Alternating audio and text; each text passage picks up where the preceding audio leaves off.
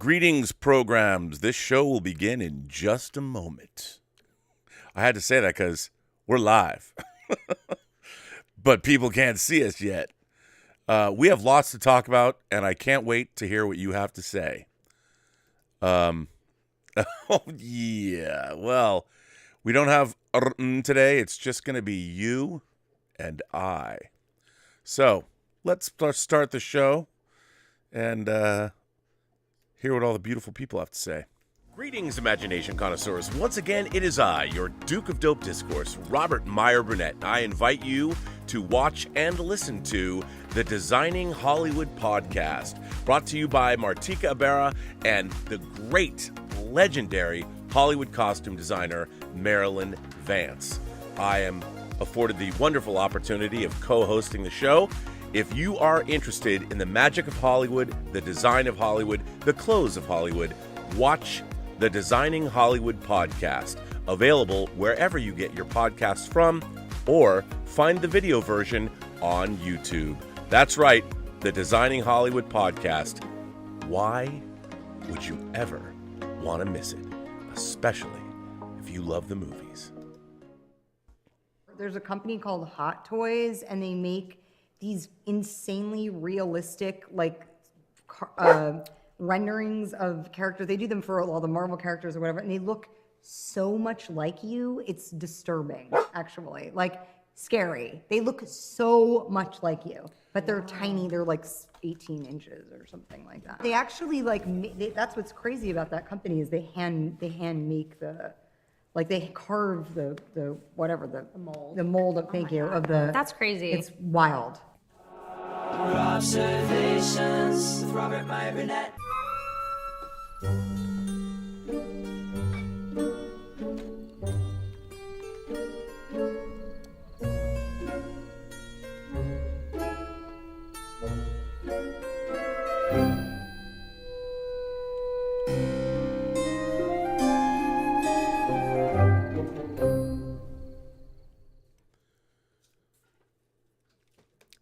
Well, greetings, imagination connoisseurs. Once again, it's I, your Duke of Dope Discourse, your master of fun and wonder, your viceroy of verisimilitude, and whatever you all want to, whatever names you want to hang on me.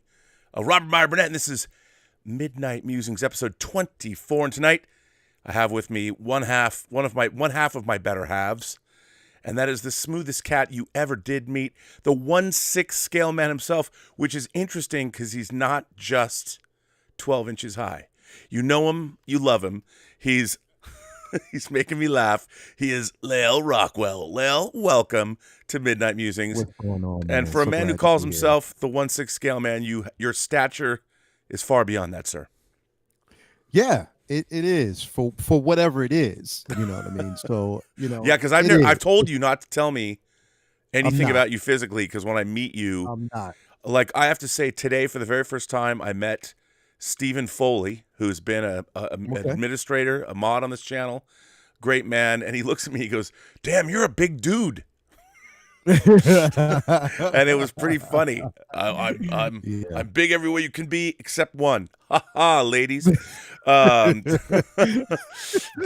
it works really well even at my age. Thank you very much. Hell yeah, man. Lael, today, of course, we were expecting shocking revelations to come at the Star Wars panel and at the Marvel panel at D23. I don't think any shocking revelations came, but we were all sort of put in our place. We saw a lot of really cool, interesting stuff, but it wasn't anything shocking. Would you say that we knew everything that was coming? Now we have more details filled in about what it was. But I have to ask you, were you disappointed by that we didn't get any more shocking revelations? You know what? I'm going to tell you why I wasn't. Because I went into it with very low expectations. Really? Okay. Yeah.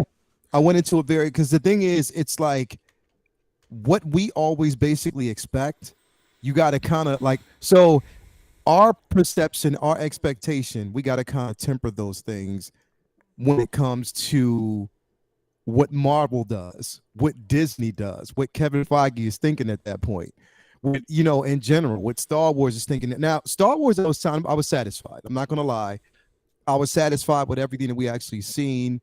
Basically from the Lucas camp, even with, Indiana Jones, the trailer that we actually saw with, for the Mandalorian, what we actually saw, Oh, dude, come on. for Willow, stuff That like that. So Mandalorian I was, trailer was yeah, that was lit, dude. it was crazy. It was crazy. So I would settle with that. But going into the Marvel section of it, I kind of knew. I didn't know, but I kind of figured what we were going to get. Right. And that's why I wasn't really upset at all, to tell you the truth. I All mean, right. the thing Okay, is, that's I fair. had very lowered expectations, even though even with that said, they missed the mark. They did. They definitely missed the Oh. mark. They missed the mark on one key thing because they knew what everybody was there for, bro. And I think that they kind of missed the mark on that. Yeah. And it's going to be talked about. You know what I mean? Unfortunately, it is. But at the same time, it's like, still, it is what it is. For what we got. I am really, though, I'm extremely excited about Secret Wars and also Secret Invasion. well, yeah, Secret Invasion. That Secret trailer, Invasion. I have to tell you, I've read all the scripts for Secret Yeah. Invasion, so I know what's happening. But know I what have to happened. say, seeing the trailer, that trailer was great. Mm-hmm. I thought it was great. I loved it. And I like seeing the cast for Thunderbolts. Okay, So, now that we'll get to. Come on, don't climax before we get to. we'll do the get to build that. up. We'll get to that. all We'll I get to can that. say is, We'll get to I'm that. glad I ordered that Taskmaster figure. That's all I can say. Yeah, a And couple you of can, figures. and you can get it at Toys Wonderland right now for $130. Yeah, you can. And I got it so, for 60. yeah, which is that's all good. You know what I mean? So Oh, yeah, good. it's definitely available there. But yeah, I mean, I was okay with it, bro. I was Okay. definitely okay with it. So I got to tell you, Yeah. speaking of Toys Wonderland, so I've been ordering stuff for Toys Wonderland for my 1/6 scale band here, Yeah. and of course I did in fact recently. I haven't taken them out yet. Get David Bowie. Whoa. I got David okay. Bowie, Finally got it. and and the other figure I ordered was Bob Marley, Still or didn't as they get call him, the protest rocker. Well, I'll tell you what came. This came. Did I already show this last week? it. What is? Okay. Okay, So so what- the Bob Marley figure that I ordered has 2 head sculpts. Okay. It's supposed to come with 2 head sculpts. So this is all I got, man. And I didn't even know that there was a choice of individual that you could buy. Like, I don't know why you would. Now, the same company that made Bowie and Bob Marley also Yeah, made yeah. Freddie Mercury, and that was Okay. a head sculpt and the accessories and the clothes. Well, all I got was this. The you singing just got- head sculpt. And I have to Okay. say, I love this singing head sculpt. His eyes are closed. He's singing his heart out. Yeah. The dreads are on point. Yeah. But I ask you, Lael, what the fuck am I going to do with this? Where's the body? Where's the accessories? Where's the costume? That's- Where's that's the what I'm saying. stage? Where's... don't know. Did As the critical drinker would say, don't know. Did you contact them to find out? I what they were did. doing? I said, yo, why would I order just a head? Yeah, like- that don't make sense. And by the way, why would you send me just a head? Because It makes sense. even the company that made but then I also did get this, which, so for anyone who has the Justice League Hot Toys Batman, he comes with a very great Ben Affleck head sculpt. Well, I have a Fison body, and I've been waiting for this for like a year, and it's just a tux and an overcoat. It's an outfit for Bruce Wayne, elegant Bruce Wayne, which I finally got, and I can do something with my Fison body and my Bruce Wayne, just the head sculpt that already comes with the Head Hot sculpt. Toys Bruce Wayne. So I'm very excited Yeah. about that. So Bruce Wayne, man, I have a body and a head, but Bob Marley, I just have a head, no body, no clothes, nothing. Nobody. So What the hell? you know, don't know. It's like when was it Little Richard who's in Down and Out in Beverly Hills? Was that Yeah. Little Richard says, he's his house is he's mad because his house doesn't get robbed or it got robbed or something, and he's mad. He goes, ain't no black man supposed to live in Beverly Hills. Look, I got no chopper. I got no chopper. No one's bringing me the chopper.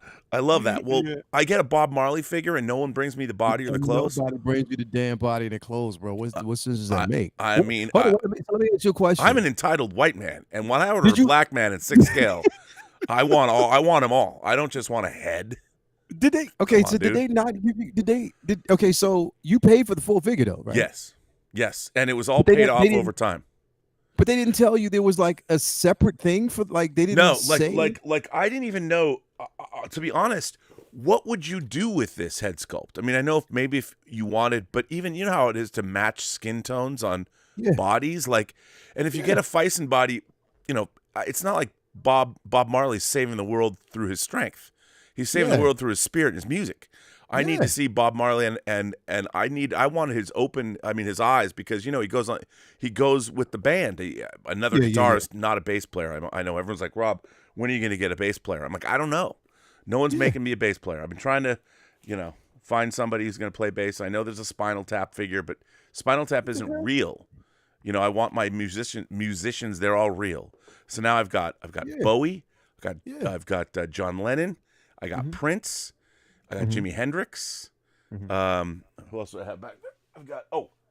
I've got Elvis, and now I thought I had Bowie, and because Bowie comes with a saxophone, and I thought I had Bob Marley, and what the hell, man? So what is it? I don't know. What's I don't know. going I mean, on I with don't know that? if this is some statement they're making about reggae. I don't know. Maybe in Hong Kong they're just not down with that vibe, because you probably can't smoke the ganja legally. So they just gave me a head for a guy that smokes reefer. It's instead of a head shop, I just got it. He's just a head. They used to call people heads, and I guess that's Just what I a got. head. I need Bob Marley singing. Didn't get it. Just Yeah, thought you'd so find that amusing. What's the point? Like Don't know. I mean, you can't. Now- I don't know. Now, speaking of 6-scale figures, at D23, I don't know if you saw it, they released a special Avengers Station or Avengers Campus Spider-Man figure. Yeah, Spider-Man. And a 6-scale Mafia and Justin asked me to get it for them. And when I went there, it was too late. Sold out.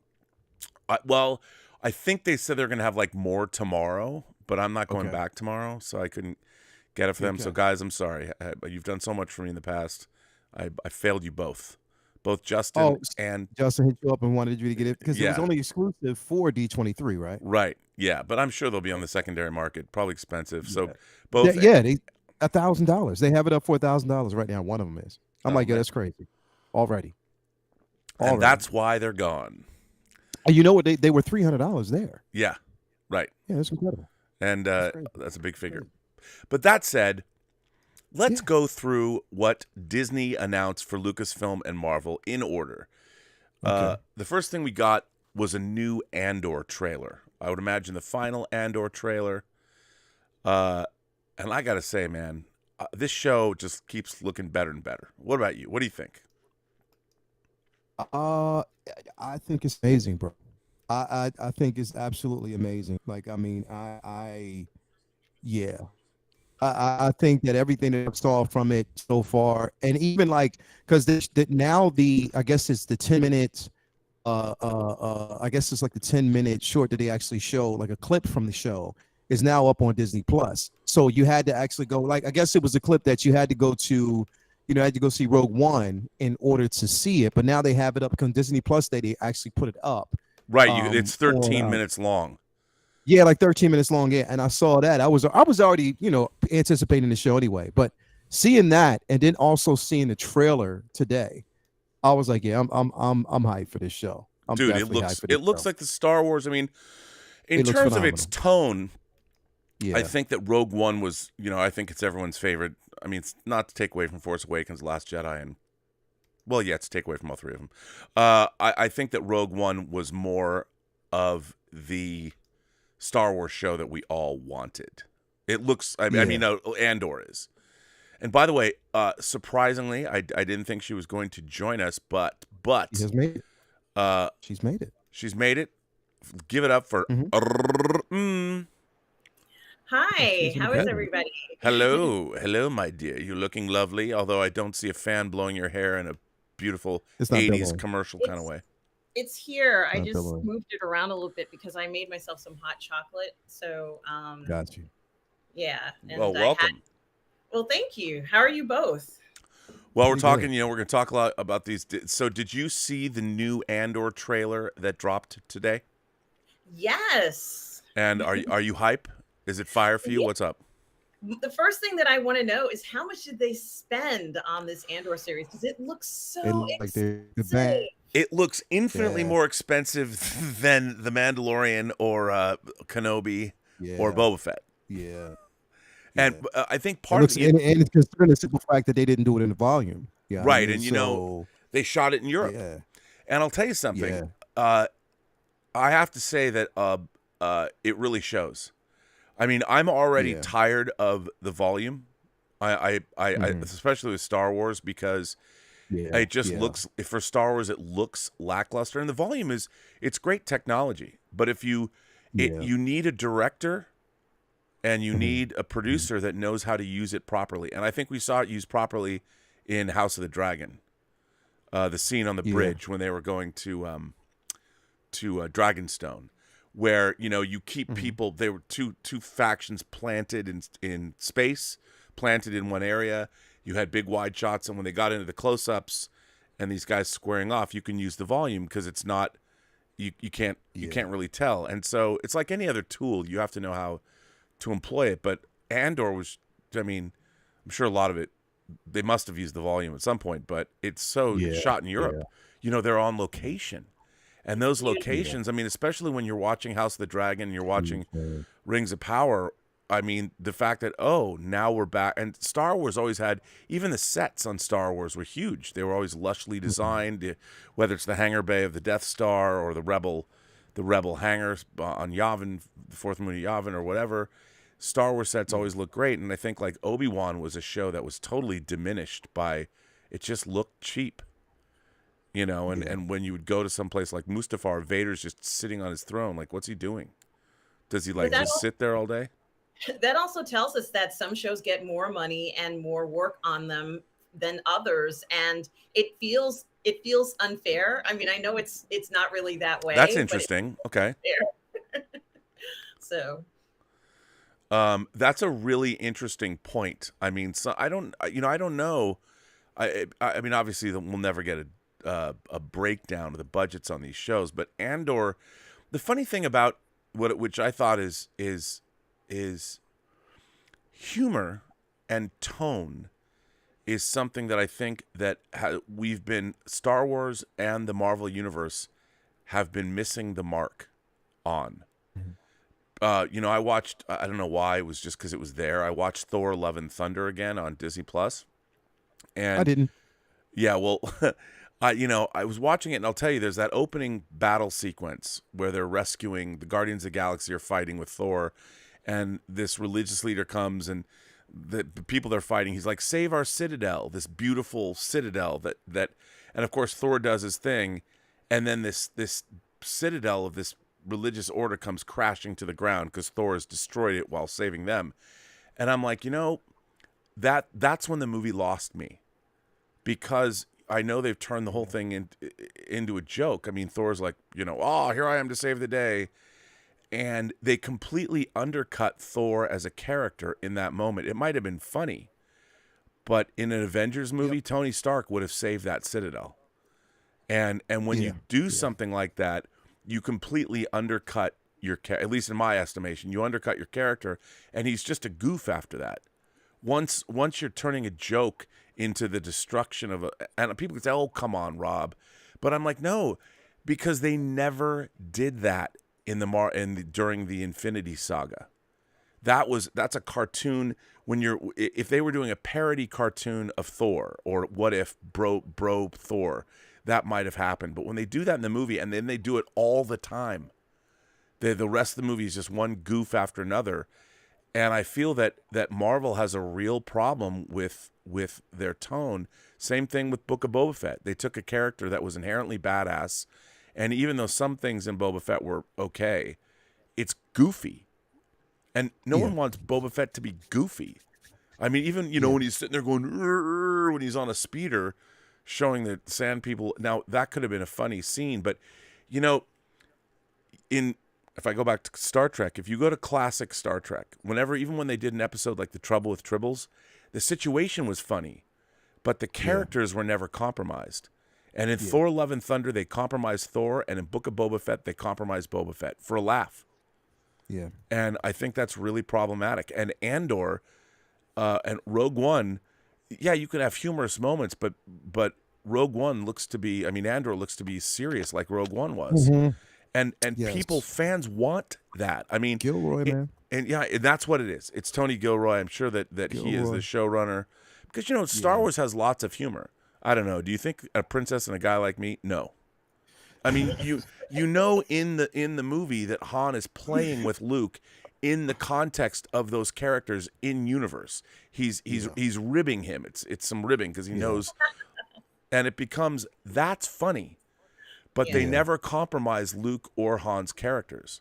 Both of those gentlemen are humorous, but they're not compromised. It's situational comedy and not comedy that's meant to be them being the butt end of the joke. So situation is funny and we can all laugh at it because it's just an event that happened, but they certainly are not shown as being careless. And then, you know, they made Thor look careless. And then at the end, we have to believe that he's not, you know. Right. So you've been telling us for an hour or an hour and a half, you know, you've seen him nude, you've seen him, you know, destroy, this thing got destroyed, all this sort of weird stuff. And now we have to be very serious because he's different from the way he was just an hour or so ago. It's not cool. It's not cool to jerk people around like that. No, and I feel that part of Phase 4, the real, and I've been thinking about this a lot. Mr. Foley today, I actually went to his house to meet him for the first time in Meet Space. You know, he said something very telling. He said, you know, I don't rewatch Phase 4 as much as I rewatch the other Marvel movies. And I mean, and we talked about a couple. I said, like, I've rewatched Shang-Chi. I like Shang-Chi because especially the first hour, I really enjoy the relationship that Sean has with Awkwafina's character. It's a lot of fun. And even though it's humorous, it doesn't compromise their characters. And then Awkwafina, even though when they get into Fantasyland, it's still they don't compromise her, because a lot of us would be goofy with a bow and arrow and suddenly we're in a fantastical land and somebody's asking us to use those kinds of weapons. So that kind of humor still exists, but the rest, Marvel Phase 4 is all over the place in terms of tone. And I think that it's difficult, and now, like, okay, so we'll get to Marvel, but I wanted to go on, and so we love the Andor trailer. Oh yes. Yeah, definitely. It for me, again, Gilroy. When I say that, it's just his vision, his eye, and you can tell that both him, and pretty much everyone that he's worked with, they have this level of chemistry like that, and they trust him. You know what I mean? And I think even, you know, Lucasfilms, they trust him, you know, based off of, you know, what we got, you know, what he's been able to deliver so far. I mean, it's on par, man, and I can't wait for it. I mean, just cinematically, it looks great, and you know we're going to get something new. We're going to get something fresh.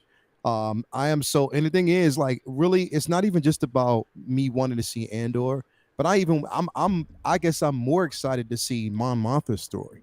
You know what I mean? Because again, it's a character we've known that she's there, but we haven't seen the meat of her story, and to kind of actually see that, I'm so excited, bro. I can't wait. I don't think we've seen Star Wars like this before. I mean, we wanted to see it like this. Well, we have in certain comics and in certain novels. Yes, but I guess maybe in live action, this might be the first time that, you know, we can see maybe just the full potential of what can be told and shown in a Star Wars series. This might be the best one ever. I think that's. Well, I'm guessing that's the case. What's interesting to me is I think that's absolutely true, and it's so evident from the trailers and all the clips they've released. And what's funny to me is, like, how is this not what we always get from Star Wars? Exactly. And that's exactly. And I feel like, you know, I'll tell you something. One of the things that we also saw, this is unrelated to Marvel, but we saw the trailer for Picard Season 3 drop, and everyone knows I've been out here tub thumping. By the way, I'm not I'm not a paid shill. I'm just so excited for seeing a Star Trek show that I actually loved, and part of that is the tone was correct. Yeah. You know, the tone of Star Trek Picard season 3 is correct. It's funny because I never expected so many people to go off on the starship design, which I quite loved. People are like, it's retro, it's blah, and I'm like, well, okay, whatever. I mean, what, they can't have retro design, but I really liked it. It's a Bill Krause design, but you know, people saw the trailer. What did you guys think of the Star Trek Picard season 3 trailer? I haven't seen it. Oh yeah, okay. I haven't seen it either. I'm sorry. Okay. No, it's okay. It's okay. No worries. You know what? Star Trek Day only had a total of like 14,000 views on their live stream, which in my mind, that shows that the Star Trek franchise has real problems. You know, and hopefully Terry Matalas, showrunner, will bring some of that audience back. But if only, and that was after a couple days. I think the live stream Star Trek Day franchise was only, you know, it was like 3,500 people were watching it live, and I was like, well, okay. That wasn't the best day. I mean, I'm not saying there's anything wrong with that day. It's just that day had some other events that were going on that kind of eclipsed, if you will, a lot of other things, including me watching the rest of the U.S. Open, which I know Mike Alito's commented on. Normally, I'd be watching matches like 24/7, and then when that happened, I couldn't even think. So, you know, it was one of those days. No, totally. But yeah, I'm a huge fan of Star Trek Picard season 3. But again, it's a show that got the tone correct, and I find that so interesting. I mean, and if you look at this is sort of an interesting case study when you look at how Star Trek Day is presented by Paramount. And this, I mean, no disrespect to anybody, but they have a drag queen who, by the way, she's great, a drag queen hosting the show. And I'm thinking to myself, right off the bat, is that, I mean, there's nothing wrong with, I like drag. I mean, I've been to drag shows. I quite enjoy them, especially live shows. And RuPaul's Drag Race is something I find entertaining. But is that how you're going to put your foot forward for Star Trek Day? And I understand they want to go with inclusion, but the tone immediately, the people that run the Star Trek franchise, they know Star Trek, with the exception of Terry Matalas. They're distanced from Star Trek. Star Trek is kind of goofy to them. There's an element that in their minds, there's an inherent element of goofiness. Like, well, what about the Mugatu? You know, or what about I've talked about this before. But they don't take it. At the end of the day, Star Trek is a goof for them, and you know, and it's a goof for a lot of the audience too. They love the humor. Look at the animated series Lower Decks, which on one hand they tell good stories, but it's just it's so goofy. It's made by people that focus in on the goofier elements of the franchise. But are they trying to emulate what the Orville has done? Is that what they're trying to emulate? I don't think they're trying. Well, maybe there's more of the Orville in Lower Decks, but I think that in terms of the perception within, I'm not talking about within the shows necessarily. I'm talking about the perception outside by the creators, and then when they do something like Discovery, they're like, we're going to use Star Trek for our messaging. You know, so you get the show that Discovery is what they're trying to do by making it appeal to modern, quote unquote, I hate the word now, woke audiences. Whereas if you look at Picard season 3, Terry Matalas went and made an action adventure pulp sci-fi show that takes itself seriously. Everyone else is making fucking Galaxy Quest to a certain extent. And I think that the same is true of Star Wars. You know, and some people, I mean, the problem is the goofiness of Boba Fett. Like, not to belabor the point, when the Vespa gang shows up, you're like, what the fuck universe is this? I mean, like, if you want to show a group of teen gang members that are altering themselves physically, and that could be that should be badass. But when they're riding these Vespa scooters, whether you want to evoke Quadrophenia or not, Quadrophenia is fucking cool. Those Vespa scooters are not. And it undercut those characters as criminal masterminds who are working for, I mean, you know, I think, I'm sorry, but I think back to The Wire, you know, when Stringer Bell and has people working for him on a corner, those people are fucking serious, and if they don't know their jobs, they get got. And I'm like, if you're gonna tell a story of crime bosses in Mos Espa or wherever the hell they are, whatever that city was, you got to make it believable. Like, we already saw, like, even in Attack of the Clones, you want some death sticks? No, I don't. At least that guy was like, he had a voice like this. He wasn't riding scooters. Yeah, I admit I wanted the Book of Boba Fett to be more sinister, and I know that that's maybe not even the tone that Boba Fett gives out, but I wanted it to be sinister because I wanted him to have one of the greatest challenges he's ever had. If he is supposed to become this person who's now going to stand up for a specific cause that's going to cost him everything, then let it cost him everything. Let us feel that pain and the hurt and, realize what he's lost. Give us that kind of passion in the show. But I was really confused by the tone of that show as well, especially since, we were coming off of The Mandalorian and they had that game engine technology and they said, we can make anything, we can create anything. And it looks so realistic. And then, we ended up with scenes that were kind of silly, like the Vespa scene or the chasing scene with the guy who does the footwork, some kind of things that just didn't really make sense in what I don't think they knew what they were trying to convey. It was confusing. Even with the mods, like the modifications were silly. Like it didn't make sense. Like modding the characters in the way they did it, even the music that was playing when they were doing it, it was just completely something that, okay, so if we're looking at Boba, the character itself, this is everything after Return of the Jedi. So I get everything. I get that, right? But still, there was no connective tissue. Rogue One has that connective tissue. And the Andor tone, it has the tone. And the tone. We're fighting a fucking war. And people are dying. And the Empire is a scary fucking force to be reckoned with. And look, I'm not a Return of the Jedi fan. I thought that if it's a really interesting experiment. But I would encourage everyone to go back and watch it if you can find them, the original versions of Star Wars and Empire, the original theatrical versions. And if you want them, I'll send you their way. The original versions of Star Wars and Empire. And then if you watch Return of the Jedi, there's a massive, and I know a lot of people saw Return of the Jedi for the first time, but there is a massive tonal shift in Jedi. When you watch 3PO and R2 and they go up to Jabba's palace and suddenly the thing comes down and goes, they're tapping on the fucking door. And immediately you're in a goofy comedy.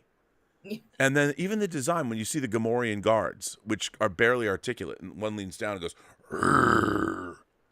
Like, this is the third Star Wars movie. I don't think R2-D2 or 3PO are going to be phased by a Gamorrean guard that looks... And then when you get into Jabba's palace, all the creature designs are goofy. They don't look real. Cy Snoodles. I mean, I'm a Max Rebo fan. I'd go see his band in a bar. I love Max Rebo. But it's still like I mean, it's and then the creature designs are echoed in Phantom Menace. Sebulba. You look at these characters and they look like cartoon characters. They don't look like physical creatures that could actually exist, and you don't believe them. At least I don't. And Jedi was full of that. And the Ewoks, I mean, people make fun of the Ewoks, but the idea was sound. The idea of a primitive culture that can defeat modern technology. I love that. Guerrilla warfare. Yeah. But they're so goofy, you can never believe that the Ewoks, I mean, okay, great. They're able in 10 minutes to hook up these Home Alone traps where they can smash ATSTs with giant, wood because they had those ready to go. I mean, the tone of Jedi I don't believe it. But with that basically being said, though, the tone for Jedi, and here's the thing, Rob, because Well, hang on. I actually like. Go ahead. What were you gonna say? Well, then you get into the Emperor's throne room. Okay. And that's the tone that we want. That's the fate of the galaxy is being decided in that one fucking room between the Emperor, Vader, and Luke, and that's some of the best stuff of the franchise. Yeah, and okay. So what I was saying is, like, the tone, even with certain things that you might feel is a misstep, still the tone of Jedi was connected better than what we saw and what we're seeing in like shows like Book of Boba Fett. Even the connective tissue in that, as much as I wanted Obi-Wan to be a success, I wanted it to be a success. Dude, I wanted it to be The great so tone bad. was off. It was completely off. And I think the limitations with these shows, and the reason why Andor is what it is, and I'm glad that they basically are doing that, is because we see now that the volume doesn't work for everything. It doesn't, because you don't have the atmosphere. You're creating something that is it's not authentic. It's kind of generic. Now we know that, I mean, but it's in tone, it's generic. You know what I mean? Compared to what we actually get from the other films. The volume worked for Mandalorian because it was the first time we actually seen that technology and used it the right way. And the tone sort of like, it gave us something different, but at least tonally, it was a Western type of feel, and it felt good to see some of them, to bring some of the characters that we know and love back and give them a more expansive story. We didn't get a chance to see IG 88, but we got to see him through IG 11's eyes. Yeah. You feel me? So we got a chance to see that. And so that's in my opinion, Mandalorian so far, compared to all the other Star Wars shows, has been the only successfully agreeable show. Yeah, whereas everything else is just like off. Now, Andor, I hope, changes all that. I mean, the thing about Mandalorian is it captures it while it's serious, but it's still fun. Yeah. You know, I think people think they don't understand that something can be our fun should be derived from in-universe fun. You know, when the Citadel in Thor: Love and Thunder collapses, that you're breaking the fourth wall. Because that's appealing to us. It's a joke that we've seen done in countless other movies from the dawn of cinema. You know, the character's like, oh, I hear, and then the fucking houses go, the walls fall. It is a dumb, stupid, 120-year-old joke that goes back to the dawn of cinema, and it's not worthy of Thor. And when you see it, suddenly you're like, I've seen that in Harold Lloyd movies. And it's such a lazy, stupid trope to fall back on, and I hate that. And I think that is something that a lot of creators that are working in genre, look, there's a lot of people, especially now, and I think there's a lot of online outrage directed at these show creators for a very simple reason. And I heard it described once to me as the kids at the cool table in high school that bullied all of us when we were younger are now in positions of power, and everyone likes the things that we were called geeky for, but now they control the reins without truly understanding why we love these things in the first place. Yes, there is a lot of truth to that, but there is another element that, and I think I don't really know how significant it is, but I remember after the Obi-Wan series that some very clever gentleman, I can't remember his name, decided to edit it into a movie. Yep. And when he did that, after editing it, it changed the tone of what you were looking at. And I think that of everything, we can take a lot of these, and I'm still waiting for someone to edit a lot of these films that we've been seeing in Star Wars, because there's a lot of material to edit that you could kind of, give a different tone or a feel, or remove things that probably shouldn't even be in the original film anyway. I think it's a great time that we can see things like that. So when I saw that edit of the Obi-Wan, the movie, boy, that was, it was so enjoyable. And it felt like what I would expect. It was a little darker, had a little darker tone to it. And I liked that element of it, because after all, some of what we're watching is kind of like this good against evil aspect, but they're not touching on the evil part as much. They're afraid to go evil. And it's odd to have that, safety net. I'm going to tell you an evil story, but I'm going to leave out all the evil parts. Well, when people talk about, Disney Star Wars, that's what's missing. They're afraid to go there. And, they feel it's so weird. This idea, again, there is an attitude that we've seen in our culture over the last 30 years where we've infantilized children. We've made children these we're protecting them from everything. And I understand that impulse. But the fact is, the world is a horrible place. Human history is terrible. People are horrible to one another. And look at things like Grimm's fairy tales. And Disney is a company that's inherently You know, when you wish upon a star, the world's going to be beautiful the way you want it to be. Nothing bad will ever happen to you because you're a child. Yeah, except getting like raped by a relative when you're 8. Sorry, I didn't mean to go that dark. But I mean, it's this. They want, even Star Wars. You know, the scene where the remote comes in with the syringe. You know, and there's the great angle where Vader turns his head and the door slams shut. Leia is fucking tortured. I mean, she's tortured, and it ain't pretty. These are jackbooted space Nazi thugs that are torturing her for information, and she's resolute and doesn't give it to them, and we just don't see it, but they imply it. You know, you don't need to see her being tortured, but we get it. The way the door shuts, and you literally see the jackboots on the metal grating right after it comes down, and the music sells it. And I think that a lot of, especially a lot of these creators that have never worked, and this is my problem with a lot of modern Star Trek. You know, Alex Kurtzman is a guy that comes from Xena Warrior Princess, not exactly the most serious thing in the world.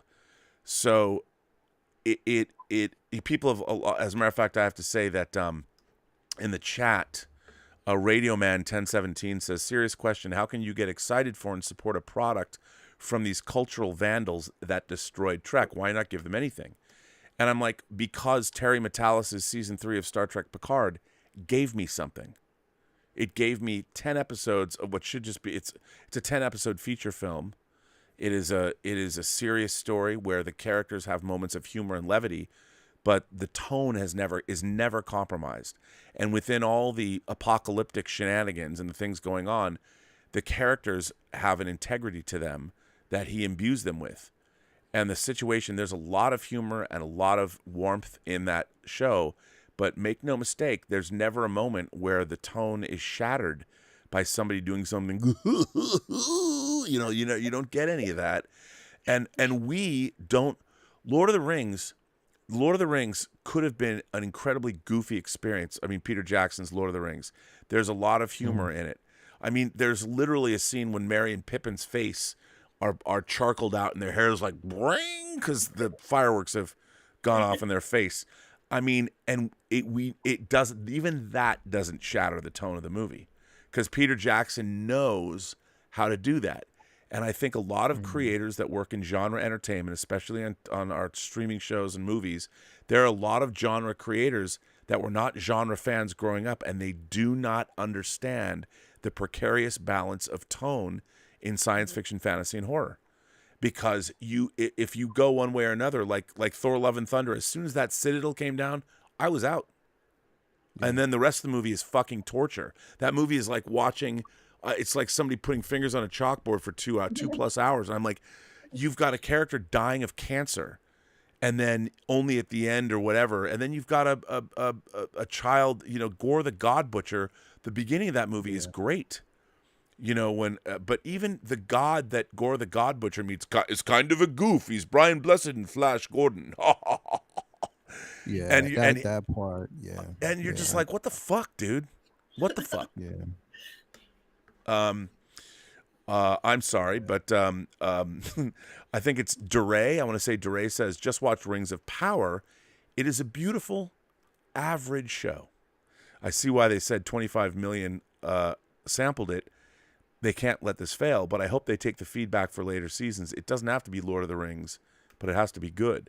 And I think Lord of the Rings is a perfect example of people that are trying to give a show importance. I mean, everything is like, they want it to be Lord of the Rings, and it looks like Lord of the Rings, but they do not know how to strike the balance between, they've got the Harfeet, which are Harfoots, they're like the goofy characters, and they think they've got it, but they don't understand that hobbits can be goofy, but they're also very reverential. When they start talking about, when Bilbo is talking about his adventures, or Frodo is talking to Sam about his fears, it's some serious shit. And with the people that are making the Lord of the Rings show, my problem is those storytellers are not seasoned enough to pull that show off. It's beautiful, but the tone, they just don't get it. They don't get it. And you can see it. They can't figure out the tone. They can't figure out the pacing. You know, it's either too self-important or it's not self-important enough. Or it's too like, I'm a strong, powerful woman, and let me tell you how things are going to go. And no one acts like that. The character of Galadriel is completely a comic book character. She's not real. Whereas Kate Blanchett's Galadriel, even when she's like, do not tempt me, Frodo Baggins, you know, don't give me the ring. That's when Peter Jackson goes crazy, but she pulls it back, and you're like, but let me give you the light of Elendil to light the way. I mean, you need to know how, and I think Peter Jackson didn't get the tone right in the Hobbit movies either. But he did a great job in Lord of the Rings. I think you're probably right about the Hobbit films and them not having the tone right. Although, as I've told you before, I love Martin Freeman, so I loved every single Hobbit film that he was in. He's great. He's perfect as Bilbo Baggins. Yes, he knows what movie he's supposed to be in. Yes, he does. But I also, and I have a question really just for both of you about the idea of trying to, and at least this is my point of view of looking at this series. They're trying to deconstruct Lord of the Rings. Yes, they are. How do you deconstruct a fantasy story? You know, well, okay, we have to make the clothes look different from what they look like. But, you know, I think they took it literally. I think someone said, I want you to deconstruct it. Don't copy it. Don't be exact like it, but deconstruct it. And they literally like, okay, deconstruct, we have to make sure their clothes are torn up and their hair is crazy. And, you know, things can't be straight and orderly, and no one can look special. They have to all kind of look on the same level. I think that's what they're trying to do. But to do something like that, you actually need a really good story to go along with it. I mean, in other words, maybe this design concept of deconstructing it is one thing. But then if you're going to go ahead and take a very, very, very, very, like one of the best stories ever written, right?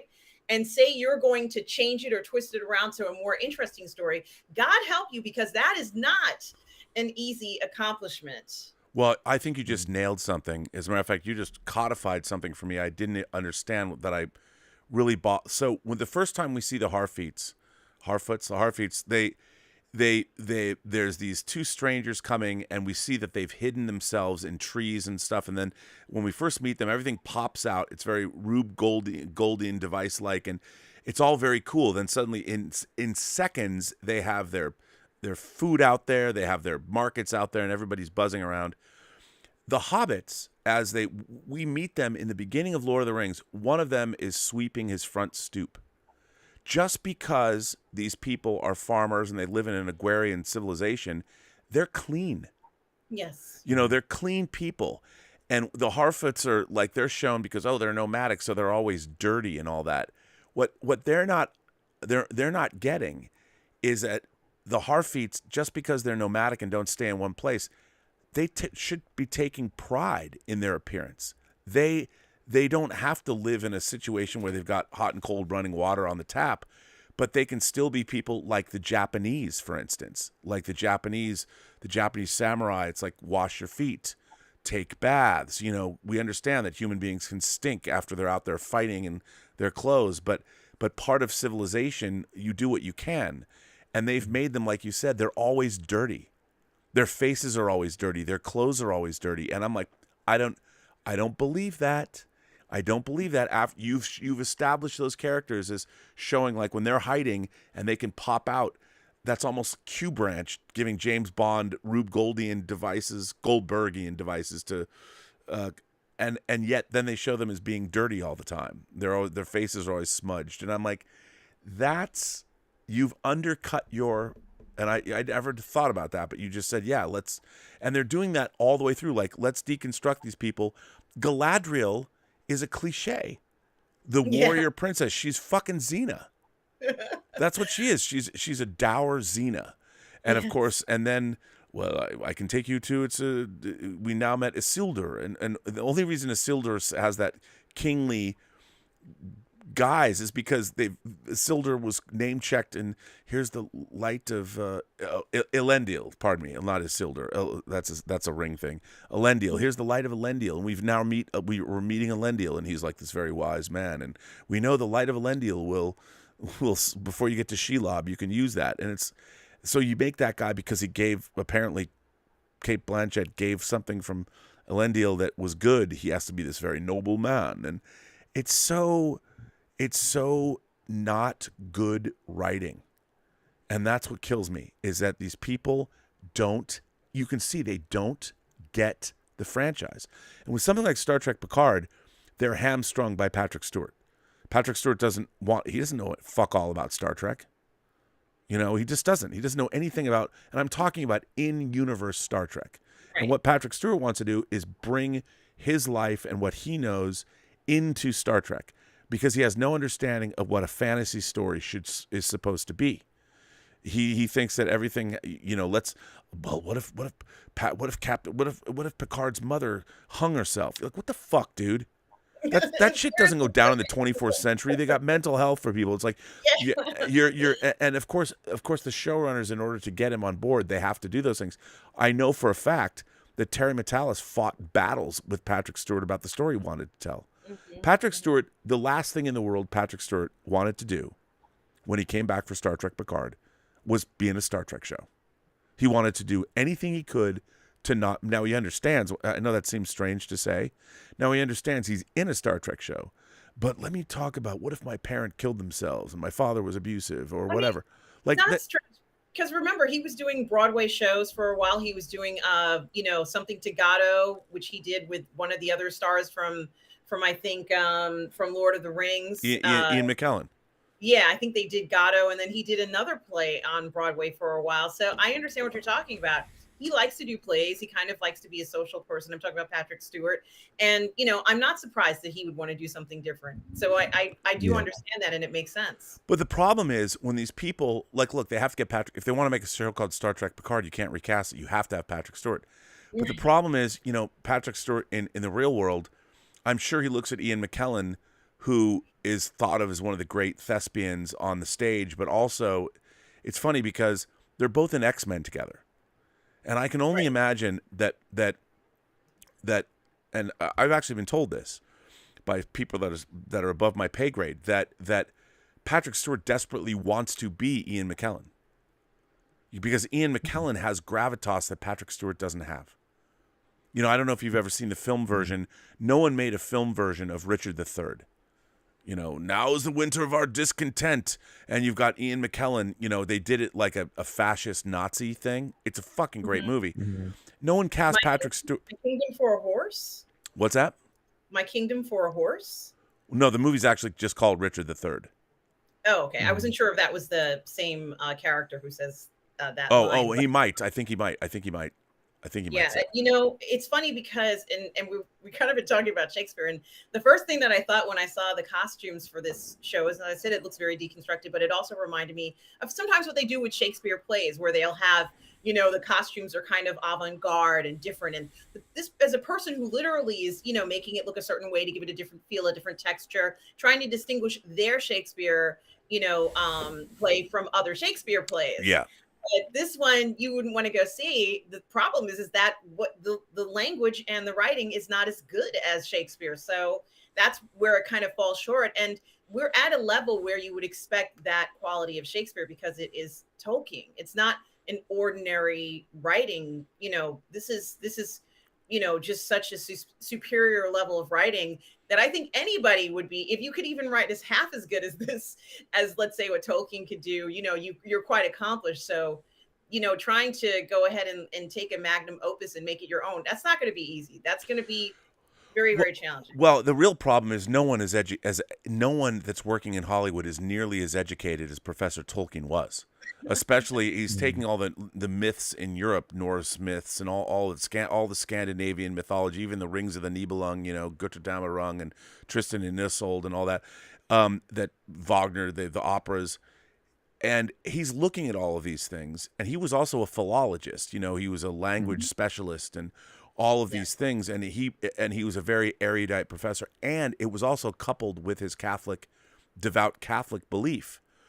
And when you come in and you're watching these TV writers, like the funny thing about Lord of the Rings is that a lot of stuff is moved around and the characters are different. And there's no Scouring of the Shire and there's no Tom Bombadil, but the essence of the story that was being told was pure.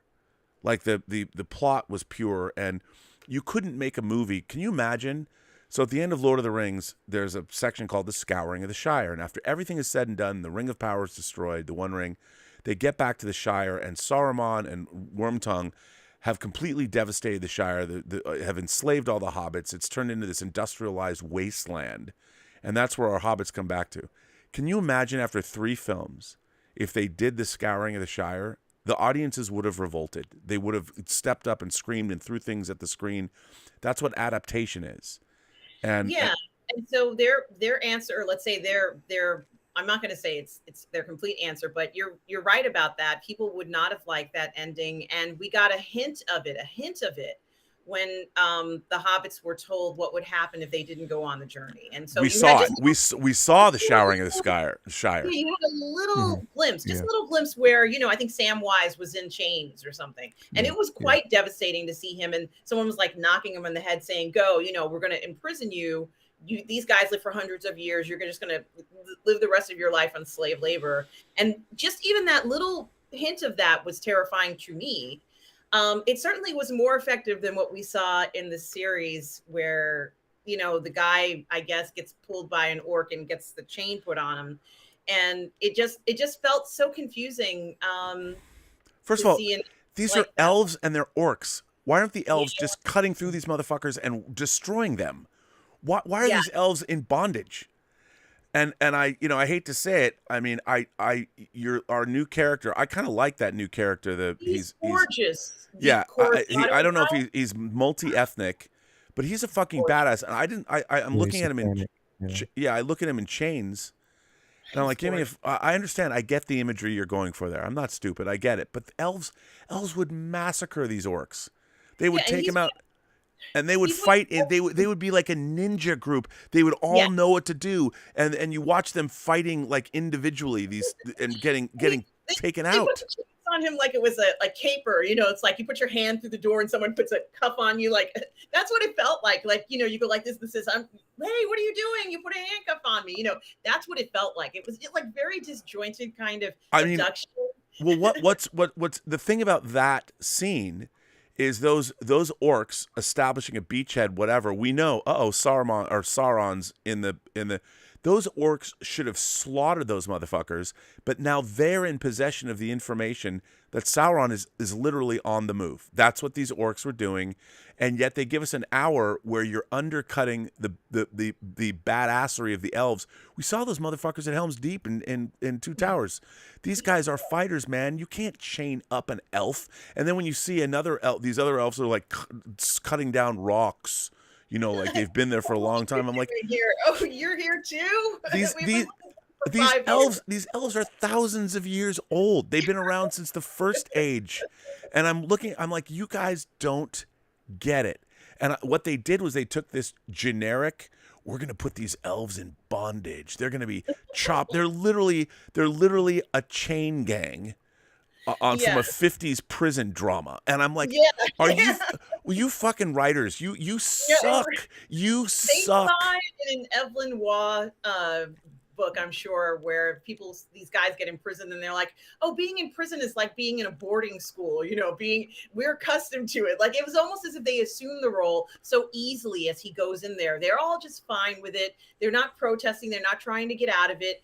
Very awkward and unusual situation. And, just really doesn't make any sense in that context. But I couldn't believe what I was seeing. And that man is the best looking guy in the show as far as I'm concerned. Well, what's really funny about that is that, I understand people's objections to, it was a myth about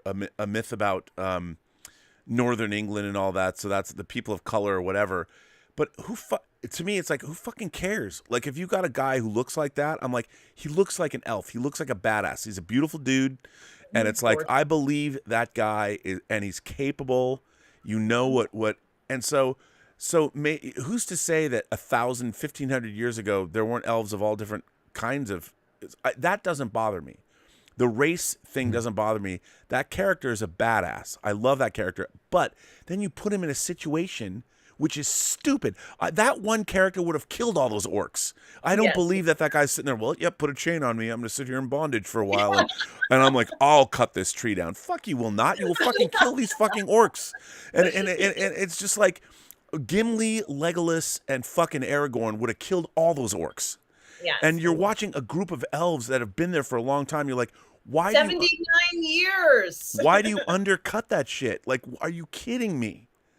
And the thing is, they do that because it's an easy trope. It's writers that I've are never not. even heard of this thing, Robert. I've never seen a storyline like that. I don't even understand it because I don't get it. Those writers aren't good. The idea that, well, we're literally going to chain up our orcs, or chain up our elves that are being like.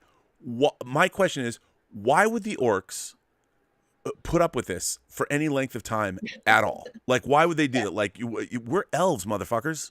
You guys, we're going to take you out. And yet, and these orcs, it's not like these orcs are some ninja clan of awesome fighters. No, they're not. They can't even stand in the fucking sun. Oh, there's sunlight. So they're like vampire orcs. Uh-oh. And these elves couldn't have taken down all those canvas coverings and let the sun shine in. Yeah, come on. I think that the interesting part where the son has discovered this bad weapon could have been explored a little bit more. Yeah. Where he's doing things with it that he shouldn't be doing, like killing people or doing, bad things with it, which would kind of show the influence of the evil in the area. I think that could have been very interesting. Well, speaking of bad things, Tales of the Jedi, which I actually thought looked pretty cool. The new animated series. We got 6 episodes, Tales of the Jedi. We've had all of our favorites come back. We see Count Dooku as a young man. Yes. Lael, I got to ask you, the Tales of the Jedi trailer, what'd you think? Oh, I love it. I did too. I loved it. I loved everything about it. Again, it's just, I mean, it's a story that pretty much, especially in regards to Dooku, especially when you want to know, about his legacy. You also want to know, you're finding out about even Ahsoka, her family, everything that basically happened then. So I'm loving the simple fact that, through animation, we're able to kind of go back and revisit these stories. So what we're getting with it, seeing a young Dooku and actually seeing him fight alongside of Mace is completely amazing. Knowing that he was also Qui-Gon Jinn's, master at that point. There's a lot to be said, with that. So again, trying to, really, really discovering everything that we know about the characters. I think it's going to be, especially through animation, I know, like just basically, and I feel as though when it comes to animation, they've been on point. They've definitely been on point with storytelling and how they tell it. So, again, I mean, I have high hopes for it. I definitely want it to be good because it looks good. You know what I mean? It really, really looks great. The feel of it, the tone of it, looks really good. It feels like you're watching Star Wars. You're watching not just through animation, but you're feeling what Star Wars is all about through it. So, again, I'm excited, bro. I can't wait. I thought it looked great too. I'm excited, and like you said, and then of course we're getting the Bad Batch season 2 in January. I think I like the character designs. The show, was a little hit and miss for me.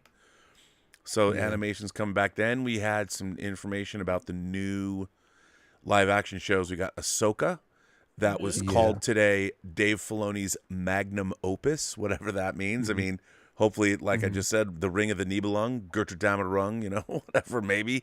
And then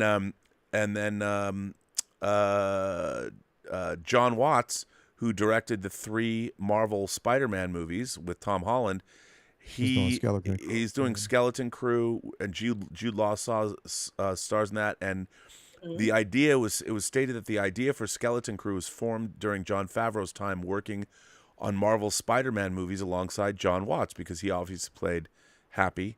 And which I thought was fascinating.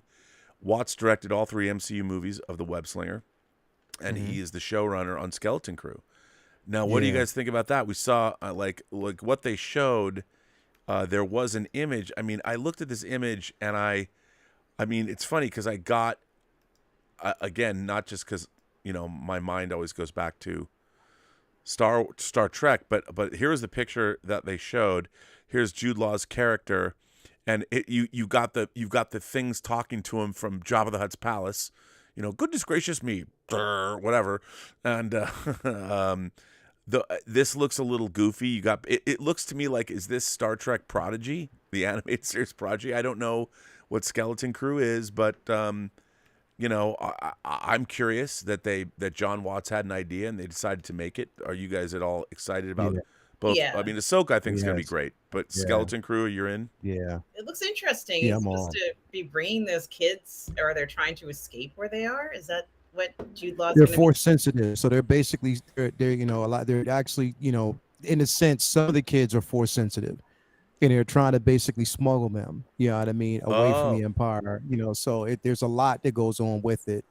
That's cool, and it's definitely going to be interesting when you kind of they're calling it sort of like, I don't from what it's sort of like an escape type of, not heist, but just an escape type of situation where they're on the run.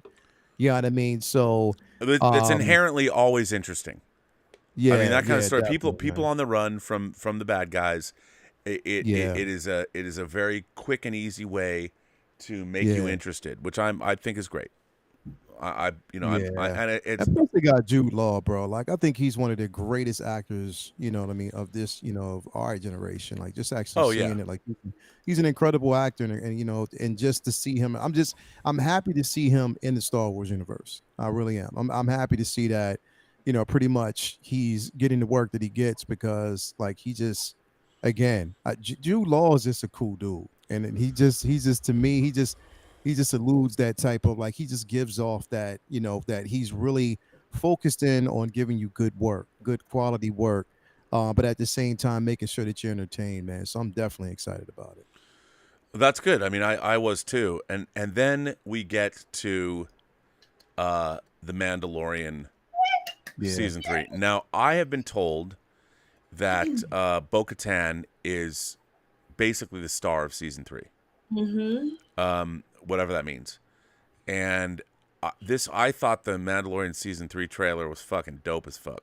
I mean, this is Star Wars in tone, and in, if they're going to retake Mandalore, whatever they're going to do, this shit looked dope. It was amazing. You saw the N1 fighter flying all through wherever they were. Bo-Katan is fierce. She's very angry, looking out towards the Mandalorian, and Grogu just angry, talking to Grogu, saying, he's not the only Mandalorian. You could hang out with me. I'm guessing that's what she's implying to Grogu. I can be better for you than that guy. She just wants it all. She wants to get Grogu. She wants the dark saber. She wants to rule, and I think she's going to be ruthless in this. And we get to see Grogu in his little globe thing, but then there's scenes where he's sitting on Din's lap, and they're so happy inside the N1, and we get to see other Mandalorians. It looks amazing. There's so much in the trailer, but I think it's going to be a fun ride. And I don't know, we even see Grief Karga. He's kind of like, he looked badass. He just looked badass. I mean, he looks badass. Carl Weathers is both directing episodes of this show and he's Grief Karga. Yeah. How fucking badass does he look? Yeah. When you saw the panel, when you got a chance to see like the panel, you see some of the same directors back. Pretty much it looks like all of them are actually back. And just like hearing how excited the cast is about it. But when it comes to Bo-Katan, I just feel as though she's going to ally herself until, like I said, because she knows what she stands to gain from it. She's going to ally herself until Mandalore is actually overtaken. And I think after that particular point, then we're going to actually see a change. We're going to see a change, and then we're going to see a challenge. I really do. I believe that. Here's a shot from the trailer of Bo-Katan, like, excuse me, just sitting there. She's just sitting there looking like a badass, like talking, come with me, whatever. And I mean, what's so funny is she doesn't have her helmet on. And I love that. And she's like going, there are other Mandalorians with her helmet off. I love that. And it's so great. I love it so much. You guys weren't around when we needed help. You were off somewhere in the universe hiding. You guys didn't help us. She's trying to guilt everybody into coming over to her side.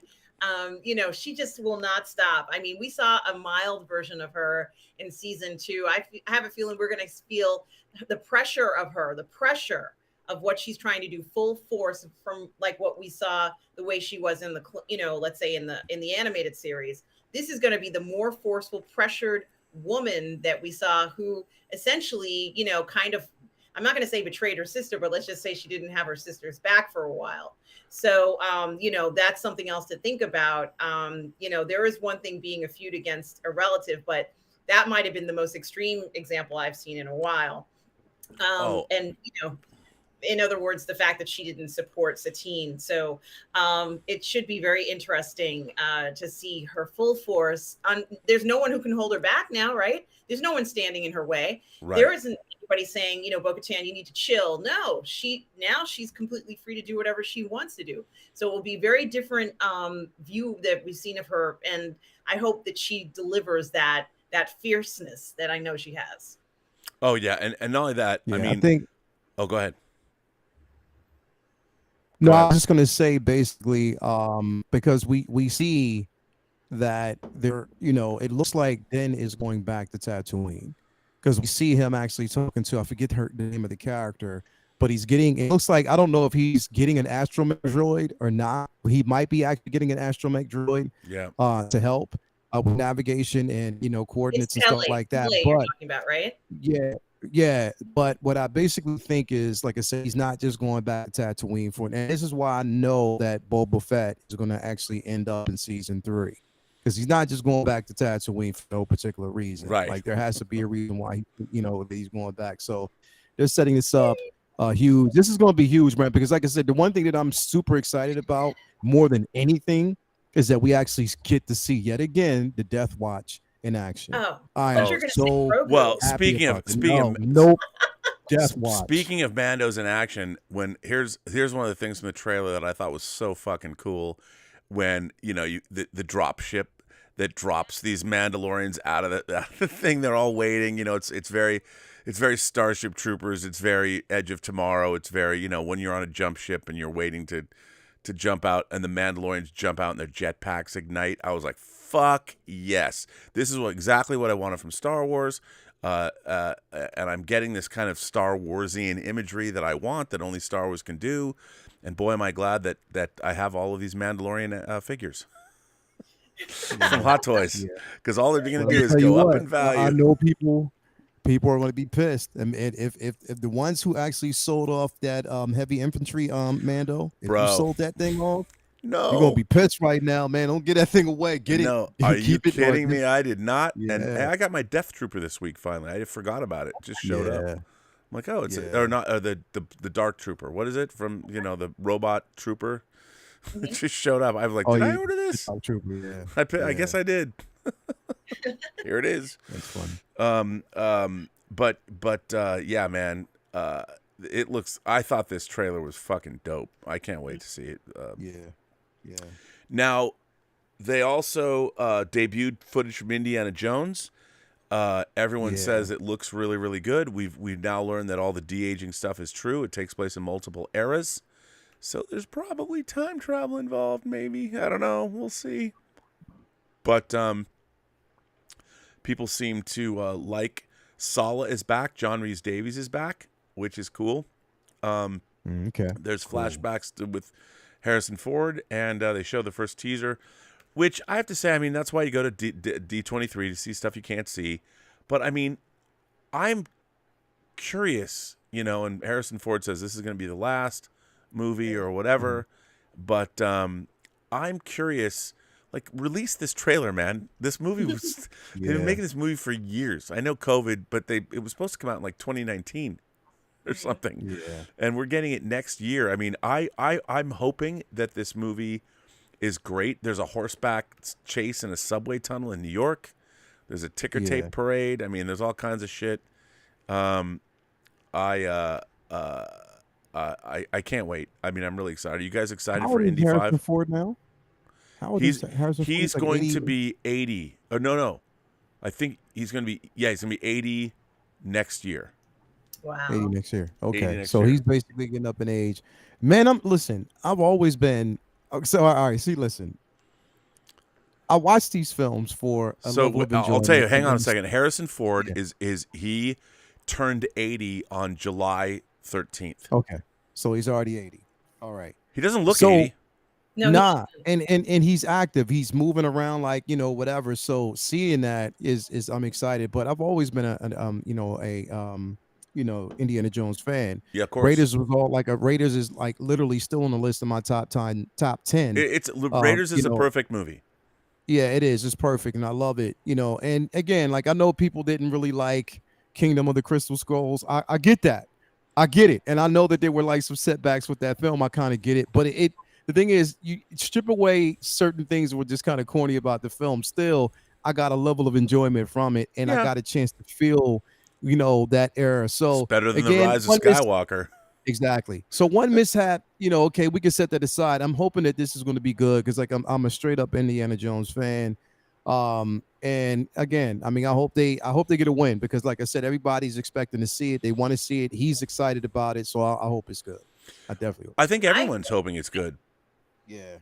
And Robert, are we going to start to do super chats, or are you going to do those later? Oh, I've been doing them as we go along, but hang on, I'll do. Kevin Rubio says, "Spinal Tap isn't real. Are the monkeys really?" Well, Kevin, that's an existential question for another age. But yes, I do not want to put. Look, I know I've told people before that I did buy the character of Zeb from La La Land. I pre-ordered the deluxe figure of him because he comes with a piano, and it's Ryan Gosling, and he's going to be part of my 6-scale band. But I figure he's sitting in with the band because he has a piano. So I'm going to break. Look, if I could get, I might have to get a Spinal Tap bass player because I don't know if they're going to ever make a 6-scale bass player, which is too bad because I would really like Peter Hook from New Order, but nobody's going to make him as a bass player. But hey, so what are you going to do? Kevin Wellborn, who's been a member for 6 months, just chimes in. Kevin, thanks for being a member. And then I think I said, I might have already done this. Radio Man 1017 said, serious question, how can you get excited for and support a product from cultural vandals that destroyed Trek? Why give them anything? Well, I'll tell you why give them anything. Because if somebody comes along like showrunner Terry Matalas and changes things, I support him. I mean, all I can tell you is that what I've experienced of Star Trek Picard Season 3, as a Star Trek fan, it felt like I was watching a 10-hour Next Generation movie that takes place 30 years after All Good Things. And I loved it. And there's nothing. The music is different. The whole premise is different. Everything is so different. It's like you're watching a different show. And if I can't be open, even though it's the 3rd season, if I can't be open to watching, if you think about it, the 3rd season of Star Trek Picard is kind of like the 3rd season of Next Generation when Michael Piller came on and took over the writing staff and turned it into something different. And if I were to be like, well, fuck Star Trek The Next Generation, seasons 1 and 2, they were terrible. I'm not going to watch season 3. You would have missed out on Yesterday's Enterprise. You would have missed out on The Enemy. You would have missed out on The Defector. You would have missed out on so much. Survivors, which I love. Good tea. Nice house. You would have missed out on so much. So think of Star Trek Picard Season 3 as Season 3 of Next Generation. That's what it is. So that's why I'm giving them something. Because Terry Matalas worked on Voyager, worked on Enterprise. He came back in, and by the way, he took this mantle, and no one is thanking him. And it's going to come out. I said, Terry, people might be making fun of you or whatever. They don't love your ship designs, but wait till they see this fucking show. You will have them 45 minutes in that first episode. They will be yours. They will be putty in the palm of your hand. You'll see. Sam Fisher. Hello, Sam. How are you? Sam Fisher says, I think I know why they didn't announce Fantastic Four. They wanted to announce them all at once, but not all the deals are finalized or locked in. That's, you know what? I'll buy that. That's an interesting, I can see, that's a great theory because even Kevin Feige said something to the effect of, we'll show you that later, or they have Matt Shackman locked in because they have to have a director locked in before they can really start casting because a director has to have input into that. That's, so that makes sense. I like that. The film guy has been a member for the channel and then says, the Andor Andor showrunner said the villain is a Trump allegory. Well, I mean, look, I think that's kind of become generic for a lot of things. I mean, look, regardless of what you think, I mean, I don't care what reason he gives. Why does he have government documents at his country club?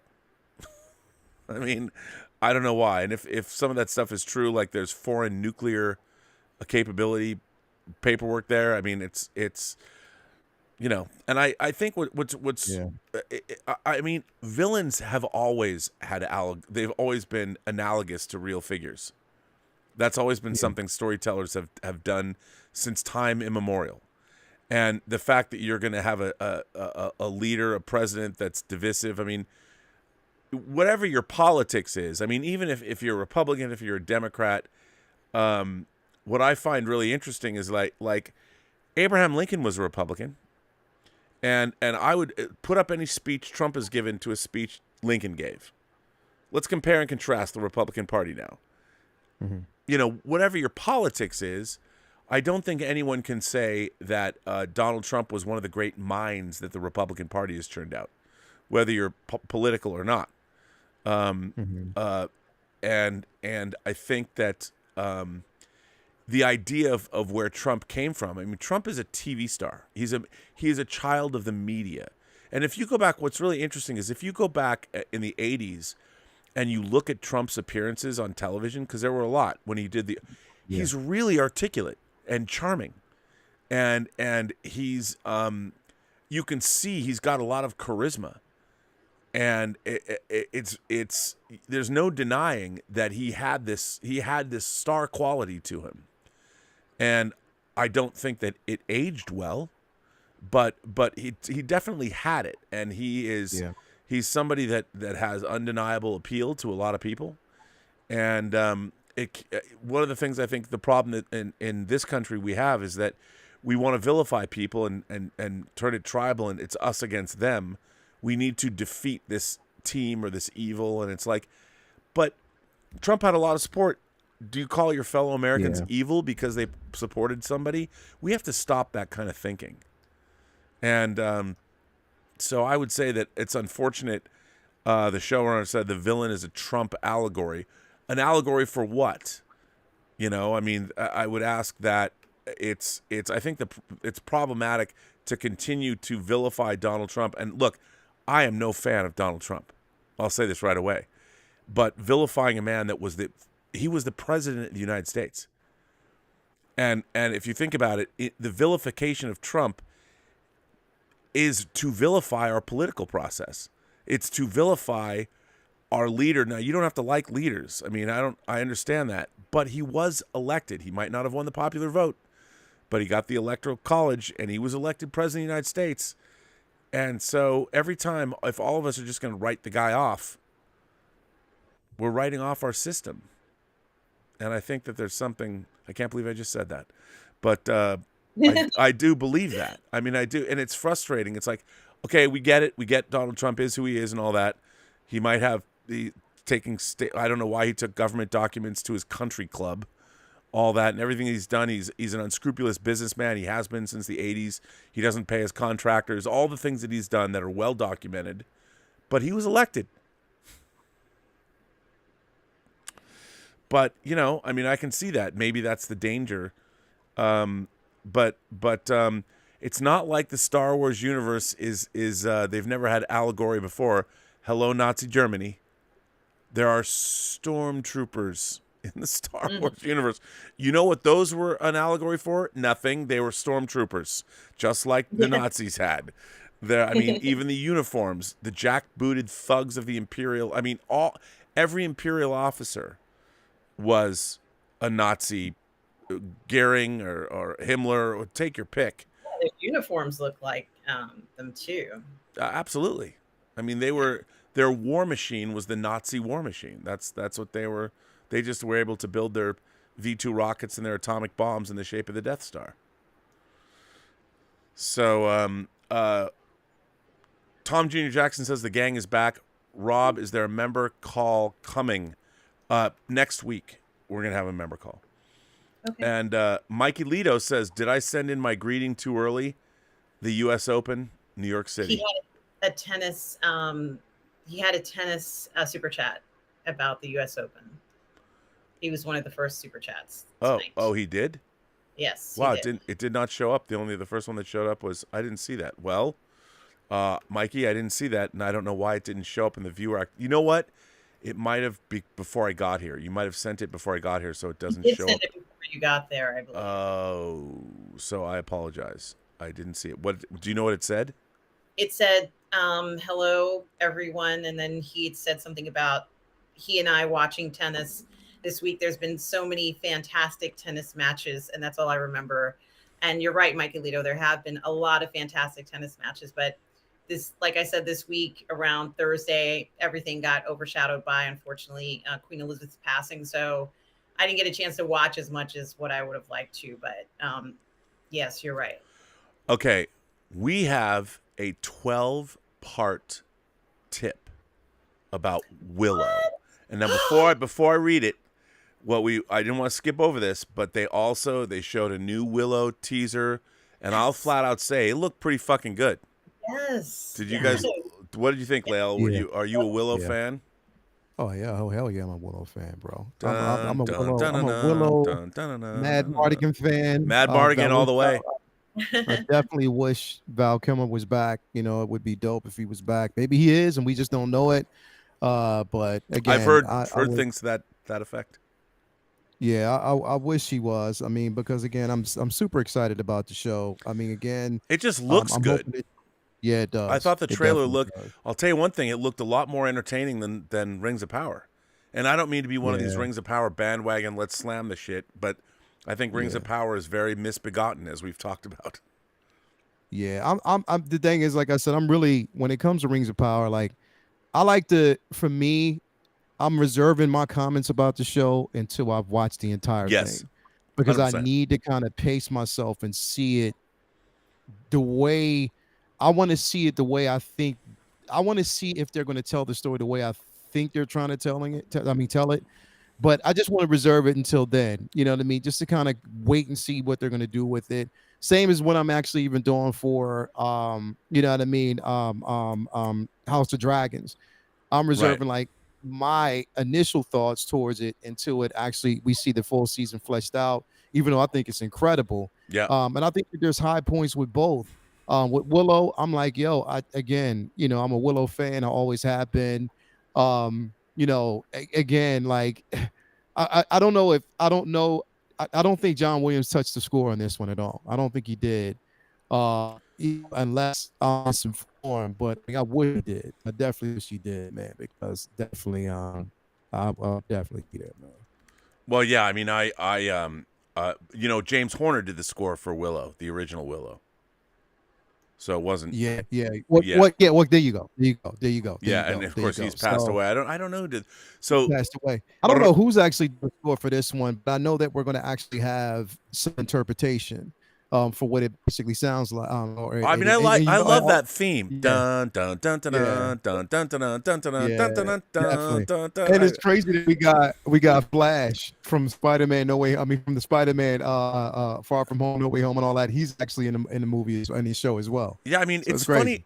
I think it's crazy they're even making a Willow series, because it's not like Willow is I would have thought they would have made Ridley Scott's Legend, with Tom Cruise more than Willow, but it makes sense because they own Lucasfilm. And I have to say, it looks, I never would have thought like Willow, but I mean, to see that we've got sequels, I hope it lasts longer than the Dark Crystal sequel, which I thought was excellent. I was sorry to see it go, but it looks good. So that said, Rick Ganther sends in a 12-part tip. Wow. So I'm gonna read the whole thing. Rick says, "Hello, Rob. I wanted to opine for a moment about the impact Willow had on my life and why. Evermore, I shall look back upon this year's D23 with nothing but fondness. I was 5 years old in 1988. I had seen Star Wars and Top Gun, and they had instilled in me an undying love of cinema. In 1988, though, my life was changed. Willow introduced me not only to the fantasy genre, but to the power of imagination and creativity, to the idea that I might have worth in this world, despite what the world told me. Willow showed me the joy of sharing a common experience with a loved one. As my father eagerly put the VHS into the player for me, Willow showed me the full width and breadth of emotion and existence that could be expressed in storytelling. Burglecut was every bully that had beat me down. Mad Mardigan was everything I wished I could be. I was awed by the force of a powerful woman exemplified by Sorsha. I laughed my fool head off with the brownies. I never knew compassion before Willow took Elora Danan from that basket. I never knew fear before the death dogs were on the hunt. The first villain I knew was General Kale. The score of Willow was the first time a piece of music changed my life. Willow introduced me to storytelling, to fantasy, to adventure, to romance, to fear. Willow introduced me to magic in every sense. After hearing countless pundits proclaim that nothing had happened at D23, I discovered that something had happened at D23 no one was talking about. A new Willow trailer had been released. Here follows my reaction to said trailer. Seconds 1 through 18. Wow, this looks great. Second 19. No. Second 20. Leans forward, fists clenched in anticipation. No. Second 21. Jumps out of chair. Sorsha's back. Second 59. Slams palm on desk. Oh my God! The brownies are back. Follow me. The music cues. Definitely crying over Willow now. End trailer reaction. Every bit of adventure, hope, dread, romance, fantasy, comedy, and promise that I felt at 5 years old was there before me in this trailer. And I wept. I wept because I felt a sense of magic I wasn't sure I would ever feel again. I wept because my father passed away last September, and he was not here to see or share this with. I wept because, for a moment, I was 5 years old again, and everything was new. And for all of this, D23 this year was magical for me. I'm curious to know what your thoughts are regarding the original Willow film, regarding this trailer, and the upcoming series. I hope you found at least a bit of magic in D23 this year. Thank you for indulging me. Thank you for creating a community where I felt I might be able to share this long-winded diatribe. I'm curious what your memories of Willow are and what you thought of the latest trailer. Love to all of you and the PGS. Well, first of all, I got to say, Rick, this is the kind of thing that makes this channel, that people write in like you just did and feel they can share their feelings in this way. People have always done that on this channel through letters and through comments. And first of all, thank you for supporting the channel, but even more thanks for such a heartfelt remembrance. And I think you just nailed it. I mean, all of us, when we talk about franchises, we forget we talked about them in these grand sweeping terms, but there's always a moment in every young child's life where they see it's the first thing they see. And it might be something that is deemed, call it, I mean, I always think that even when Willow came out, I liked Willow. It was directed by Ron Howard. I loved all the characters. Joanne Whaley Kilmer, she met Val Kilmer on that show. I loved, like you said, Mad Mardigan, Lael. I thought Lael, Willow was a lot of great fun. I was older when I saw it, so to me, I recognized a lot of those tropes from Lord of the Rings and sort of Shannara, and even so I liked it, but I didn't love it. It felt like it was a collection of a lot of fantasy tropes, but I liked the movie. But then again, I was much older. When I was 5 years old, that's when Star Trek captured my imagination. So the fact that that movie, when your dad, as you so described it, I think every kid has that moment, whether their father puts in or mother puts in a VHS tape. It's the first time they go to the movies. It's that power, that storytelling in that visual medium. Remember, I mean, I think that movies were the art form of the 20th century. They didn't exist before, and filmmaking came of age in the 20th century. It's the art form of the 20th century, and the fact that you as a 5-year-old were so affected is is whether it's James Bond, Star Trek, Star Wars, I think every kid has that moment of epiphany. And the fact that it was Willow for you, I think that's amazing. What do you guys think? Yeah, I think yeah, go ahead. I thought that his comment was such a lovely recount of the impact that Willow had on him. And at the time, it was an incredibly popular film, let's say, with the younger crowd, especially.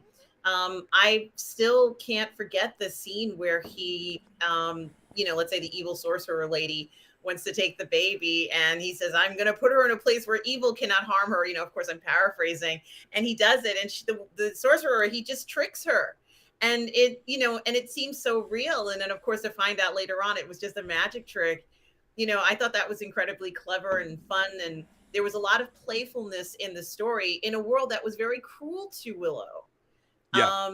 He was treated like less than a human being. And, Totally. I think that was very important to show in the story of how, he was disrespected and how cruel the world was and how he still managed to say, the world's going to be cruel to me, but I'm not going to be cruel to everyone else. And that was another, I think, very important message in the story. I do like that they had a magic potion that was used. So, the character falls in love with Joanne Wally. There were a lot of very cute and fun things that I think, young adults find entertaining. And, I think they try to capture that magic a lot. And it's hard to do it because of the innocence that's involved in all of it. They're just trying to tell this fun and enjoyable story. And you have these great performances by these actors who are very, very talented. So trying to recreate that is very difficult. I hope that this new series recreates that and more. I hope that we get to really kind of see the fun and exciting, land that this is, the setting of Willow, and just be able to continue to enjoy it. Well, and remember, Willow was George Lucas. It was Lucasfilm. It was a big. What I loved about, if you watch the Light and Magic documentary, the 6-part documentary on ILM, which everybody should watch because it's amazing. They go into morphing technology, and the morphing technology that was used in Willow, it was the first time it was ever done. And there was effects, and a lot of people don't know this, but there's a 2-headed dragon in Willow called the Eber-Sisk. And it was based on Siskel and Ebert. And a lot of people might not know that, but they were famous movie reviewers, and they had a show called At the Movies, and they were great.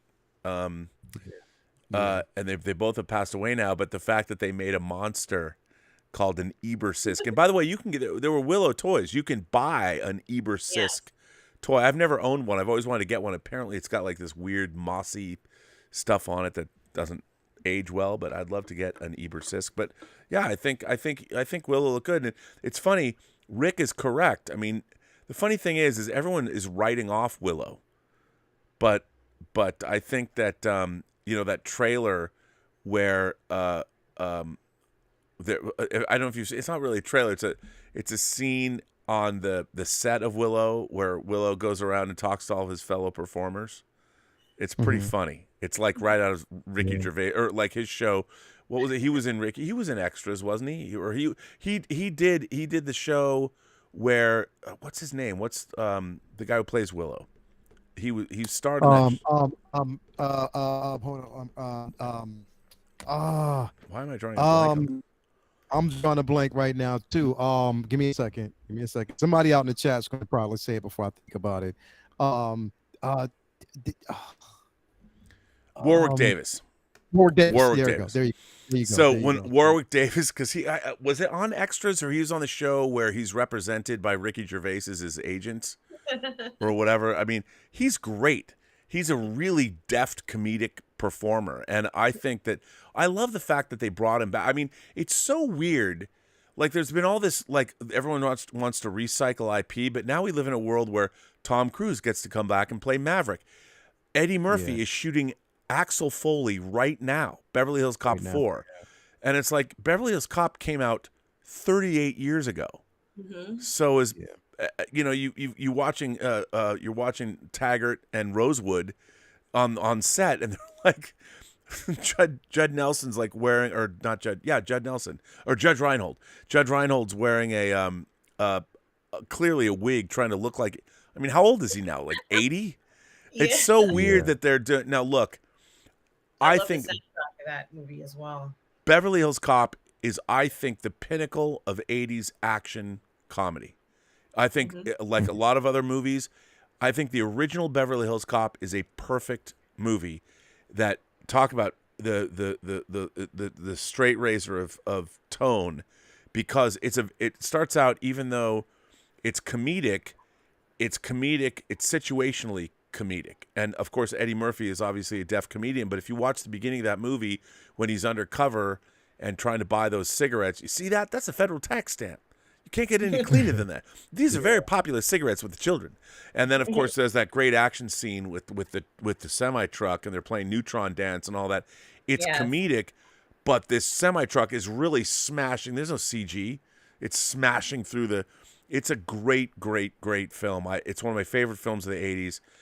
But the fact that and Tony Scott's sequel is pretty good too.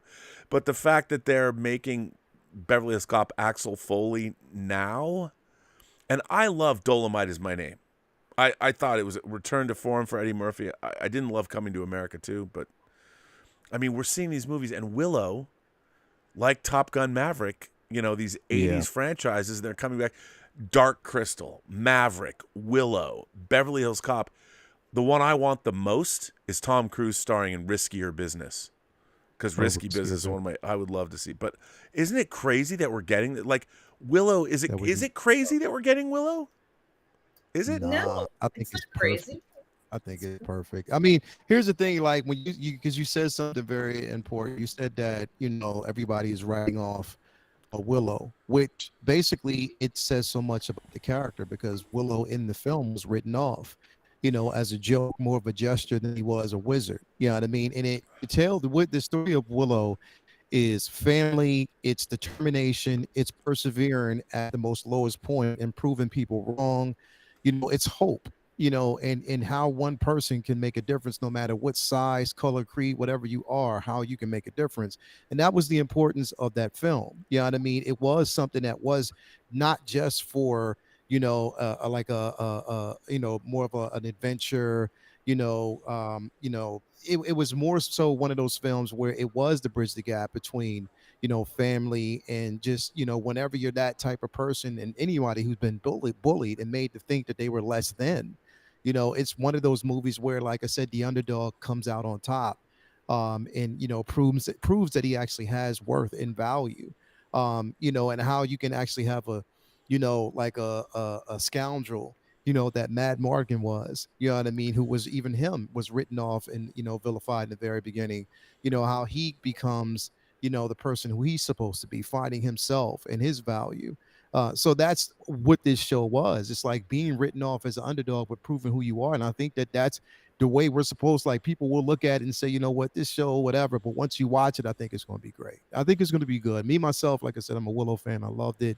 I mean, it's just, again, it's just a nostalgia part of my evolution, and just growing up and seeing stuff like that and growing up with these films. It's like, I can't wait. Definitely can't wait to see it, man. When they made the announcement at Star Wars Celebration, I lost it, because I was like, yo, yes, like, I love Willow, and to see that coming back, I was like, yeah, I'm extremely excited, man. No, I mean, and again, the show looks really, really good. And like, look, I liked Dark Crystal, but I never loved it because I could never get past the puppets, even though it was beautifully done. Yeah.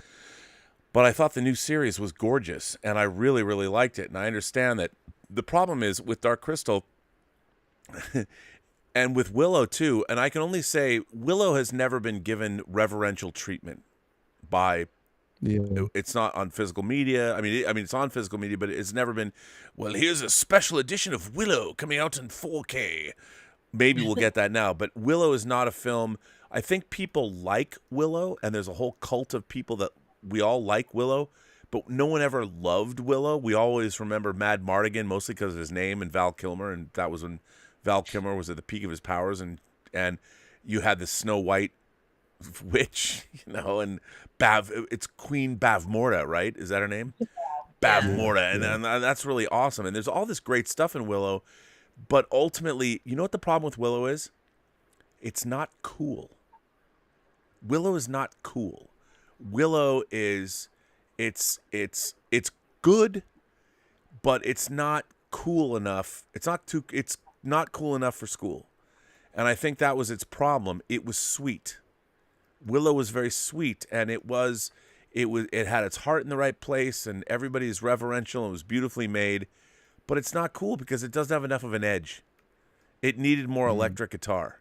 It needed more a little thrash in it, but it's good. And the fact that you didn't think that Mad Mardigan felt that portion of it? No, he was too goofy and funny. He was awesome. I loved Mad Mardigan, but Mad Mardigan was still kind of a goof. You know, if he did a little James T. Kirk and rocked up to Joanne Whaley, I mean, he did in real life, and be like, "Hi, how are you? Why don't you come to bed with me and I will show you things that," you know, there was just none of that. It was very chaste. Well, I thought it was meant honestly for children, and I could be wrong on that, but I thought that for the care that it was made, with the care that they took to make this story for children, I thought it was completely appropriate and understandable, and that a child or a young adult could be touched by this story. And Rick Ganther clearly was. And I think that, you know, depending on when it hit him, he was like 5 years old and his father put it on. I mean, can you imagine if your parent, you know, puts on, I mean, the great thing about movies when you were kids in the home video era, especially VHS, is these VHS tapes were totems. They were totemic. So when you took them out, and if a parent took this thing out and it was a thing, and you put it into a machine and it got sucks and you hear the bzzz down and the whirring of the tape getting all threaded up inside the machine, and then not the machine, but then over on the screen, the movie plays and your father sits next to you, you know, and the titles come up and the music plays. I mean, now we just take that shit for granted, but back in the day, especially like for me, people forget when I was growing up as a little kid, you had to wait a year to see Wizard of Oz on CBS with commercials. Right, you couldn't tape things, and when you were a kid growing up, especially in the 80s, people talk about video stores and all that, it was magic because the videotapes, now we just stream.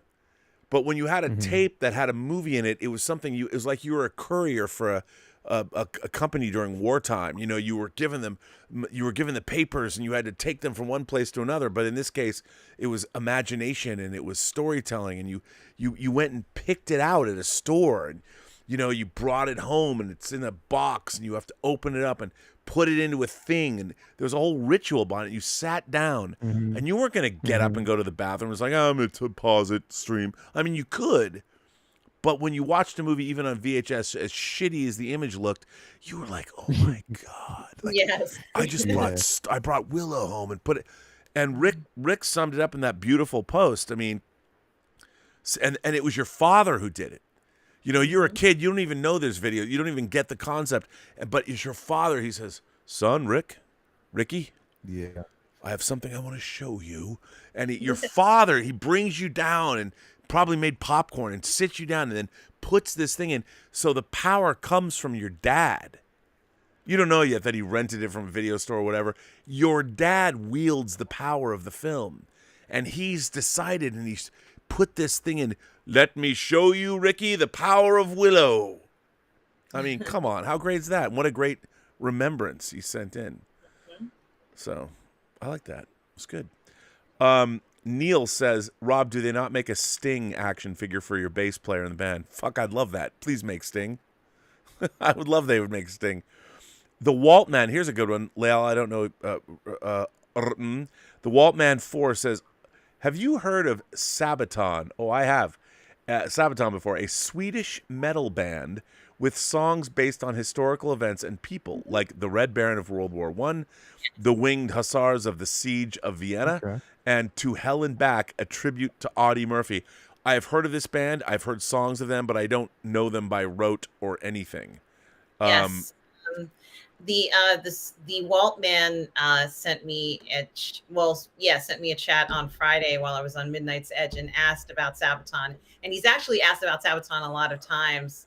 and he wanted to know whether he should mention it. I think it's very interesting. I think it's a cool band that, does music like that, and it certainly is worth checking out. I've enjoyed a lot of their music. So, yeah, thank you, The Walt Man.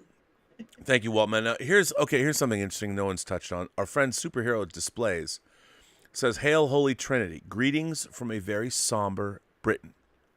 Fortunately, escaping through some very exciting trailers have dropped, i.e. Andor, Mandalorian, and finally seeing a live-action Mandalore. Very cool." That's all he says. He doesn't ask a question, but I think you're right. But now let me ask you guys this. The Queen Elizabeth, an incredible figure over the 20th century, has passed. She reigned from 1952 to 2022, 70 years. Long run. Now, a lot of people, there's been a lot of pushback. There was a professor that got dinged by her university about her comments made about, because she was from Nigeria, and Nigeria was a British colony until 1960. So there's been a lot of pushback. A lot of people. What do you guys think of Queen Elizabeth and the monarchy in general? Well, I about a week or so ago, I reviewed the documentary on Princess Diana because it was her 25th anniversary of her passing. Yeah. And I reviewed it and on my channel, and I did get very emotional because of everything that had gone on with Diana, but never would I have guessed that less than a week later, we would be faced with, such a shocking news to find out that Queen Elizabeth had passed. And it is true that she's 96. And I did do a live stream of this as well. Of course, I was very shocked and disappointed and sad to hear that she had passed, because she'd been such an important part of my life and my family's life. And my family is from a Commonwealth country. So I'm very familiar with everything involved regarding Commonwealth countries. But one thing that you can say about Queen Elizabeth is that she was there during instrumental change from, a time where, the sun never set on the British Empire to, because they had Commonwealth states around the world. Yes, from Hong Kong to Africa to India. That's right, Robert. That's exactly right.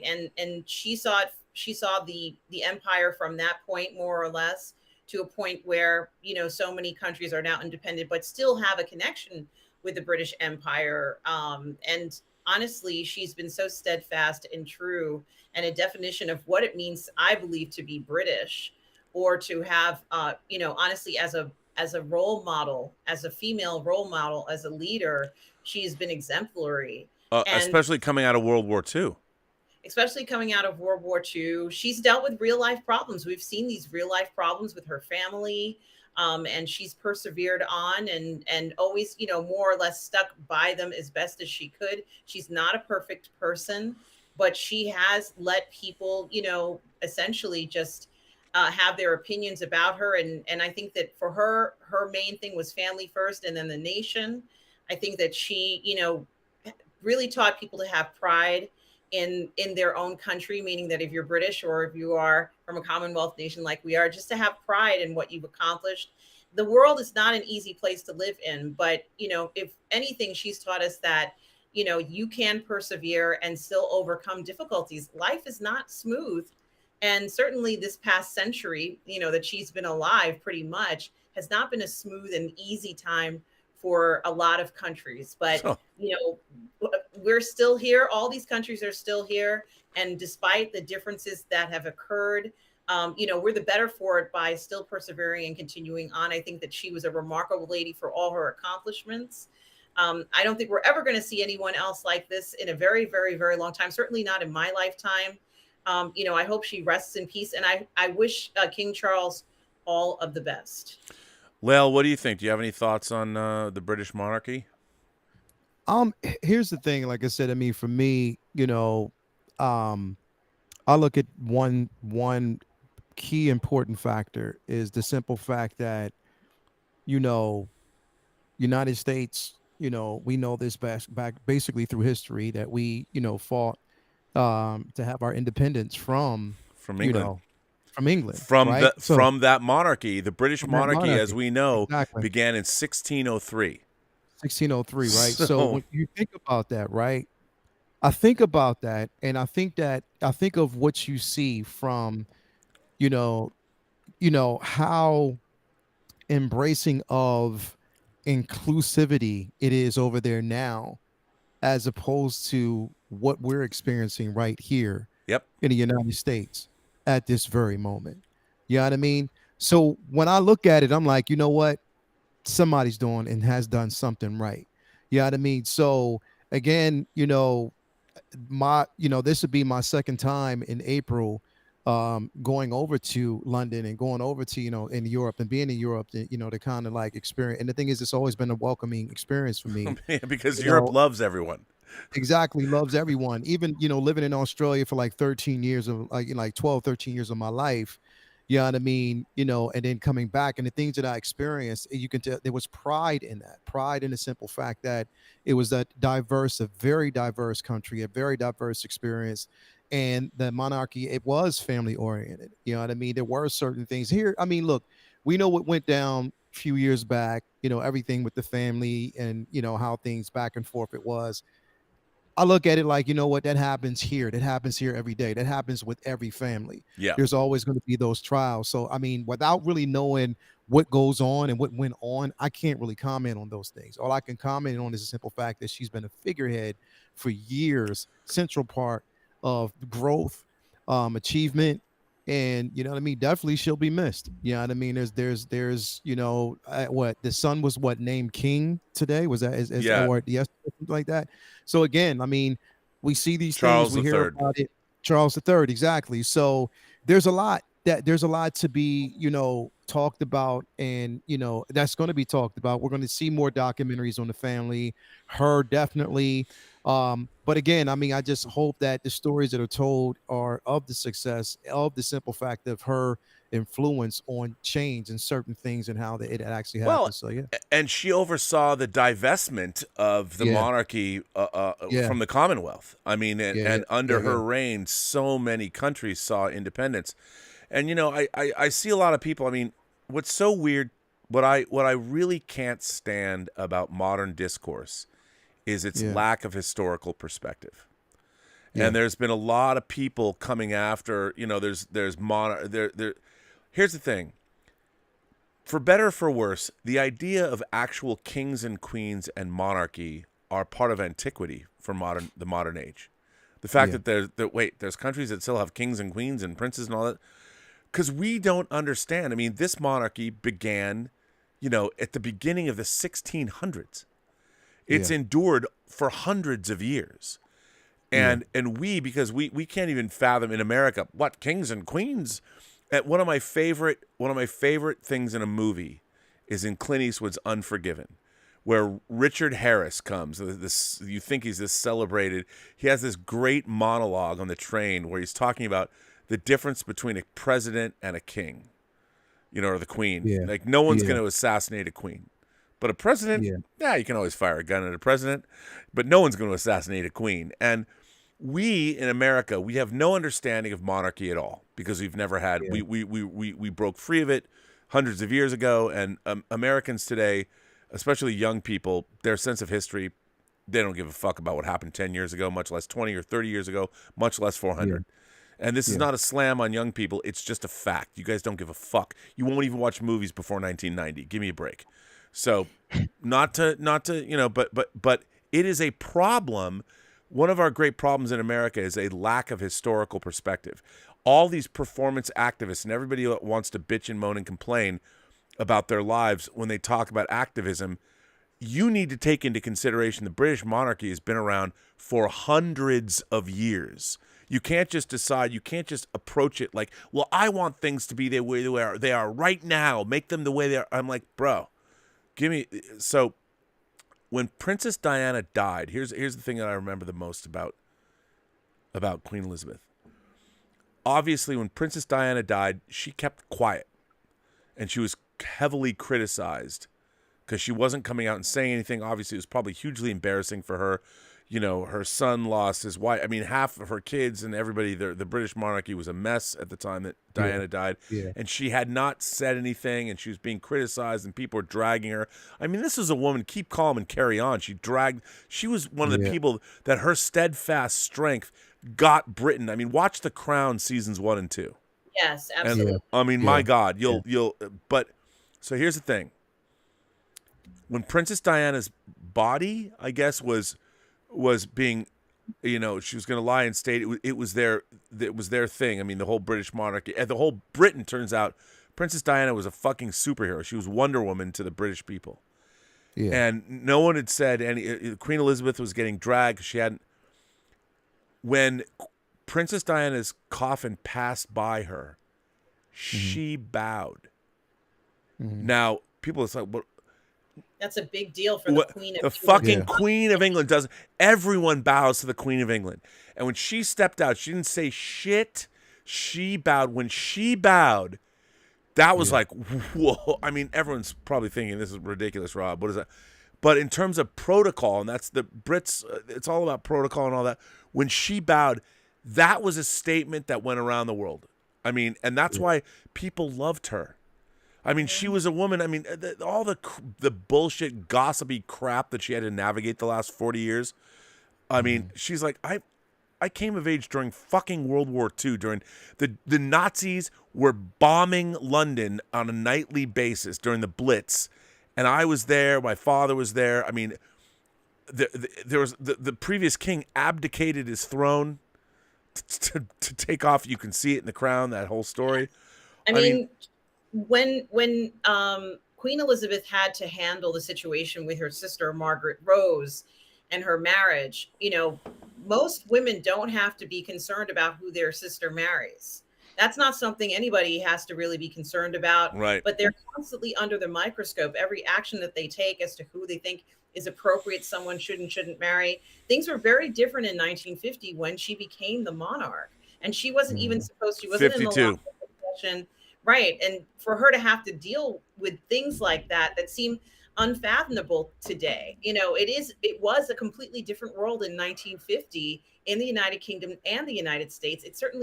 It's very difficult to understand the level of conservatism that was pervasive throughout, the world. Certainly not the world we have today, which is much more liberal and open and free.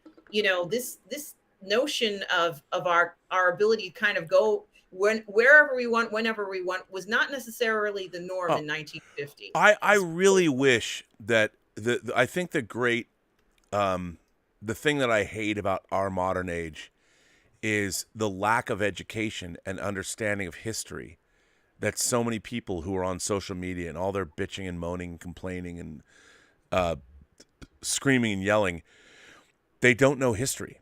All they know is the world they want right now. I want the world to be this way. I want my identity to be acknowledged and all that. And it's like, you were part of, you know what? Renee Belloc said it best. You and I, Indiana, you and I, we are passing through history, but the arc, this is history. And we don't understand that. I mean, everybody wants the world to be, well, I want the world to be the way it is right now. I want you to call me by the way I want you to call me right now. Blah, blah, blah. And it's so frustrating. And then, you go on YouTube and you watch videos. Americans are asked basic questions. How many states are in the Union? People can't answer those questions. And it's really depressing because our level of basic education, especially history, I mean, there are no better stories. All the stories that are told in every movie and every comic book, they all come from history. There is nothing more entertaining than reading about the folly of humankind for the last thousands of years. And yet no one knows. And it's frustrating. And I think the British monarchy, especially in America, we're all like perplexed, bewildered, call it what you want, by that. And Queen Elizabeth, right. Yeah, I mean, we don't know. And everyone's like, oh, fuck the monarchy, fuck those people. And I'm like, okay, but they've been around, that family, the Windsors, whatever, they've been around for hundreds of years. And the fact is, governments have changed. Our monarchies, do they belong in the modern age with all their wealth? And people can say, oh, colonialism. I mean, yeah, Britain colonized half the world, whether it was Africa, India, or the Far East, Hong Kong. But that's because they could. They had the power to do so.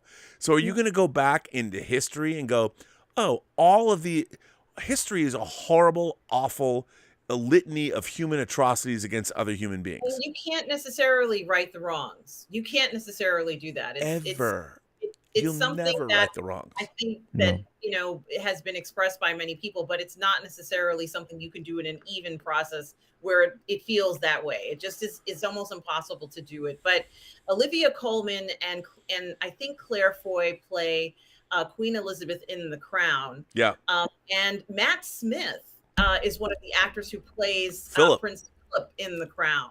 Yeah. And when we're talking about Matt Smith and what a great job, he's done in House of the Dragon, but he was incredible in The Crown as well. I was very impressed with him. And of course, the other play that we have to think about in this case is Charles himself, who at the age of 70, I think it's 75, is now king. After all of this time, it certainly is quite a thing for him to have to take over now, especially later in his life. Of course, he's been waiting his entire life to be king. But, I do wish him all the very best. But the Queen's death was quite a shock to me. I couldn't talk on Thursday when I heard about it. And I was very upset, crying at the point of crying when I heard about it. So, it was a devastating blow, but, I'm sure she's at a place, she's in heaven now and, just at a better place and, Okay, Chips Beswick sends in a super chat. By the way, I'm going to say he's very valid in this. He says, I'm sorry, Queen Elizabeth. He says, I'm sorry. Queen Elizabeth loses a lot of ground for the fact that British colonialism ushered in apartheid in South Africa. Screw what you're saying, bruh. Well, Chips is not wrong. He's not wrong. And I mean, but South Africa is also a Dutch colony. So I don't. That's why I don't. When we these types of conversations, like I kind of exclude myself in a sense because there's a lot. There's a lot to be said. Well, there's all of human history. There's a lot to basically be said, and the thing is, I know that there are a lot of undertones. There are a lot of undertones that really people who look like me, I'll just say it that way. There are a lot of undertones where the conversation kind of switches, things that are going on. People who I know over there have had these conversations constantly. I've had these, personal conversations, with people who have lived this. So the thing is, right or wrong, to it, like you were having this discussion, earlier when we were talking about Trump. I am openly not a Trump fan, plain and simple. Neither am I, to be clear. I am not a Trump fan whatsoever, because I know what's been done. I know what's actually happening over here in the United States right now. Even repercussions of things that haven't, the wrongs that still haven't been right. You know what I mean? So, racism exploded under when Trump was president, and so whatever you say, it's demonstrable. You can actually, it's been charted. You can see there. It's basically there. Can I take the simple fact that this man was the president of the United States? No, I can't wipe that out. I can't wipe that out because he was the president. So I mean, I'll never respect him, but I'll give him his due as far as being who he is. You know what I mean? Same as when it comes to the Queen, there are certain things and there are undertones and certain things that have happened throughout history that have been charted, decisions that have been made that weren't particularly for, but at the same time, I pay my respects to anyone at that particular point, and I just let it be that, because I don't, having the political discussions, bro, like literally, like we live in a world where politics, bro, are polarizing. When you actually open your mouth and you talk about it, it is so polarizing, bro. It's the simple fact that I know what's out there, but for me, it's just like, it's sort of like even now, I can't have a say so, even knowing what I know and the beliefs that I have, I can't have a say so, right? Because I'm automatically attacked. You feel me? Oh no, dude. That's why I'm like, I kind of like when it comes to it, it's not that I don't like to have these discussions, but the thing is, it's like I'll have the discussions with a group of individuals who I'm face to face with, and we can have these discussions, and I can have my opinions, they can have their opinions, and we can just walk away from it. You know what I mean? Right now, it's not even to have that discussion, it's to talk about a person's death. A person who basically passed away. You feel me? But yeah, so like but here's my frustration is that this monarchy existed for hundreds and hundreds of years. Yeah. And this discussion right now is what everybody thinks at this moment. And my problem is all the people that are having this talk, their understanding of history is very limited. And they don't the perspective is like, they're like, well, you know, she was responsible for apartheid. Actually, no, she wasn't. Personally not responsible. A political system and the monarchy that existed for hundreds of years played into that. It's not like she was born into a system and decided, I want to be queen. She was born into a system where she was destined to be queen no matter what. These are historical forces that have been going on for hundreds of years. Now, we, in an enlightened era, we understand how we want things to be. The problem is all of these decisions and all of these opinions people have never can take into consideration the historical forces for the last 2,000 years of human history. We are so short-sighted. We want what we want right now, and our opinions are all based on our lives right now, and no one has historical perspective. I was listening to a story on NPR today about it's the abolition movement. And the abolition movement is the abolition of the police entirely. And I'm listening to this and I'm thinking to myself, I'm like, wow, I would like to pick one American city. Pick one American city, and for a year, take away the police force. Just get rid of the police. Get rid of the police in one city and see what happens. Because the idea is, I understand our system inherently racist. I get all that, and it is. America is a racist fucking country. We abolished slavery over 170 years ago, and we are the most racist motherfuckers on the planet Earth. Openly racist. We are fucking racist again. And the only difference, I mean, if you think about it honestly, and if you had any historical perspective at all, anyone who's black, Lael, should be revered as descendants of the original humans. If we didn't, all black, anybody who is black, they're the first people. There would not be human beings. We would not be here. I'm a descendant of you. And that's why I love, like in Sandman, which is so funny, the woman he banished to hell for 10,000 years, Nada, his first love. The reason the Sandman was shown as being black is because the Endless were all black because the first people that dreamed on Earth were black. And that's why when people go, why is Death black in Sandman? Because that was her first human form. Why shouldn't she be? Well, I liked her better as a pale-faced Brit punk from the 80s. I'm like, but hey, she's decided to be what she knows. She was a Black Death longer than anyone else. And people are like, oh, they're race swapping. I'm like, have you read the comic? No, but we are a racist, fucking horrible bunch of people, bro. Listen, I'm gonna tell you what. One of the movies that I'm actually going to see next week, one of my most anticipated films, literally of this year, is The Woman King.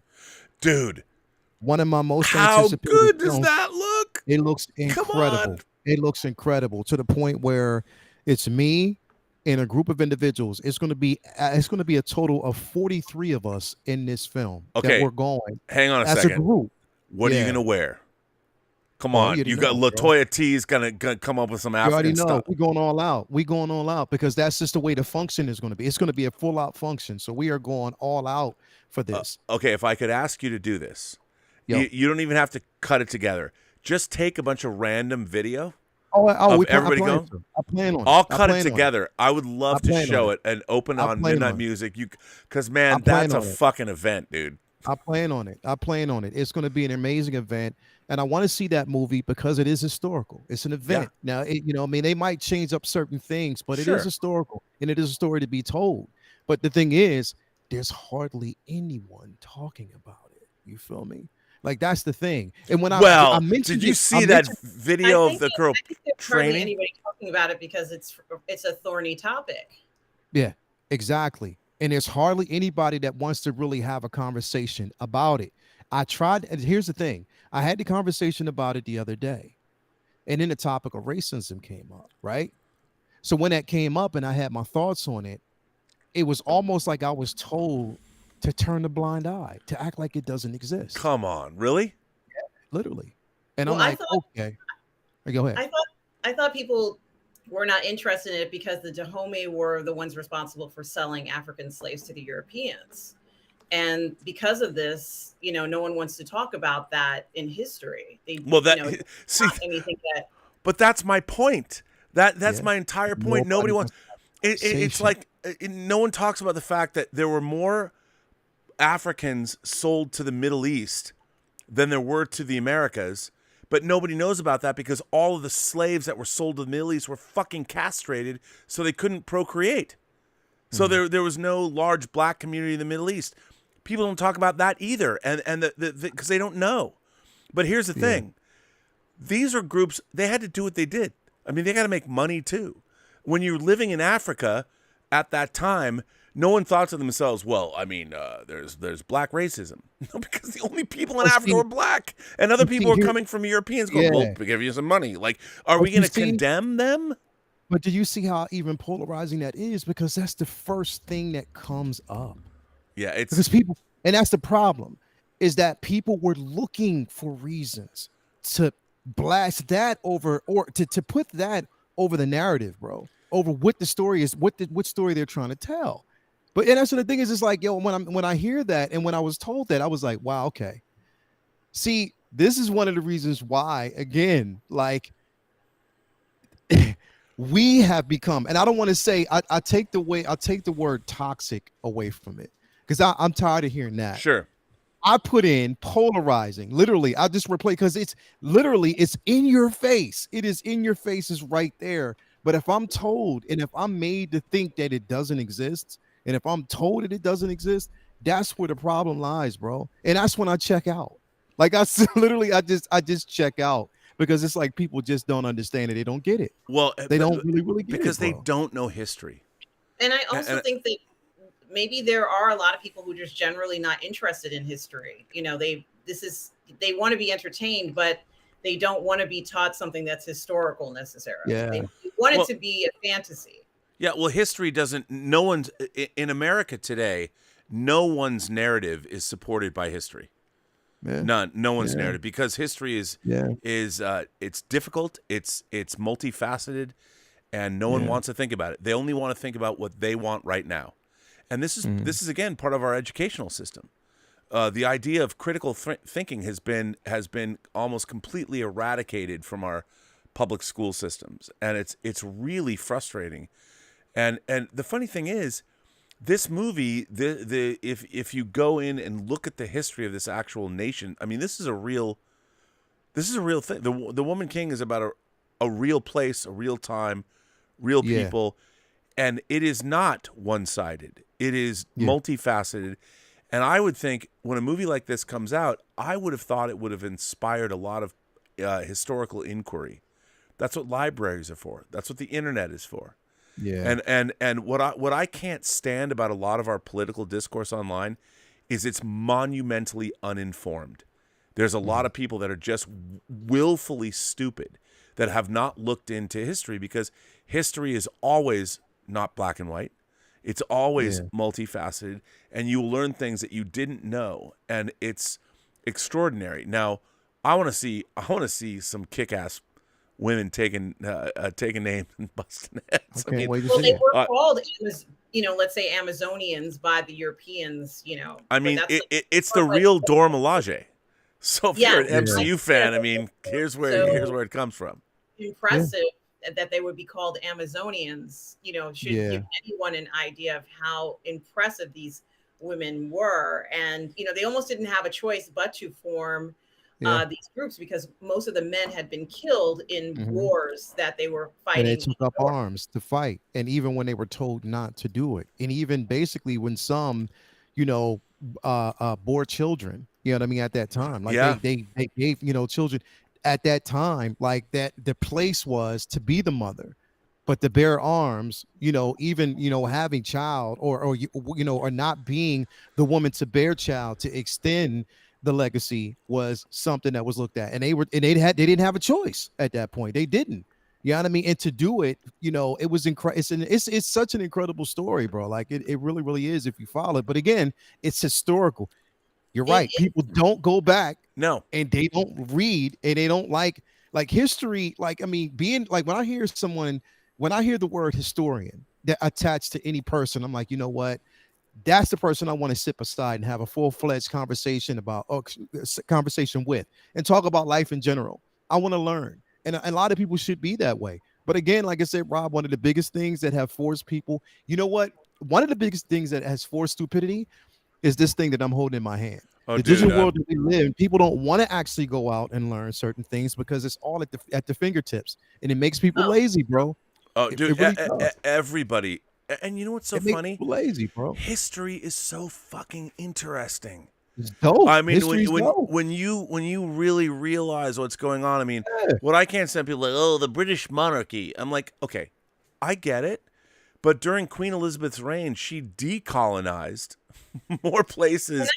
I mean, that was the whole thing. The Commonwealth countries, and I get it. Like, you know what I mean? I mean, she knew, and at the time, the world was so different.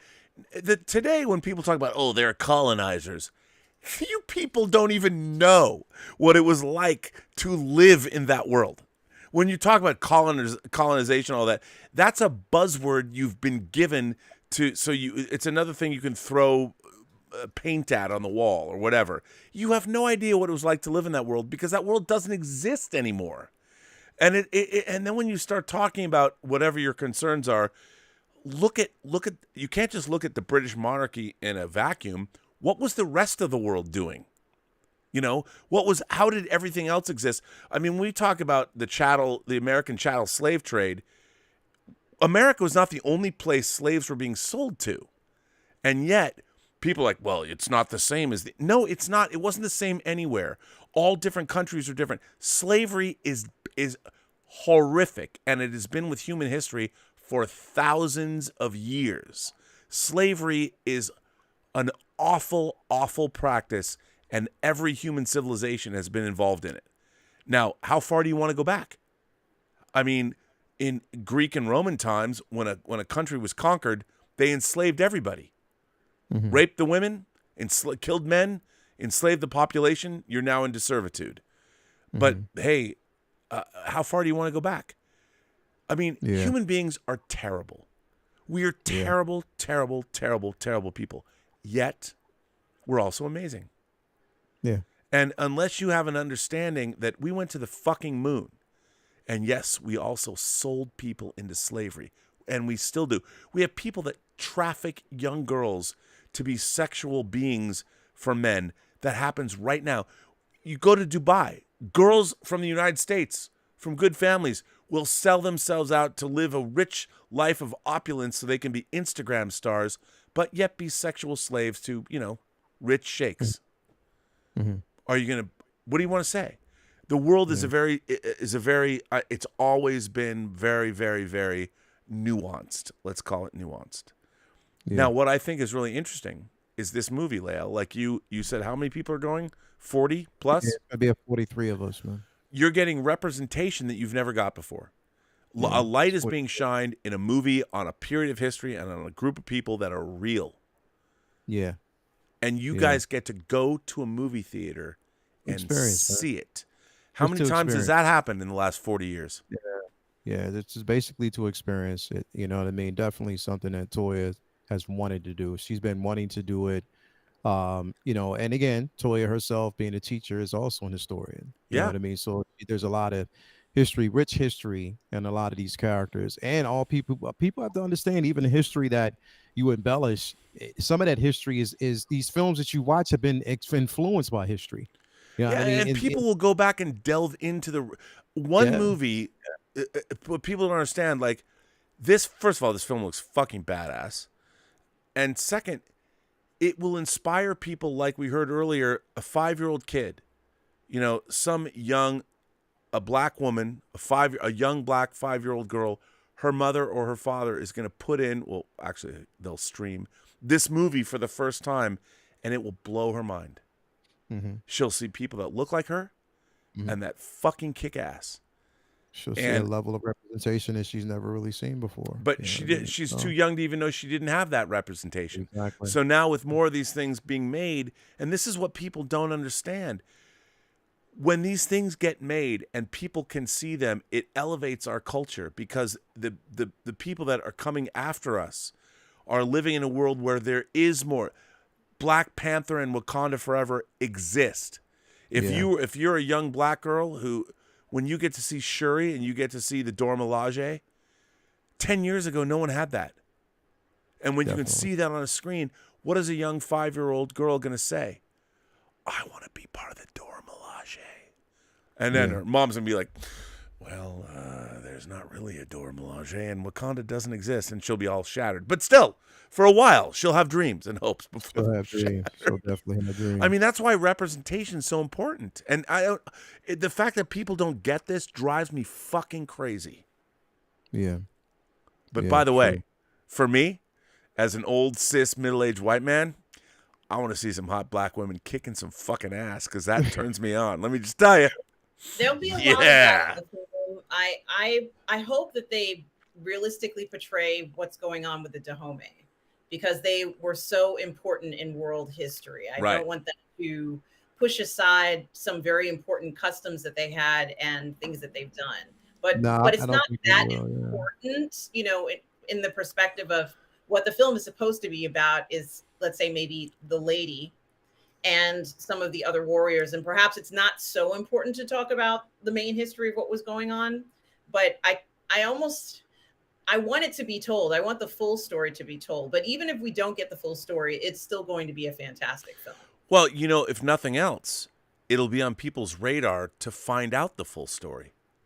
That's the point. Yeah, that's the whole point. Is to open your eyes, just to not only just the revolution, but actually everything historically about the culture.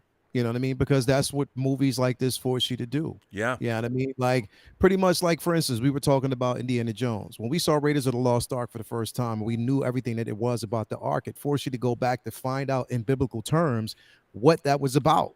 Yeah, I didn't know. Was there really an Ark of the Covenant? Like, it forces you to go back and think about that stuff. Like, was this really there? But when you go back and you read all of this stuff, it's like, wow, like things that you didn't know about that you can discover. That's what I'm saying. Like this, that's what it should do. And that's what the influence should be. Yeah. It forces you, like a movie like this, you see it for the entertainment, and some will see it for the entertaining value. Some will see it for the historics. And that's just the way it should be. Like, to go back and read and know why this actually happened, know what this was influenced by. You know what I mean? So again, I'm hoping that we can actually see that. I'm hoping that's what we actually get, and people don't. Again, here's the thing. The term also review bombing, man, that shit, it's so, like, literally, that's why, bro, like, I just stay off the internet. Dude, I totally, and all that other shit. I'm just over it. Like, literally, I'm over it. It's so, I mean, for me, it's really frustrating because, one, movies are so hard to get made. And the fact that a movie like this even exists at all, I can't even imagine the conversations that were had, the people that wanted to finance it. It's a miracle we're getting this film. Our own Mikey Lito is in the chat. I don't know if he's still in the chat because it's late. Oh, man, Mikey, man. But, Mikey's aunt, My Name is Polly Murray. The documentary that came out about his aunt, and it deals with gender issues. But at the end of the day, this generation didn't know who Polly Murray was. Yeah. And that documentary, a beautiful documentary, I thought a very fair and balanced and nuanced. I did not know her story or their story, or I mean, it's again hard to say, but Polly Murray was an incredible historical figure, and the fact that somebody in the PGS, that was his aunt, and this is amazing. And so what these documentaries do, when they come out, and the fact that they're on streaming services or Amazon or whatever, thousands, millions of people that have never known these figures will delve into their history because they've seen these works. And even the most historically inaccurate films drive people to delve into the reality of it all. And that's worthy. That's a worthy thing. And I think that, my God, the fact that we're getting this movie, come on. Yeah. My Name is Paulie Murray won a Peabody Award. Yeah. Which is one of the, in terms of awards, that a Peabody Award means it was smart, fair, accurate, and has definite cultural resonance, and we all should see it. Anything that wins a Peabody Award should be seen. Yeah, so definitely. And by the way, it's a fascinating story. Yes. It's as fascinating as any Marvel movie. You will be engrossed. It's a great documentary. So, it's, by the way, we still have super chats. Pasty Coppertop says, "Darn Hasbro, they canceled several pre-orders of my Black series. I guess it's time for Hot Toys." Hey, man, talk about 1/12 all you want. The folks here are all about 6 scale, bruh. You know? Yeah, I don't know. you already know. Aren't we? On John Wellbacker says, "Just giving you the support because of how much I love the 12-part Willow comment. That comment and this conversation is why I enjoy the community." Well, John, thank you for being a great supporter. I very much appreciate that. Ron C says, "Ron and Lael, I grew up with the Road Warrior, the Terminator, and the Evil Dead. Hell yeah. Personal opinion, new ownership, i.e. corporate, will never follow the original storyline. It's always an overcooked New York steak." Well, I mean, I don't think they're wrong, because they've been turned into a corporate. Movies are always a product to be sold, but they used to be, there was a singular vision, there was a writer, there was a director, and they were trying to make this thing. They weren't interested in the money that it was going to make. They just wanted to make their movies. It was a passionate project. Sure, they might have wanted to get rich or whatever, but that the money involved was not what it is.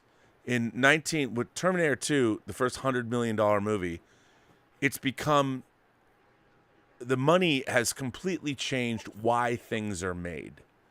Yeah. And the actual money, and nobody wants to make a $30 million movie that makes $90 million. That used to be an epic win. Or you make a $20 or $25 million movie that made $100 million. That was an epic win too. Nowadays, you spend $200 million and you want to make $1 billion. That has ruined movie making, and it's ruined the corporations. And by the way, I get it. It's just a sign of the times. It's a bummer, because we're no longer going to get movies that only, you're never going to see, like a Fatal Attraction will never be in the theaters. We'll make a streaming show about it, which they're doing. Let's not make Paul Schrader's American Gigolo. Let's have John Bernthal be in the Showtime streaming series. It's a bummer. Yeah. It is a bummer. But they do. So, Ron C., you're right. It is always an overcooked steak, and that's because the people that are making the stories now are not passionate about those stories. The corporations are going, let's exploit this, and everybody wants a job. So the people, do you think Alex Kurtzman, that Secret Hideout, loved Star Trek? No, they wanted an IP that they could exploit and make money from. It was not born of passion. And the reason that I love Star Trek Picard Season 3 is that Terry Matalas, as a showrunner, was passionate about Star Trek. And he did everything he could to give everybody great Star Trek, because he doesn't get more money. He got paid his salary. He did what he did because he wanted it to be great. And everyone's going, well, Rob, you've turned into a shill. No, I've turned into a fan of Terry Matalas, a guy I didn't know, who made something that I couldn't believe existed based on our current time.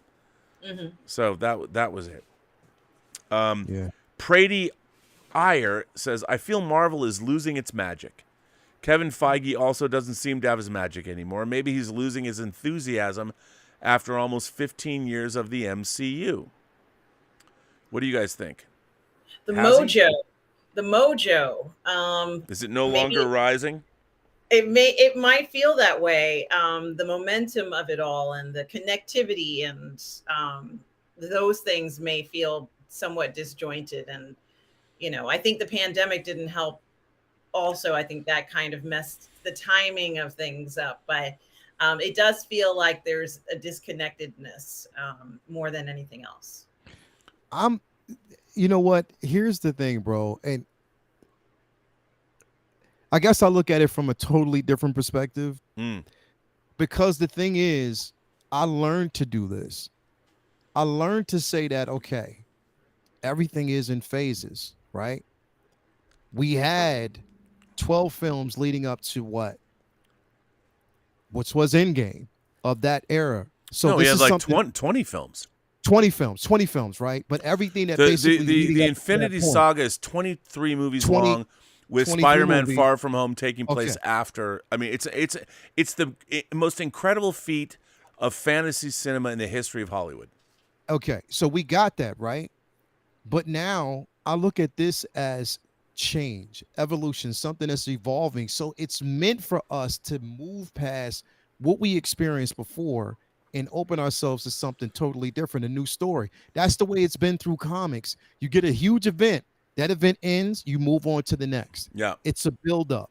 So yes, I mean, a lot of people forget that there were certain films even during that saga that was lukewarm, that weren't really well received. Iron Man 2, Thor: The Dark World, Iron Man 3, which I love, but certain films weren't well received, and it took us a while to kind of warm up and heat up. And so I think that they recognize that, yes. And on top of that, just keep in mind, bro, like I see, it was different for us now because a lot of things were rushed because of a pandemic. So stories were told differently. We didn't get that same effect. So the thing is, again, I reserve anything until it's finished, until it reaches where it needs to go. And I think the momentum will pick up. It's just that we have to see things the way they are right now. Some things bad. I will forget about Thor and Love and Thunder because I thought that movie was horrible. I don't care. That was, I have to tell you, I'll forget about it. I'm wiping it off the slate. I've enjoyed all of the Marvel movies to a certain extent. Except that movie was the first time I actively hated it. Like I hated it so much, and bad, bro. And I loved Ragnarok, and I fucking hated it. As a matter of fact, that was a time where I felt that I didn't see Kevin Feige's hand in it, where he ceded control to Taika Waititi, who'd won an Academy Award and all that, and they liked Ragnarok, and it was. I would love, and we'll never get this, but I would love to know, and I like Taika Waititi. I love What We Do in the Shadows, and I think he's a very talented filmmaker, but man, that film, Thor: Love and Thunder, was god-awful. Yep. And what's so funny is the story it was telling was great. If they had changed the tone. As a matter of fact, you know what? If somebody like if you had a different filmmaker who could take the same storyline, take all the plot things, it's all a tonal issue. I mean, that film made me hate Thor. Yeah, bro. And I love Thor. And it made me hate him. I hated Thor. I hated everybody in the film. Yeah, bro. And and first of all, I think what's really interesting is people, well, Rob, that's your opinion. I love Thor: Love and Thunder. And I'm like, okay, you can. However, I think people, and there's a lot to be said because people are looking for different things from their superhero movies. Yeah. But we're Wakanda Forever is the 30th MCU movie. Yeah. 30 movies in a franchise. And I love James Bond, but it's rough when you watch Diamonds Are Forever. It's rough when you watch Mouth Golden Gun. Those are not great movies. I love James Bond. I lived through it all. Still a James Bond fan. There's less good James Bond movies than bad James Bond movies. The MCU is it's batting. Even people who say they don't like Captain Marvel, I would say, okay, take your hatred of Brie Larson out of it, whatever. Let's just watch Captain Marvel as a movie. I went and saw it 3 times in the theater. I liked it as a sci-fi romp. I'm like, I like this movie. Yeah. But man, Thor: Love and Thunder, fuck. Yeah, I did not pre-order the 4K. I was done. Bro, again, after the movie was done, I walked out with pure frustration and left it at that. I will not watch it on Disney Plus. I can't really support that rendition because to me, what you did to the character, yeah, nah. Because the thing is, it's like now, it's like what you did to the Hulk in Endgame. I was like, I was soured on that, but I was like, all right, I can move on. But then what you do to Thor in this movie, I was like, I'm done. I wiped it. I'm done. It's a wrap. Letting people do this to these characters, man, and then like just letting him take the rings, just do what he wants. Like again, like it was a blatant for me. It was a level of disrespect towards the character, towards the legacy of the character and what was told. I hated it. Now again, I'm happy for people who enjoyed it. I'm happy for people who actually went out and saw it and they got something from it. That's fine. Me myself, I hated the film and I will never watch it again. I won't even. It's on Disney Plus for free. I wouldn't even watch it if it was on TNT. Dude, I turned it off. Yeah. I started watching when that Citadel came down. I'm like, fuck this movie. I just wanted to revisit and see if if I liked it a lot or whatever. And I hated how the Guardians of the Galaxy were portrayed. I hated everything about it. And the only thing, they were so mean to him. They were mean. Yeah, the only thing I loved about it was the electric guitar Marvel theme over the opening credits. Oh, the very beginning. Dun dun dun dun dun dun dun dun dun. I thought that was the only clever thing in that movie. And then fuck that film. The way the Guardians were towards him made me not excited about the next Guardian movie because I thought they were mean to him. Yeah, but that's not James Gunn. He had nothing to do with it. And I have to say, I mean, I think Taika Waititi is a talented filmmaker, but I think like a lot of filmmakers, he leaned into the wrong things. Mm-hmm. I hated it. The story was great, and I was like, wow, if this was made by anyone else, it could have been a great movie. Yeah. I mean, the story of Gore the God Butcher and losing his daughter and everything that happened. I mean, the story was great, but it was so fucking dumb and it was so irreverent and stupid. I hated it so much. I can't even. Boy, did I hate it. Yeah, nah. I was done. I dialed out afterwards, but again, I wiped that off the slate. And it's going to be interesting to see where Marvel goes. I'm still on board with it. Like, I mean, especially after today's announcements, things that I actually saw. I'm so. I mean, we hyped. didn't even really get through. We barely touched on Marvel, like the Thunderbolt. Yeah. I mean, I know you guys. It's so late. I got to let you go, but if you give me a couple more minutes. Yeah. Go ahead. Revolving Production says, "Hey Rob, first time sender." He sends in a super chat. And you didn't send your chat too early. I wanted to ask what everyone's most anticipated MCU film is. Good question. I have to look at the list of MCU films. Well, I mean, we've got we've got Wakanda Forever coming out, which I can't wait to see, and there's a lot the new information we got. It looks really. I love the fact that they're dealing with Wakanda's place in the world order. Yeah. Wakanda's like, we have revealed ourselves. Come at us. Fuck you. Like, who cares if vibranium? The French ambassador says vibranium cannot be detected by airport. They're like, that's not our problem. Yeah. Like, why is that our problem? Like, we're not blowing up your fucking airplanes. I can't wait. After hearing all that, I'm more. But you've got like. Captain Invasion might be the one that I'm most interested in. But that's a TV show. But yeah, that's a TV show. By the way, do you want me to send you the scripts? Because I will. Yes, I do actually.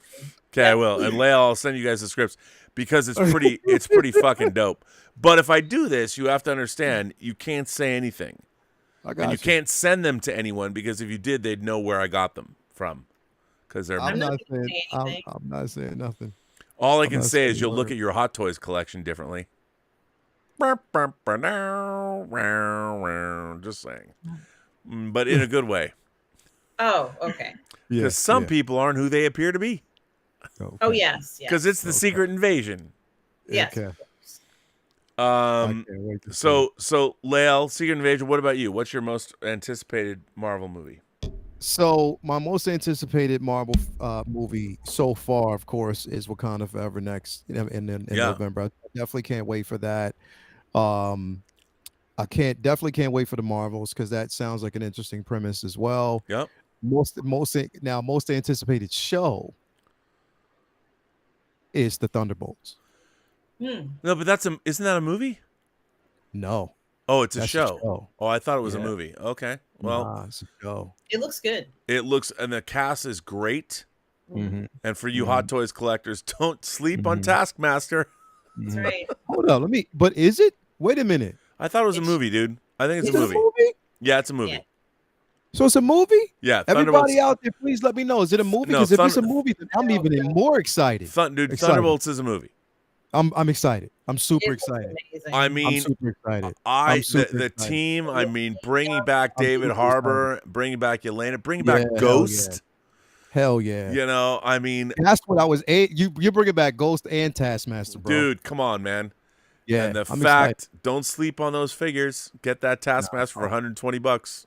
Is Captain America: New World Order a movie or a show? It's a movie, and they're a bringing movie. back the leader. The leader, yeah. They're bringing back the leader from Incredible Yeah. Hulk. The Isaiah character. Oh, he's coming back too. Yeah, Isaiah Bradley's gonna be it. I'm super hype Oh about man, that. dude. I'm super yeah, hype right? about that. Yeah, definitely. Hell yeah. Because I'm I so always hyped I felt about like that. there was more to his story. Yeah. Which I spoke to both of you about, with the Falcon. And I felt that he should have been the primary story actually. Yeah. And so maybe we'll get even more here. So By the way, Prady, who asked, I feel Marvel is losing its magic. And, I'm sorry, Sebastian. Do you need something? I mean, yeah, he just came out of nowhere. What do you need, buddy? Don't lick my microphone. I love this puppy. I love him. He's so good. You're such a good boy. So cute looking. He's so cute. He's gotten huge from the last time I He's saw him. huge. You are huge, buddy. Tiny. I try and tell him that I'm live on. He loves to jump in my lap and look around like, what's up here? What's up here? I don't know. Okay, Sebastian, you got to get down. I don't have any popcorn for you right now. Okay, don't lick. He's got the longest tongue ever. You got to you can't, dude. Okay, we're in the middle of a show. Here, you want to breathe in the microphone? Sure, you go ahead. Oh. Okay, no, you got to go down, buddy. It's late night. These people on the East Coast. He's licking my keyboard. You can't do that, buddy. Come on. I know, Bubbers. Come on, Bubbers. You get down. I love this dog. I never thought I'd get another puppy, a third dog. Liz was like, let's get this dog. I'm like, no. And then I'm like, oh, I saw him. I'm like, yes. Sweetest dog in the world. But anyway, where were we? But, yeah, Thunderbolts is a movie. Captain America, New World Order, they're bringing back the leader. Tim Blake Nelson is a leader, which I think is dope as fuck. U.S. agent, isn't it, right? That's in Thunderbolts. U.S. agent isn't. Here's the thing. When I see this artwork, I'm thinking, okay, I have this hot toy. I want this hot toy. I'm going to get this hot toy. I don't understand why Hot Toys does not figure out if you release these figures that when the movies come out, you would do. And I want. I mean, but is there a U.S. agent hot toy? I don't remember. No, there is not a U.S. and he's never been announced. He's going to be great. There's a third party U.S. agent out there. And tomorrow they're going to announce that they're going to make one. But it's like, I look at Hot Toys, I'm like, I don't care what you announce anymore. It's 2 years from now. I'll deal with that when it happens. I'm so up with pre-orders and all that. Yeah. Will they make an Isaiah Bradley? Will somebody, a third party, make it? You think maybe? No, but I would third party. I would love that. Yeah. Kevin Morales says, speaking of that, one of your guys' newest 6-scale figures. I just ordered Blade from Toy Origin. Ooh, okay. I don't know what that is. Like I told you, I got the Dark Trooper from Mandalorian that I forgot I even ordered. It just showed up. Which, by the way, that's a really good figure. It's really good. Mm-hmm. Do you like it? What the Dark Trooper from Mandalorian? I don't have it yet. Really? I don't have it yet. I didn't get it yet. I don't have it. So all right. So there's 3 figures that arrived for me just past week. Well, actually, no. 1 figure that arrived for me this week, and that was the arena suit Boba Fett. Oh wow! So I have that God, I slept on that shit. Yeah, so I have that. That's what I have. Next week I'm supposed to be, I guess, my cable is going to be sent. Nice. So I actually have that. Um, and hopefully I'll have my Bucky Barnes soon if Toys Wonderland decides to send it. Dude, Yeah. Bucky from this from the series? Yeah. I got it. You I got it, yours. and I got mine from fucking Sideshow. Yeah. See. And I was like, I forgot I even ordered that shit. And I was looking and I looked because I ordered it a year and a half ago or whatever the show was on. I totally forgot. And here's what's really weird. Because like I always ordered Sideshow figures on time. You pay them off. Mm-hmm. I didn't even realize that again it was being paid off, and then they took the shipping fee, and it came to me. I'm like, I don't know why. Despite the head sculpt, you know, which I don't have a problem with, that's a great figure. Hello, Thunderbolts. When I saw it, I'm like, oh, I'm really glad I have the Bucky Barnes figure now. It's really cool. Yeah. It looks great. It is, bro. It is. The last figure I ordered was the Obi-Wan Kenobi special edition one that came out. That was a while ago. Oh, that's the one you order. See, here's the thing, because I'm gonna tell you two figures that are going to be two figures after today's announcements. I'm talking about two figures that are going to actually fly off the shelf right now. Is that Bucky Barnes and that Taskmaster, and people are going to actually order that Yelena figure as well. Yes, they will order the Yelena figure. And they're oh yeah, for sure. And you can have half the Thunderbolts right there. Yep. She looks very different being in that, like the first person. Yeah. It was a very different view of Yelena. And I bet you any amount of money, because remember, I think it was during Sideshow Con, or it was way back. I think it was during Sideshow's Con, I believe. Mm-hmm. Remember, we got that reveal, or they showed us. He was at Hong Kong, I believe. It was a reveal of the Red Guardian. The figure was there. Yeah, the figure was there. But they never, ever released it yet. It was never released. It was never up for pre-order. I bet you it goes up for pre-order soon. Dude, and that figure looked great, by the way. Prady I don't know if I said this. Is Marvel losing its magic? Kevin Feige doesn't seem to have his magic anymore, maybe losing his enthusiasm. You know what's funny? I don't think Marvel's losing its enthusiasm. I think their problem is the multiverse saga is too big. Yeah. With Thanos, it was one dude. You're like, okay, Thanos has to get the Infinity Stones, and he's going to snap his fingers and change the galaxy. With the multiverse, I mean, people are saying we didn't see the Quantum Mania trailer, but people are saying Kang looked terrifying. And we learned that Quantum Mania leads right into the Kang Dynasty. And I recently reread the Kang Dynasty storyline, which I loved. I'm like, oh my God, even if they do their riff on it, no wonder they decided to do that. But you're like, I think that they've made a mistake. The multiverse saga is just too big. It's too esoteric of a concept. It's huge. So you're like, okay, it means so many different things. Like, how is this all going to work? They don't even know. And so now it's called the multiverse saga, and there's Loki and this, and there's timelines, and it's too weird and esoteric.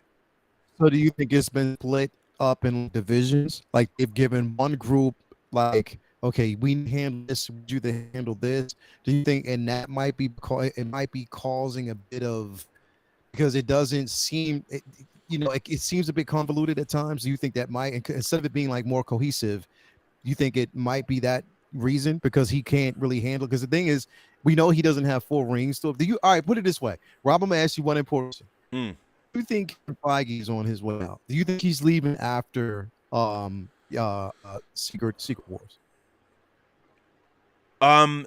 You know what? I would say, look, any creative person, and remember, Kevin Feige worked as a producer on 14 different Marvel projects before the MCU.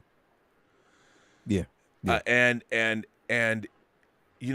sure he wants to win an Academy Award, but he knows no Marvel movie will probably ever win an Academy Award for Best Picture just because it's a Marvel movie. It won't happen. But Black Panther got nominated, and it did win Academy Awards for costume design and things like that. I think, Kevin Feige has been working now for 22 years, and if you end at Secret Wars, I think that's a great place that any person, any human being, any creative human being, 25 years making Marvel movies. I think he calls up his buddy Alan Horn at Warner Brothers, if he hasn't already, and said, look, I'm a Star Trek fan. I'm a science fiction fan. I've already made as much money, more money than God. The Marvel Cinematic Universe is the most successful Hollywood franchise ever. I have no one there's no one's going to hire me because I'm overqualified. No one in Hollywood could ever. He's going to say to Alan Horn, actually David Zaslav or whatever in the next couple of years, or if he hasn't already, he's already made his parachute and said, "Look, I'm going to leave Marvel. I'm going to get while the getting's good. They're going to give me a payout of $100 million or 200 whatever. And what I want to do is I want to come to a studio like Warner Brothers, and I want to be guaranteed that I get 10 films that I get to make." And he's not going to do what the Russo brothers have done. The Russo brothers have squandered their power. They have made all these to make The Gray Man for $220 million. The Russo brothers, I understand, get while the getting is good. They should have done what M. Night Shyamalan did with Blumhouse. They should have left Marvel and said, we're going to make a movie for $5 million. And we're going to blow people away with our $5 million movie. Right. And instead, no, they're making The Gray Man. The Gray Man, which I liked it, but $220 million for a generic action movie that anybody could have made? That was, and it was disappointing. Oh, man. So disappointing. Yeah. I wanted to ask you guys, although we were talking about figures just a few minutes ago, what did you guys think of the Valkyrie figure? I think it's dope. The face sculpt is amazing. Dope. I mean, I'm just happy. Maybe that costume was not the costume I would have wanted, but everybody wanted the Ragnarok version. Yep. You know, yeah. But this Valkyrie gives him. But yeah, I'll take it. I mean, I want Valkyrie. I want the fact that we're getting a black female figure from racist Hot Toys, racist and sexist Hot Toys. I'm like, well, thank God. You know, where's my Queen Amidala from Attack of the Clones? What the fuck? Yeah. Where's that? That's next. You fuckers. That's next. That's next. I mean, Jesus Christ. Yeah. But no, it's all good. It's all good. Ario Phoenix says, I just joined. So my bad if you already touched on this. What do you think of what Marvel announced today? Thunderbolts lineup, Werewolf by Night trailer, which, by the way, fucking loved it. Secret Invasion trailer. Also, did you see the Captain America Black Panther Amy Hennig game? Love you. I haven't seen that game. It's like classic, horror from the 40s, 50s, black and white. It looks wonderful. I was so down. It's like Clue, but for, you got to figure out who the werewolf is, right? So I think that's a lot of fun. I think it'll be an enjoyable film. And it's going to be nice to see them recreate that genre a little bit. Yeah. I agree. I mean, I really like, everything Marvel showed, I was excited about. I mean, I was like, okay, it's all Secret Invasion looks great. I mean, I've read the scripts, which you guys will read because I'll send them to you. But don't share them because I'll get in trouble. Nope. The secret police will come get me. The Skrulls will come get me. But everything Marvel announces is great. I just want it to be great.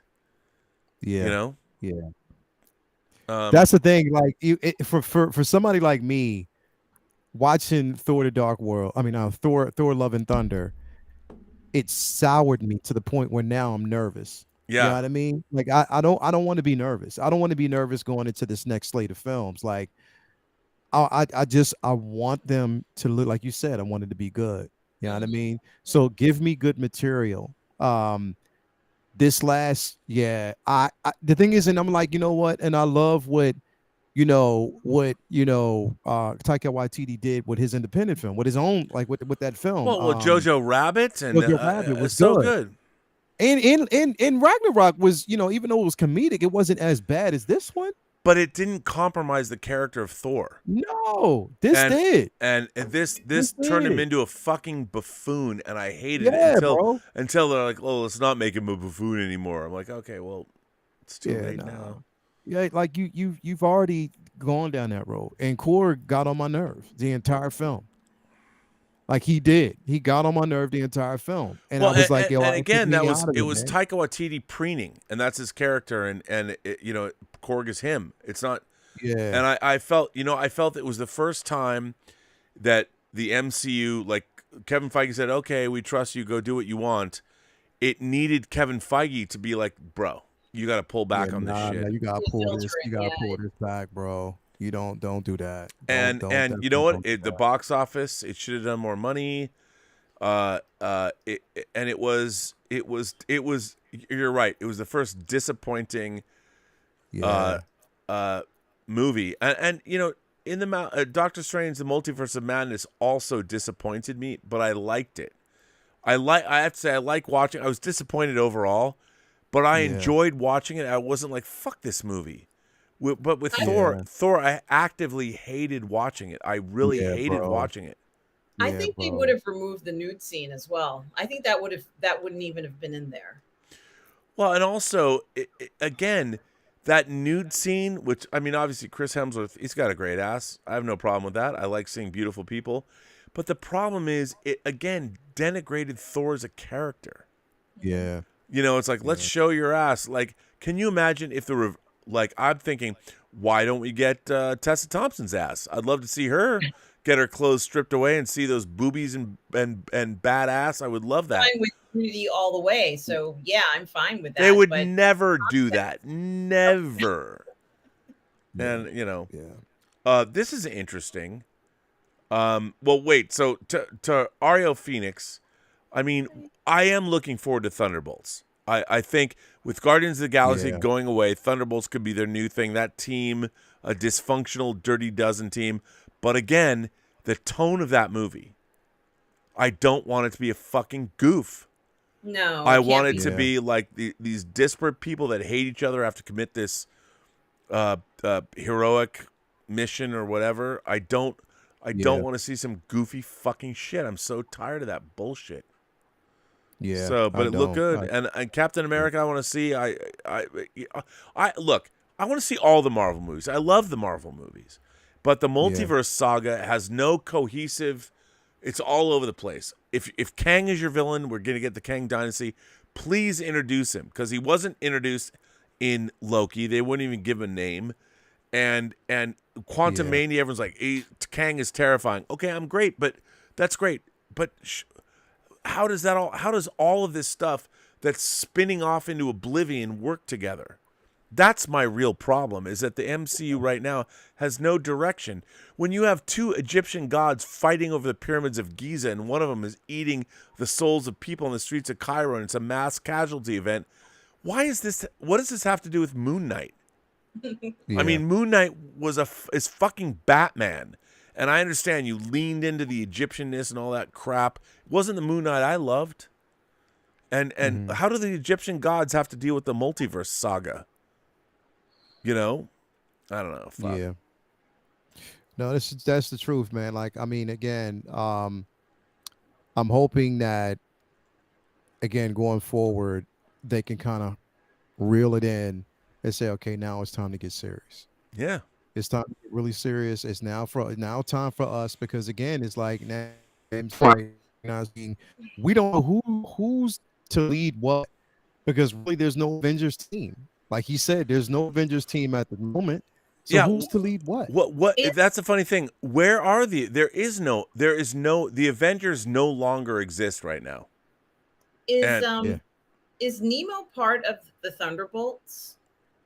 In the comics, you mean Namor? Namor? No. Are you talking about Baron Zemo? Baron Zemo. Zemo. Sorry. Zemo. Yeah. Is he? Is part of it? He is in books, but as far as the show, I don't know if they're going to bring him in or not. Well, the movie. I really don't. It's a movie. A movie. I keep saying and also, I mean, Valentina, Julia Louis-Dreyfus, and Tessa. she's there, which is great. Uh-huh. And I'm like, that's cool, but here's my problem with the Thunderbolts: is this is once again a creation of nobody knows who the Thunderbolts are or what if you're not a comic fan, you don't know what they are. And they have not even set up threads of the Thunderbolts. Like, to me, the Thunderbolts, if you look at it, are Avengers level, because you're taking these characters from multiple Marvel movies, whether it's Black Widow, whether it's Ant-Man and the Wasp, whether it's well, it's just all these the Incredible Hulk. You're taking all these disparate characters together, and like there's been no build up to it. Like there's been no one who said, like at the end of Iron Man, you have Sam Jackson in the post-credit scene. I'm going to talk to you, Tony Stark, about the Avengers Initiative. They haven't even decided. It's like, we'll make a Thunderbolts movie. There hasn't been a through line that we can follow to understand the Thunderbolts are being formed. And that anticipation and understanding that after Iron Man 1, we're like, oh, we're going to get the Avengers. 5 years later, but we got them. 2008 or 4 years later, 2000. So we always knew it was coming. We don't know anything about the direction of this show, of the multiverse, other than the Kang Dynasty and Secret Wars. But if you read those stories, those are huge stories with massive characters. And they don't even introduce the Fantastic Four yet. Yeah. With Kang, it's like, what the fuck? Guys. Yeah. So, again, like we said earlier, I guess somebody said that, there's a possibility that they didn't say it because we haven't gotten they haven't actually contracts. Yeah, and that would probably make sense. They didn't want to actually introduce because they don't have everybody signed on board yet.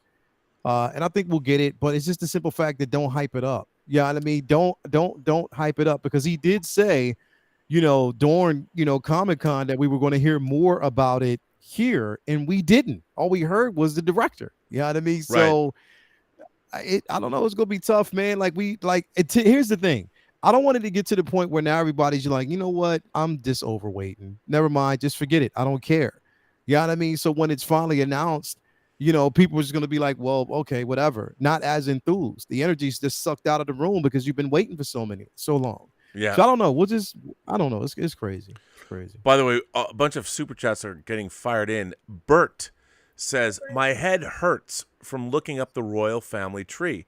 Crazy how Kaiser Wilhelm II, King George V, and Tsar Nicholas were all first cousins. And they look like each other. Yeah, and mind blown. Yeah, that's history, and that's fascinating shit. And people don't get, they're like, oh, monarchy is bad. Yeah, I get it. It is. But so is all of human history. And you got to look into that. Darth Plato says, it happened in Montreal in 1969. The police went on strike and the entire city went to hell. And it was all in one day. Look, I think getting rid of the police is one of the worst ideas I've ever heard, because it'd be great if people were amazing and compassionate and really, but we're not. We're crazy. It would be like the Purge. Every bad thing that would come, as much as I hate to admit it, I'm loath to admit it, getting rid of the police. And by the way, I heard this thing on NPR. I listened to it. The abolitionist movement, that's what they call it now, is to abolish the police. And there were all these academics talking about it. I'm like, okay, so what happens when a drunk homeowner or a drunk husband decides he wants to kill his wife, and you got to call somebody, and the police get called, and they're like, no, we've been abolished. Like, who's going to go to that? And they want to find, well, we're going to have mental health professionals go there. Okay, great. That's great. Who are those people going to be? Where are they going to be trained? Who's going to give them their equipment? Where are they going to draw? Do they have to take their own cars? I mean, the abolitionist movement is getting rid of police. I'd say great. If we were all awesome and amazing, I'd say great. Get rid of the police. But we're not. If we got rid of the police, I live in LA, man. I can only imagine if, today is the day that the police ended. Our city would be on fire. Every bank would be robbed. There would be carnage in the streets. Getting rid of the police, despite whatever problems they have, is a bad idea. And terrifying to me. But like you said, it would be the Purge, but every night of the week. because human beings are awful, horrible people. The forever purge, right? Totally a forever purge. Bert says, have you folks looked at Irish, brown, Southeast Asia, and black Twitter, plus their respective diasporas, have been united for their disdain of the crown? No. I actually have, and I totally understand that, because the word colonizers pretty much refers to the British monarchy. And I get it. The British monarchy for hundreds of years colonized the world. Just like other conquerors, Rome colonized the world for 2,000 years. I mean, so the real question is, you have to ask yourself, within the time from the first couple of years of the 1600s, when the British monarchy was founded, let's look at their entire history. Let's look at what they did. Let's look at what happened, and then ask yourself, what do you know of what the actual British Empire did? They colonized India, Africa, Asia, a lot of stuff going on there. But do you know all of it? Or do you just hear the word colonizer and say, fuck them? Do you know the history?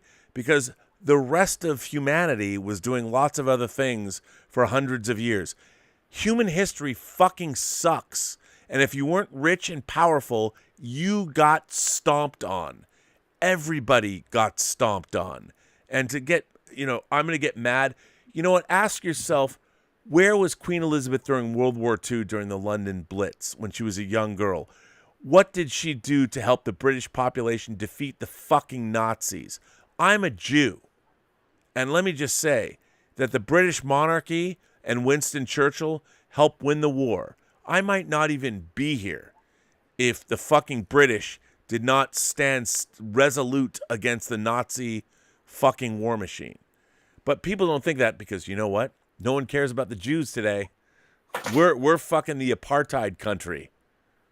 So, just to say that, yeah, we had a systematic extermination campaign against us while Queen Elizabeth was a young girl. And part of what she stood up for was to get Britain resolute, keep calm, and carry on. That was something that came out of the British Empire. So, it's so crazy to me. You want to talk about Twitter? These motherfuckers have not thought about history, unless you know the entire history of the British monarchy and the entire history of the world for the last 400 years. It's very easy for you to get pissed off. Queen Elizabeth did a lot of shit in her life. And one of the things she did was she created a society. She set the tone for a resolute, Britain, like Lael pointed out earlier, they got rid of slavery much earlier than we did. Just saying. Gets me pissed off. I'm sorry. So anyway, Bert, yeah, I've looked at all the different Twitters. And, of course, the Irish, I respect Ireland. I'm part Irish. I've never been there. I want to go there. But the troubles in Ireland with the IRA, these go back hundreds of years. So are you going to blame her for what happened hundreds of years ago that led up to everything going on, the troubles as they called it? What happened with the IRA? What do you guys think? Am I crazy? Well, I want to know how many people are they going to be upset with the Dahomey because they were pivotal in selling slaves? Or are they angry at them too? Like, where does it stop in the anger towards each group? There's no perfect group out there, so you're just going to be angry at every single thing. Well, here's my problem. This weird outrage everyone has about the past. They don't understand that it wasn't just one thing. You're dealing with social issues and pressures that were global. And we're just looking at injustice. All the injustice around the world was a factor of forces that were global in nature. And while one thing, like one victimization of one person or people is true, the entire world's history is all about the victimization of one group against another.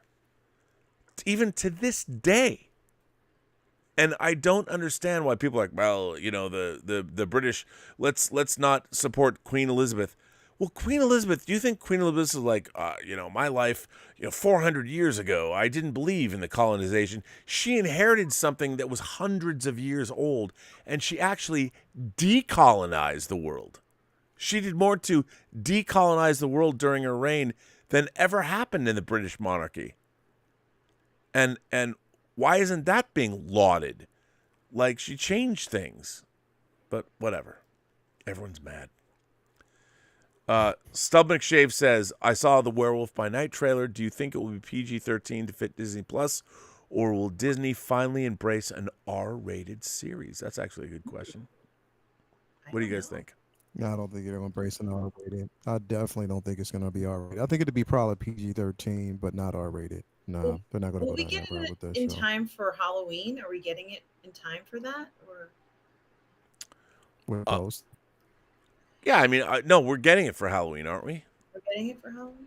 Yeah. Yeah. Yeah. Okay. Aren't we? I don't know. I was curious.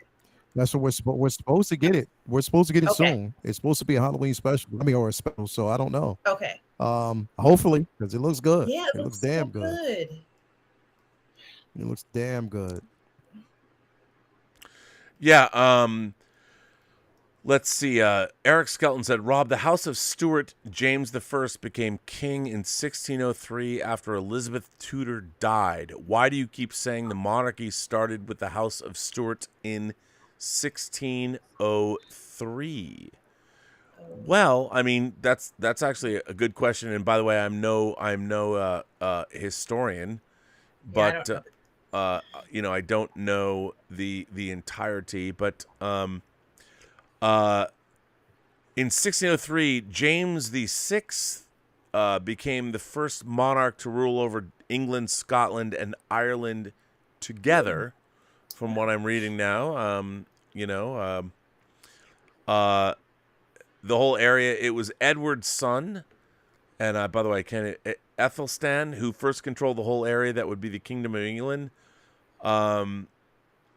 So, I mean, there's all kinds of different things. Egbert was the first monarch to establish a stable and extensive rule over all of Anglo-Saxon England after turning from exile at the court of Charlemagne in 802. Wow. He regained his kingdom of Wessex. So, the royal family been in power.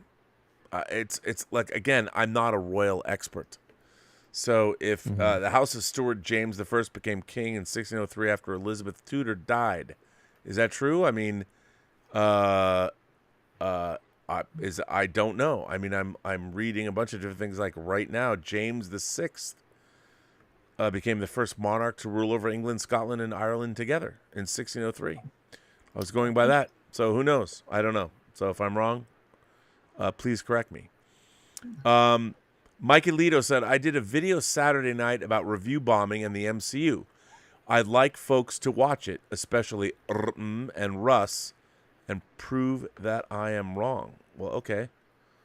You should. Oh, okay. Chips, I will watch it, Mikey Lito. Chips Beswick said, Rob and you guys read On the Pleasures of Owning Persons, The Hidden Face of American Slavery by Volney Gay. I love your channel. I disagree with a lot of your perspectives on politics. Read James Baldwin too. I'm a huge James Baldwin fan. Well, I have everything from James Baldwin. That's the thing. I stay completely away from me. That's the thing, because when I hear statements like that, look, it's okay to disagree. I never basically claimed to be a politician. I never claimed to really want to know everything there is to know. I know everything that I need to know. I know everything throughout history, but I never claim to be anyone who wants to be submersed in politics, because actually I just hate the whole discussion because it spawns nothing but hate. And I just have enough of that in my life. Enough of what's actually going on. Enough of what I basically see every single day. Enough of what I hear every single day than to have these debates back and forth about politics. It's just my choice. Right. That I just choose not to. because I'm here to plain and simple, me being a black man in this society in the United States right now, it's not safe. It definitely is not safe, and I'm undervalued, and I'm not looked at as even having any type of worth, self-worth at that. So I just choose. It's okay to disagree. That's fine. I'm not telling anybody that they have to agree with my views at all, because really, I never really dove into the conversation to tell you what my views were. Really, I haven't. I'm just basically saying that, number one, yes, true indeed, there may be undertones, things that we aren't really discussing. I'm just looking at the simple fact, okay, respect. She passed away. May she rest in peace. Definitely. And you can't take away from history. I'm not going to take away from history, especially what goes on there. I know about my history. I know basically how my people are being mistreated. I know that. You don't think I don't. Don't think I'm blind. Don't think that I haven't read every book there is, every line, watched every documentary, know everything there is to know about Baldwin and his perspective. Yes, I do know. I just choose not to dive into these discussions because it's too polarizing for me, literally. Well, by the way, thank you for saying that. I mean, that was an amazing, dude. That was amazing. That was like deep from the heart and soul. Because I had to, bro. Because the thing is, it's like every single day, even without being on shows, I'm discussing this. I'm seeing this. Right. You know, I'm thrusted into these type of conversations. I am, and then always I hear it every day. Well, you're wrong for this. Well, you're wrong for that. From both sides, from both aspects, and I'm like, well, this world is okay. So we're not all supposed to agree. We're not always going to basically agree. And the thing is, I know. Look. Plain and simple, I respect everybody's opinion. I just choose to check out because enough is enough for me, man. It is. Well, let me just ask the two of you. Like, I've gotten to know both of you over social media.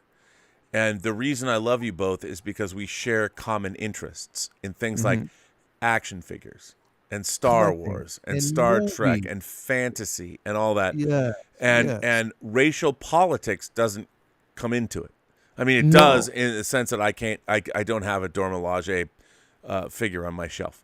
Exactly. that's and there is. I mean, there is but what I find so interesting is like I did not become friends with the two of you because of race or anything. Like, I don't even think about it. No. I'm just every time I say the 1/6 scale, man, I'm just happy you're not 12 inches tall. You know, at the end of the day, and like I respect you as a man who loves. I mean.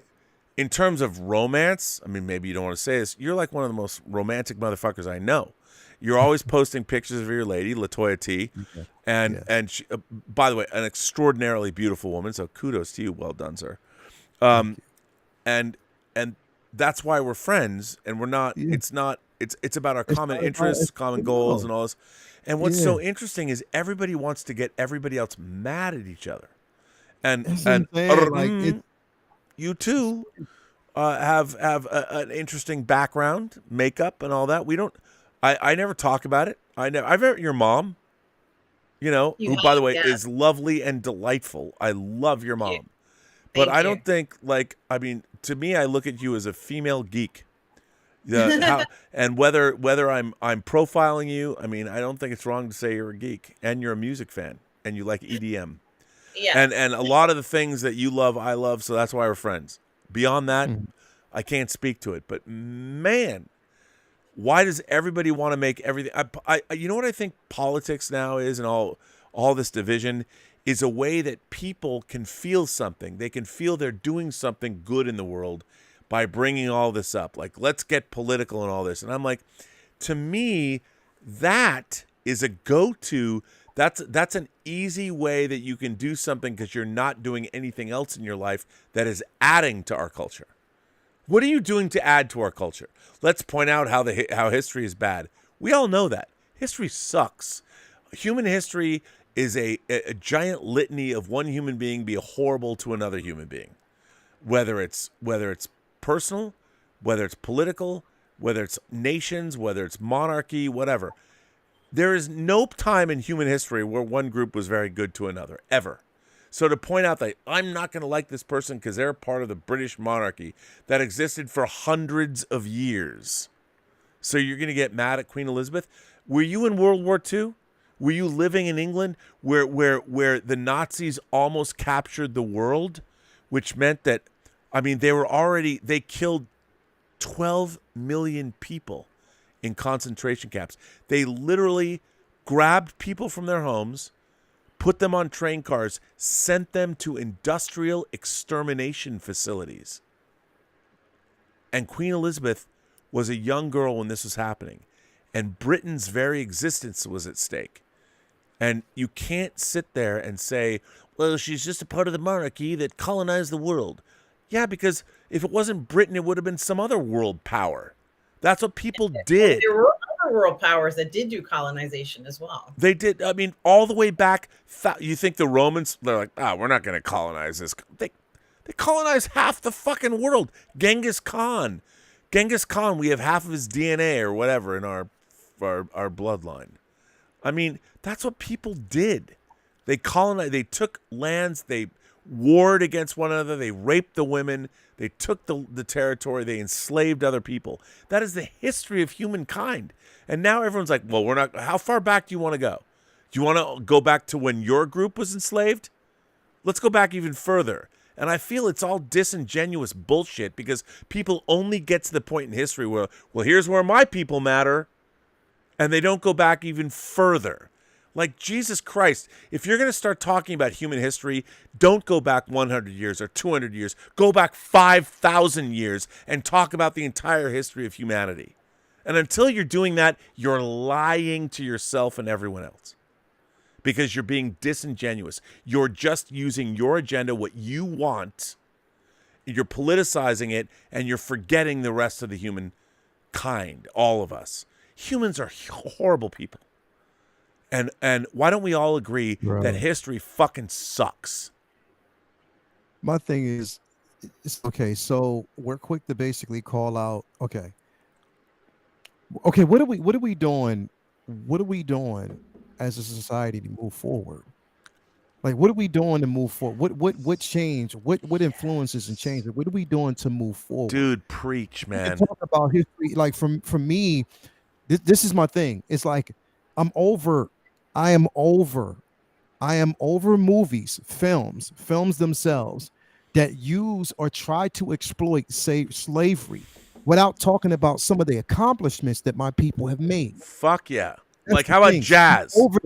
I'm over that. I'm fucking over that. Like, I'm just being all the way real. I'm over it. So what are we doing to I recognize it's a fucking problem because it is. But instead of arguing, what the fuck are we going? What are we doing to move forward? Dude, how are we moving forward? How are we advancing? Because the thing is, all we're doing right now is we're having these discussions and we're arguing about it. We're fussing, and it's not changing everything that happened in history. We acknowledge that, but it's not changing it. What are we doing to move forward? Are we making the positive steps to move forward in those influences instead of spouting hate and causing division and anger and having these polarizing conversations? What are we doing to move forward? That's the thing, is like, I don't hear one fucking discussion about, okay, cool, let's move forward. Let's forward thinking, positive thinking, influences. How do we influence? That's the discussions that I want to actually have. Dude, that like literally. And I knew, literally, bro, I knew. And listen, yes, the queen died. And I understand that. And I have nothing but respect for that. But the thing is, I knew that once that came up in the discussion today, boom, it was going to spout a lot of divisive conversations. And it has in the chat because I've been watching it the entire time. And I'm like, wow, okay, so what are we doing to move forward? That's what I want. I want to know what we can do to move forward, because there's too much hate, too much pain. We're already living in a society divided. Everybody is completely divided. What are we doing to move forward? Well, steps to move forward. But how we move forward is to know history, but to know how, though, that history, that type of history, what we can do, learn from the history so it can actually influence the present time right now and create a positive future. That's what we do. Listen, it's not happening. Lael, I can't agree with you more. That was so eloquent and well stated. I honestly believe all of the bringing up of it's an excuse. We now live in a society where people are using history and other people's pain that they've never experienced. They're using it as an excuse to not move forward, to not build, to not, you started your own, you are the 1/6 scale man because you went on YouTube and you've been celebrating you love 1/6 scale figures. Look behind you. I mean, it's something you love. You went on to YouTube and you were talking about, yo, man, I want to talk about action figures. Yeah. And yet, look at the maelstrom of craziness that has surrounded all of this, even talking about action figures. And action figures are a physical manifestation of other people's imagination, whether it's an actor, a writer, a director, costume designer. Action figures are a celebration of other people's creativity that has been distilled into a 12-inch action figure that fires our imagination. That's why we collect Hot Toys. Bro, and even in that community, man, it's become weird and toxic, and I'm mad at this person for doing this video and this person's sites. It's fucking crazy. Sorry, you pulled out your, I think you pulled out your microphone. Robert, we can't hear, Lael, we can't hear you. Robert, we have more super chats, and I don't know how many we have left, but Tom told me to mention it. Oh, you're back. So what were you gonna say? No, what I was gonna say real quick, man. Like, look, my whole point of starting this channel, number one, is for the love of. And by the way, your channel is great. Like, you have such a great channel, bro. Listen, my whole thing is to start a channel, not only just because of what I love, the things that I'm into, whether it's, collecting figures, entertainment, films, the fantasy world, stuff like that, but also to really show that somebody like me, again, the blurred community is out there. There's a lot of us out there of color that are involved in these things, and people that, and also for me, myself personally, it's a personal journey for me to open up, to allow people to understand that I am, even within my own city, that I'm different. I'm different from everyone else, that I'm different because of things that I love, and to allow those differences to shed light on everybody else, that you can be different. You can accept who you are as a person, enjoy the things that you enjoy without being looked at as something that's completely strange and, that that you don't have like any type of self-worth. I did this for those particular reasons, to give other people an opportunity to follow suit.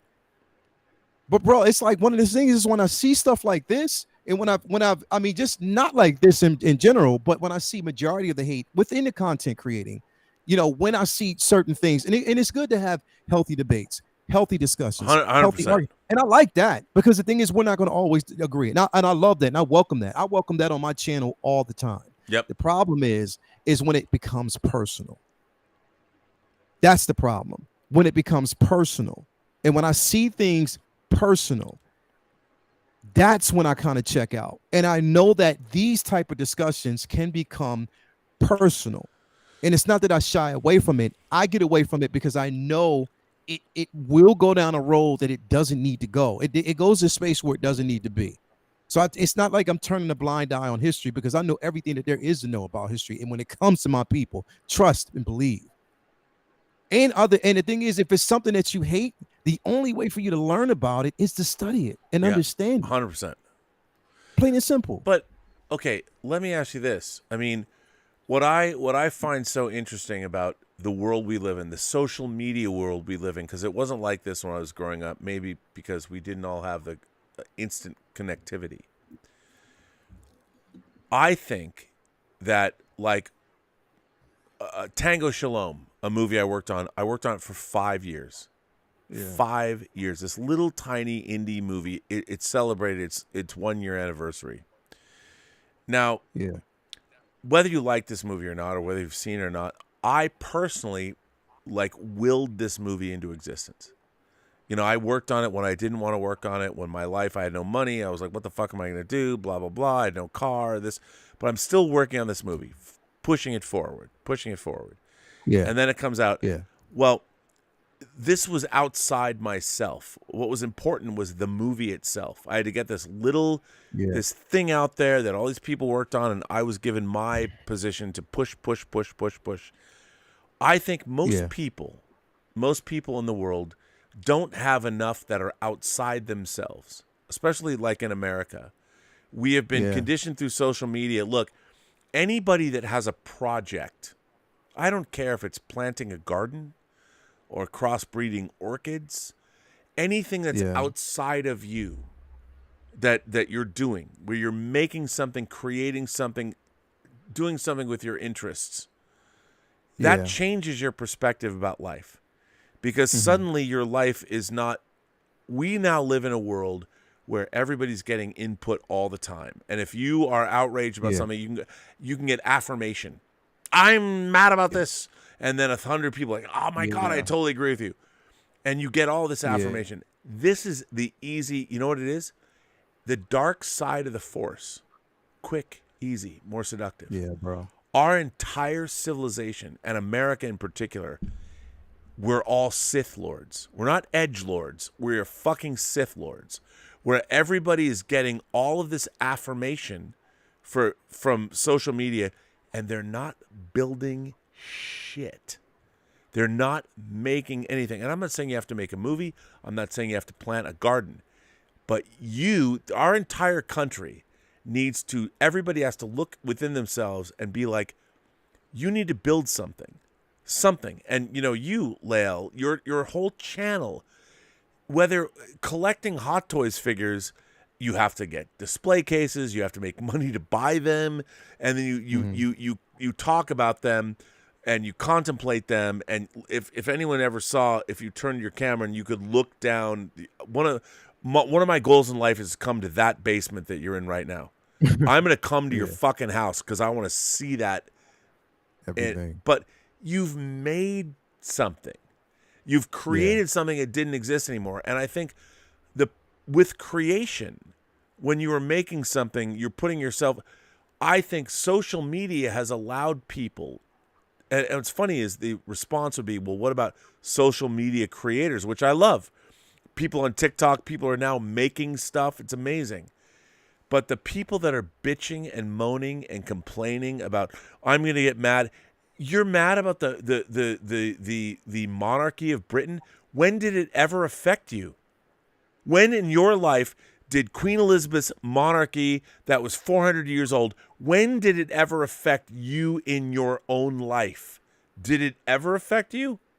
And you're using the history of the world, you're cherry picking outrage to fulfill yourself, and you can go, oh, the monarchy. Of course the monarchy and colonization was bad. Of course it was. Just like the exploitation of the strong over the weak for the entirety of human history was bad.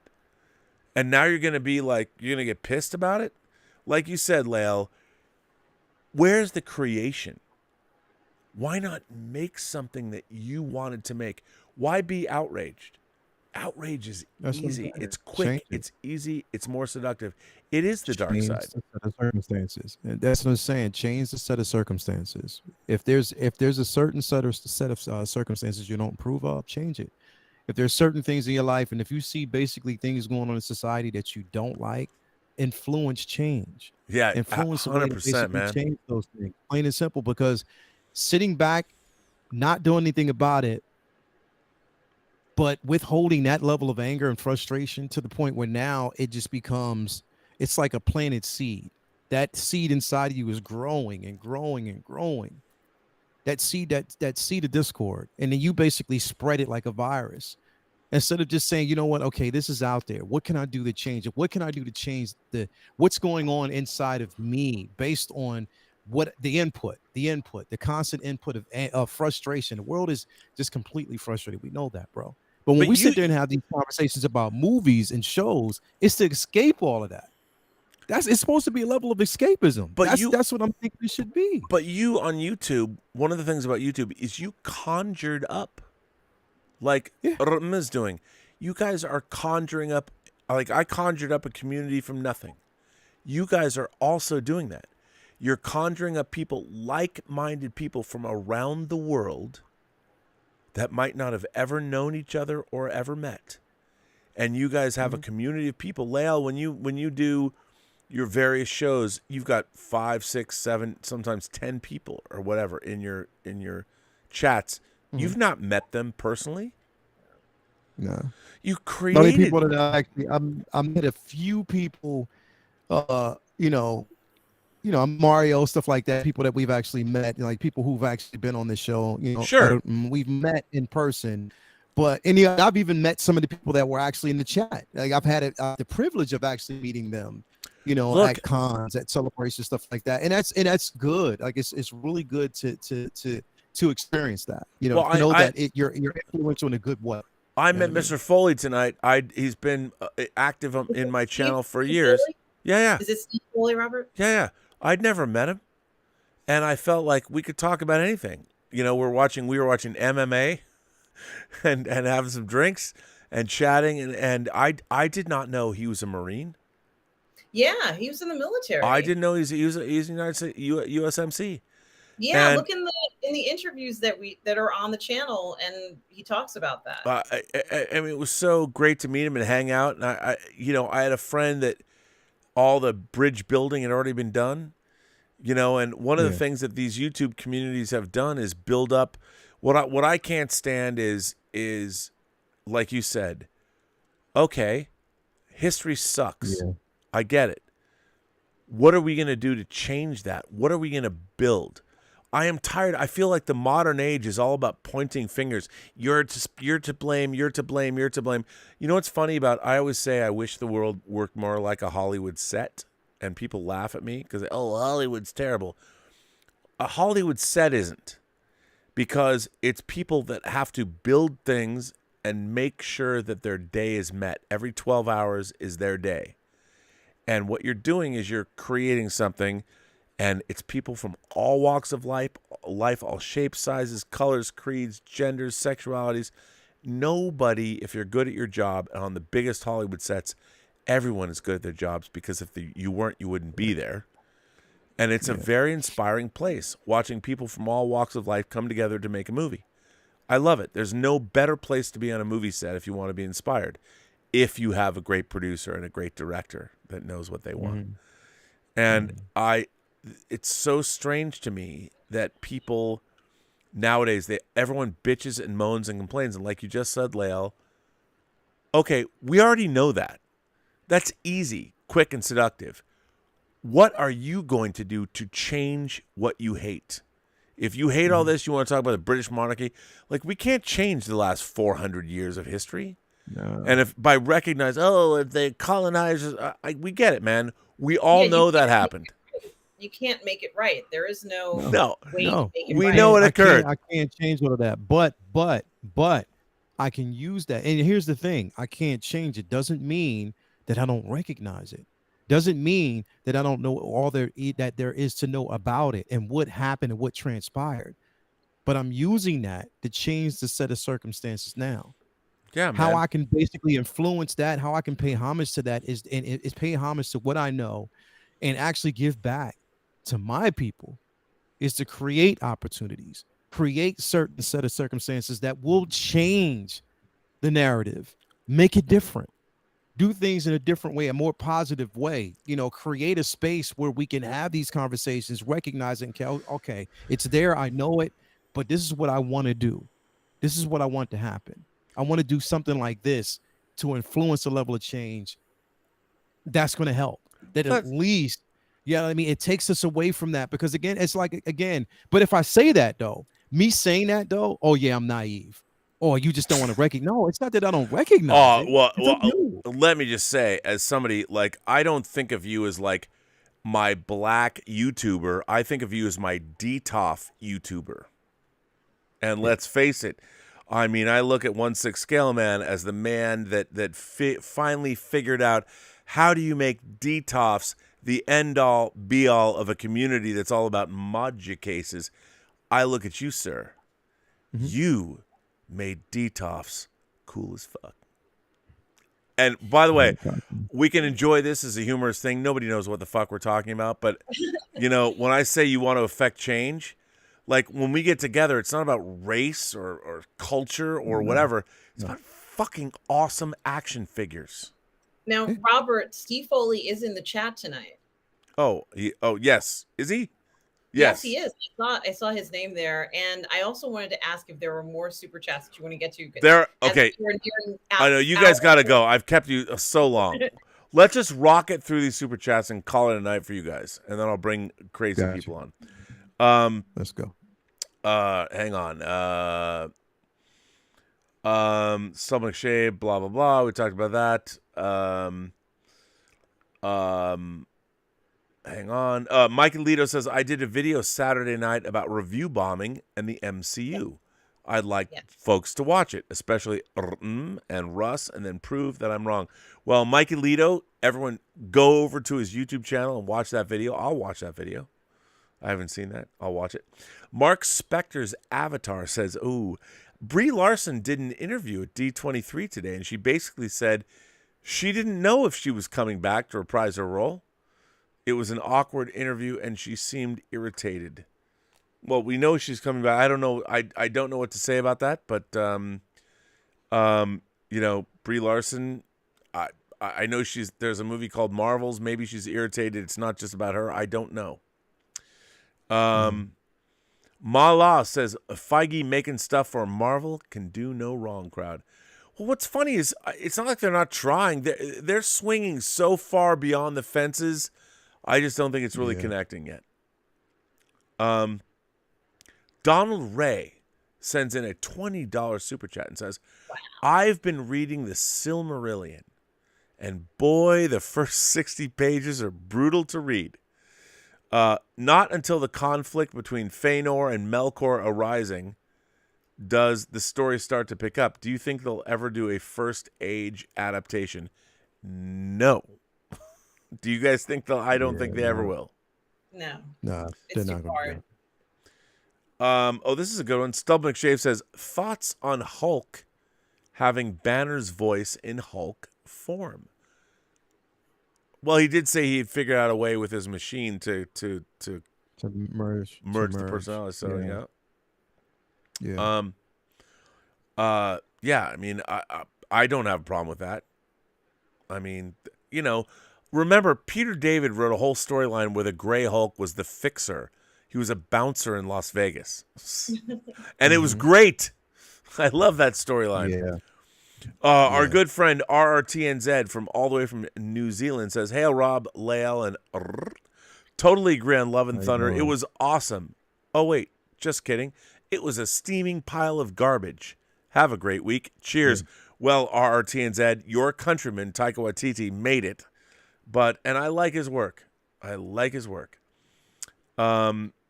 So there you go. Norwegian Kryptonian, our friend, says, according to Grace Randolph, Black Adam has another headless Superman scene like Shazam. What would be your thoughts if that is correct? Well, look, Dwayne The Rock Johnson and Henry Cavill have the same manager.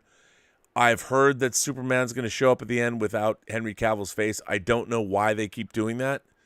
It's ridiculous to me. What do you guys think? I mean, I thought the end of Shazam, why not get Henry Cavill to sit down? It was just, I mean, I get it. I don't know, man. I don't know. The thing is, it's like, I'm not going to know anything until I see it, because there's just way too many speculations, and, it's too much back and forth about Henry Cavill appearing everywhere, whether or not he's going to be in Marvel, whether or not he's going to be in DC. It's like, you know what? I just don't know. Like, you won't know until you see it. Like, well, I guess the answer is once we see Black Adam, when is it, next month? Then we'll know. Yeah, then we'll know. I mean, I'd love to see. I don't know why they can't get a Superman movie together. I don't get it. It makes no sense to me. This is actually pretty funny. RRTNZ also says, I'd like to see an MCU Galactus show where every week he visits a new world, learns about its unique species and their ecology and cultures, and then eats the planet. Worst nature documentary ever. By the way, how great would it be? I would flip it, and you're watching a nature documentary about an alien like Pandora. the planet of Pandora, which orbits blah blah blah, and to see, and you delve into its whole culture, and then at the end, Galactus shows up and eats the planet. I mean, that's a great miniseries idea. I'd buy that. I'd love that, and I'd also like to see the Celestials emerge from a few planets too. Oh yeah, to see, especially a planet like a thriving, civilization that's all good, and then a Celestial just pops out and destroys it. Kevin Morales says, "Is DC wasting a prime opportunity to gain ground?" Okay, first of all, you guys have to understand, there is no competition between DC and Marvel. There are two companies that are putting out product. And if cop movies were de rigueur, they'd make cop movies. If rom-coms were de rigueur, that's what they would do. Right now, superhero movies dominate the space. And Kevin Feige is a guy that has made movies, superhero movies, his life's ambition. Warner Brothers is a company that owns superhero properties, and they have no one who knows what to do with them. By the way, you know why they don't? Because from a corporate standpoint, they have to hire Ivy League educated business people that look good for shareholders. And if you were to say, I've read every Marvel or every DC comic, I know everything about it, please hire me to run your company. They can't do that. There are about 7 people on the planet Earth that have ever existed that could run DC. And you know what? 6 of them aren't good. And the 7th one is not going to do the job. Kevin Feige is unique in human history. There's only one of him. And everyone doesn't understand, why aren't there more? There's not more because you can't have Ivy League educated business people are not fucking geeks, because if they were geeks, they would not go to Ivy League colleges and become business majors. So the very people that they want do not exist. They're looking from a corporate standpoint. They want to find somebody they can plug in and be like, this guy or this girl's going to make us money. There's no one,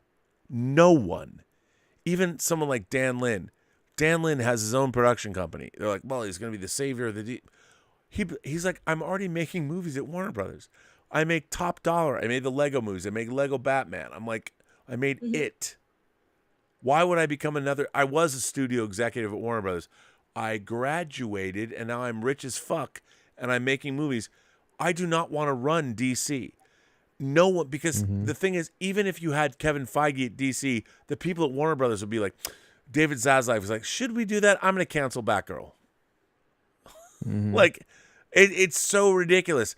This whole, they'll never find somebody because there's nobody to find. They'll find someone that be like, well, this could be the next Kevin Feige. Kevin Feige worked for Richard fucking Donner.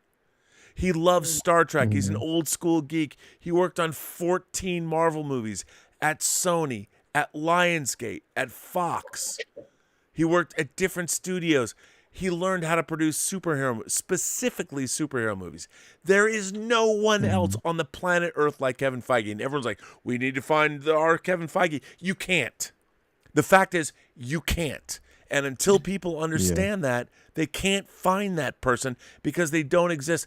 And the reason Dan Lin is not, why isn't there a new Kevin Feige? Because I'm already getting millions of dollars from Warner Brothers making movies for you. I was an executive. You think I want to go back there and get, a salary?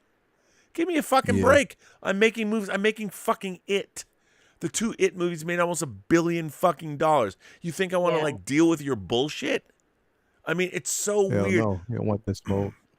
Sorry, I'm going off on a rant. No, we're lucky to have Feige, that he even existed. So that's So Kevin Morales, DC and Marvel, there's no rivalry there. People have to put that aside. Forget it. Serpico is not the French Connection, or it's not to live and die. I mean, this idea, this Marvel DC thing, DC does not, nor will it ever have anyone that's going to be like Kevin Feige. No one will ever understand that. The fact that there is not a Superman franchise, the fact that they had a $90 million Batgirl movie. I mean, I know those people are gone. make a Batgirl movie for, first of all, you gotta start thinking like fucking Blumhouse. You know, Blumhouse, $5 million. Lee Wanell made The Invisible Man for $8 million. It made $100 million on an $8 million spend, maybe 20, even if it was $30 million marketing, $38 million, it still almost tripled its money. Those people, this business, what people don't understand is DC, there is no savior coming to save them. There's nobody. DC, they're an auteur business. Matt Reeves is an auteur. He makes Batman. You're not going to have a cinematic universe.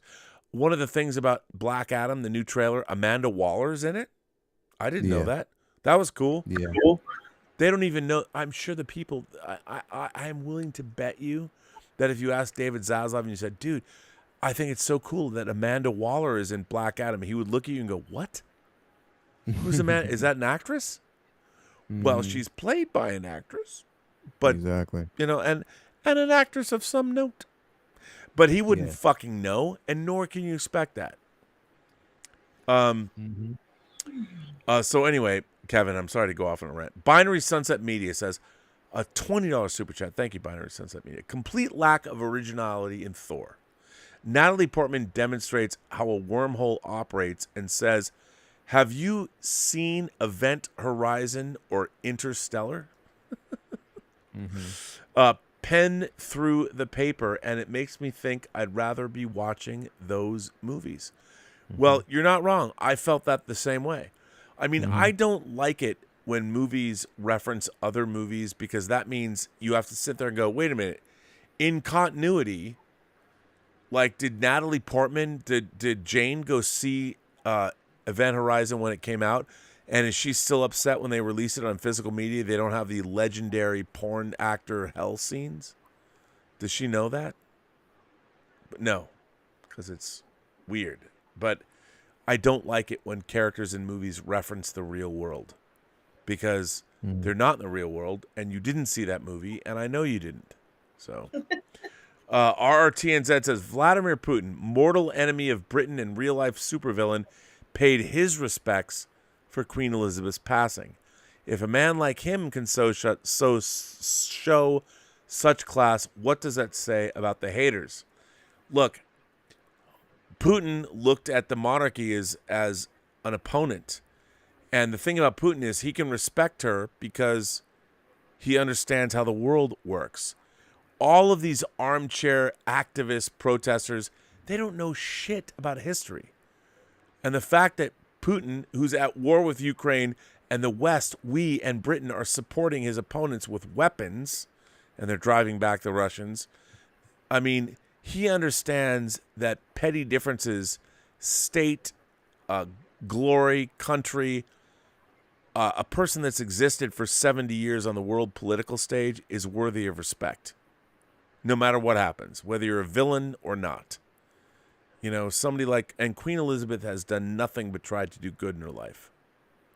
And it's, I'll tell you something, it says a lot more about our culture that bitches and moans about colonialism. When did any of you ever live under colonialism? You live in the United States. You have everything you want. We're horribly racist and it sucks. But you know what? You did not live in a, unless you did live in Kenya when it was colonized. It was given its independence, or not, pardon me, Nigeria, if I remember my history correctly, was given its, Nigeria got its independence from the crown in 1960. So, hey, if you lived in Nigeria before 1960, by all means, tell me how much and how horrible it was living under the monarchy. But if you didn't, why are you bitching? If you're in America and you're a college professor at like Princeton, why are you complaining about the monarchy? You're a college professor at Princeton. Think about where you're at. Isn't it amazing that Princeton exists and that you're in America and that you're a professor at one of the great colleges that's ever existed of all time? And yet you're complaining about history? You should know all history sucks. Marcus Bism is a member. Thank you, man. Our friend S. Beam says, hello, Lael, and Rob. Rob, I emailed you a 6-second video that you should like. Play it. It's safe. Hope you like it. I don't know where that is. I'll find it. And Ghost Rider, became a member. So that's all the super chats. Superhero Displays says, did y'all comic aficionados see there's a third-party V for Vendetta figure? I found it via 1/6 kit. I didn't, but I would get that. I'd love to get that. Ario Phoenix says, I just joined. I don't know if the channel or the show, but so my bad if you already touched on this. What do you think of what Marvel announced today? Thunderbolts lineup, Werewolf by Night, Secret Invasion, and did you see the Captain America Black Panther Amy Hennig? I think I read that, but we already went through that. I think, we're excited. Paul, Twin Flicks, says this question is for all of you. What do you think if Indiana Jones 5 has no subtext and is just called Indiana Jones? All they showed today was Indiana Jones, not the Empire of Evil. What do you guys think if the title of the new indie movie is just Indiana Jones? Yay, nay? Yeah, I'd watch it. It doesn't have to have an additional story. If it was just about him, I'm fine with it. Yeah, like Rocky Balboa. Yeah. I mean, yeah. I'd like the title. I like the title. I mean, I like it if it was just his name, but I think they probably are hiding it right now just for specific reasons. I think maybe they're not putting it out there yet because again, it has a lot to do with the film. And also, there were a lot of speculations about it, so who knows? Agreed. I mean, I would look, somebody said it's called Indiana Jones and the Empire of Evil. I love that. I think it should be. But because it apparently is the last indie movie and it has flashbacks, to just call it Indiana Jones, it's kind of like calling it Rocky Balboa. So it's, Paul in Long Beach, one of our funny friends, says, Rob, I've told you since the day the review was published, embrace the title. It's Tango Shalom, the world's first Hasidic exploitation flick. That should be at the top of your resume. Well, Paul, you're right. I mean, it's very interesting. The people that disliked Tango Shalom the most were, of course, people who I thought were on my side of the aisle, left liberals. But Hasid exploitation came from a trans woman. Reviewer came up with that, and she hated the movie. But I like that she came up with that, and it's something that has always resonated with me. So kudos to her for being honest. And Hasid exploitation. If we've created a genre, because Tango Shalom. By the way, I've never told anyone this. It was recently blessed by Pope Francis. Swear to God. Tango Shalom, blessed. That'll come out later. We've never actually released that information, but I'll just say it now because why not? He did. I've never heard of a movie being blessed by the Pope, but Tango Shalom was. It's a year old, so there you go. So kids, I've kept you way longer than I thought. It's 1:36 here on the Pacific Coast. That means it is 4:36 for you. Mm-hmm. I think it's. I want to say thank you both. What a great, riveting conversation this has been. I love talking with you. I think you're both rational, tremendous people. Thank you. Dare I say you're both goof people? Yes, we are all goof people. We're all goof people. And Lael, I mean, my love to Latoya, your queen and your daughters and your family. And I can't wait to see you guys go. I mean, please take pictures when you're all decked out. And I can only imagine when you're in Coco Tulip garb or whatever, however Latoya dresses you. Not that I'm sure you have your own style, but I'm just saying, whatever Latoya is I would imagine you don't leave the house until she does give you the approval. Sometimes. All right. Okay. But I understand. And what's going on? First of all, let me ask you, where can people find you aside from Monday night on this channel? Guys, you can always find me on Positive Fandom on YouTube, on Twitch, and on Odyssey at 10:30 a.m. Eastern Standard Time on Sundays. You can find me on my live show called Sunday Brunch, where we do all the parlay in the fandom. We want all the creators on YouTube to come and visit the show so we can promote your shows on the channel, which we do. And of course, we talk about all the different things that you guys are concerned about in fandom. So definitely check that out. On Monday nights, you can find me at 8 p.m. on Toxic Femininity on Midnight's Edge. You can also find me sometimes on Wednesdays and Thursdays on the 1/6 Scale Man Network on either Say What or Uncivilized Scoundrels. You can also find me streaming with Lorena Creole on her Twitch channel on our Toxic Male Appreciation Show on Thursdays at 5 p.m. At 12 p.m. on Fridays, you can find me on Midnight's Edge in the morning. And that is where you can find me, Robert, and everybody. And please do subscribe to my channel and like it and watch some videos so I can get to a point of monetization, which I am so close to. And by the way, our viewer did receive his hot toy Gladiator Thor that put you over the top, and I actually sent him also the Heat 2 novel. And he was here tonight, and he's very appreciative of that. But he wasn't going to open it. He's like, "It's so beautiful, I can't open it." I'm like, "Bruh, you gotta open it. You gotta open your Hot Toys figures." By the way, I just have to say that SVR fan 777 sent in a $199.99 chat, super chat, and he says, "I am loving the stream. Also, Lael, when the hell is that Bo-Katan hot toy releasing?" Don't know. Come on, dude. They delayed it. I have it on order. They're delaying everything. They're delaying everything. Everything's basically been delayed. So I don't know. They'll make another Spider-Man figure for D23. Exactly. Hopefully we get it before. Before first. I'm hoping we get it before first quarter. I'm hoping we actually get it before first quarter of next year. I hope we get it basically in the next few months, because we should have it. We definitely should have it. There's so many figures that have been delayed. I'm hoping we get it within the next 2 months or next month. I hope soon, because we should have it by now, definitely. Well, SVR fan, that is very nice of you to support the channel. Norwegian Kryptonian has been a member of the channel for 17 months, and Jer Mananen, and Jer, aren't you you're from Finland? Yeah, you I think so.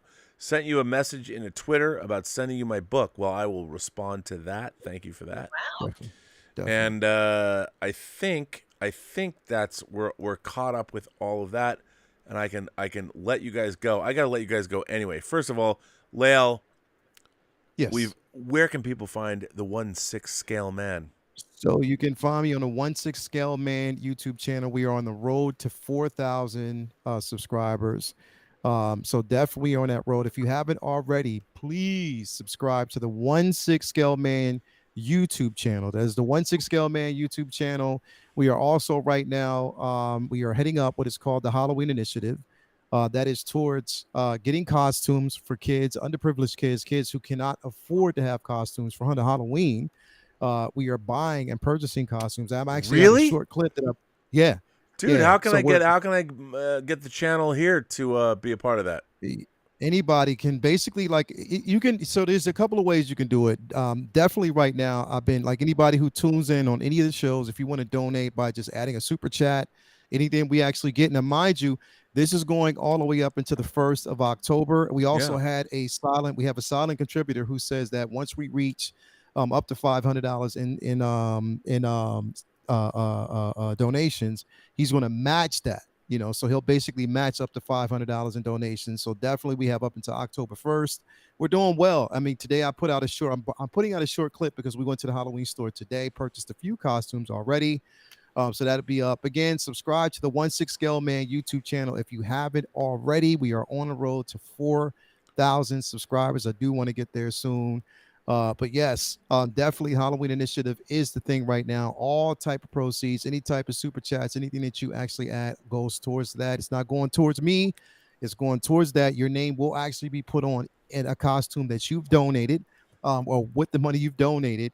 Your name will go in a costume with, saying it was from you. So definitely, yeah, that's something that's near and dear to my heart. It's going to be donated. How cool is that, man? Yeah, Women's Shelter and also the Stilton Elementary School. So yes, that's my way of affecting change and also doing something within the community to make sure that kids can celebrate such an amazing experience. Well, let me just counterpoint. This is a satanic holiday that's celebrating evil and the devil. Yeah. I'm going to cancel you, Lael. Right. Yeah, that's going to happen. Just saying. Pretty much. Pretty much. Yeah. Because imagination's bad. But I'm going to get in on this. I'm going to figure out, I'll do a whole show one day and just make all the super chats. Because you can direct super chats into charities or wherever you want them to go. Yeah, definitely. So that's a great idea. Well, listen, you two crazy kids. I've kept you. You know what? We didn't even get through the whole Marvel thing, but I thought this, again, I love having these conversations with you all. It's so enlightening. It's so great. It's the highlight of my week. And I'm sure you're going, well, the highlight of my week would be better if it was earlier. I'm sorry. It's okay. But thank you both for being here. Next week will Definitely be better and be shorter and whatever. But hey, still fun. Still fun. I would say to the two of you, I mean, be seeing you, live long and prosper, peace and long life, survive and succeed. Wherever you go, you are if you're a Buckaroo Banzai fan. So, oh man, thank you very much. Can't wait till next week. Everybody out there, stay safe. Have a nice, safe weekend. Or Sunday, that is. I know. And yeah, Rob. All right. Can't wait to chat next week. All right, kids. Thank you so much for being here. Thank you, everybody in the chat. See you later. Take care. Bye. Peace. See you guys. See you later. Everyone's gone. So, hey, hope you enjoyed that conversation. Now, here's the question. For me, do I bring on you fucking randos on this show? You want to come on. You know you do. You know I can't do it. I mean, these midnight musings, I can't muse without you. So, here's the thing. I'm going to put in the live. If you want to come on the show, if you want to pop off, you want to talk about stuff, you want to say things, I'm going to give you the opportunity to come on this show right now. If you got a camera, you got a microphone, and I don't know what you're doing around the world, I'm going to send you that link. It's going to be in the live chat. And by the way, if you've already been here before, and not that I don't love y'all, what I want is I want new people I've never met before, to come on the show. I mean, look, you guys you'll hang back. You know I'm good for another 2 hours, right? Before Let's Get Physical Media.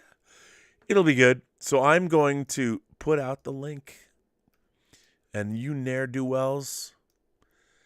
All right, 10, 9, 8, 7, 6, 5. Fuck it. There it is. It's in the live chat. So if some of you people, what do you mean you people? If you're going to be here, if you're going to join in, I'm going to put you live on the show, man. And we're going to talk. We're going to have conversations. You're going to tell me things you won't even tell your therapist. But we're going to do it live on the internet because that's what we do. So, wow, amazing. I don't see oh wait, we got somebody. RSO Media. That's like Saturday Night Fever. Like RSO the Robert Stigwood organization is in the live chat, but I don't know. It looks a little Borgish. It's like gold, green, and scary. RSO Media, there he is. He's coming in, sitting down. I love this with much purpose. RSO Media, can you hear me? Oh, I can hear you. You sound 5x5. I'm going to bring you on the show, and hang on. Let me just put you in. I got RSO Media coming in hot, which is going to be fan-fucking-tastic. So just give me a minute and Stubble McShave. Stubble is here. You love him. You know him. Stubble is here. We're going to bring Stubble McShave in as well. And by the way, Stubble, he came in. All you cowards didn't.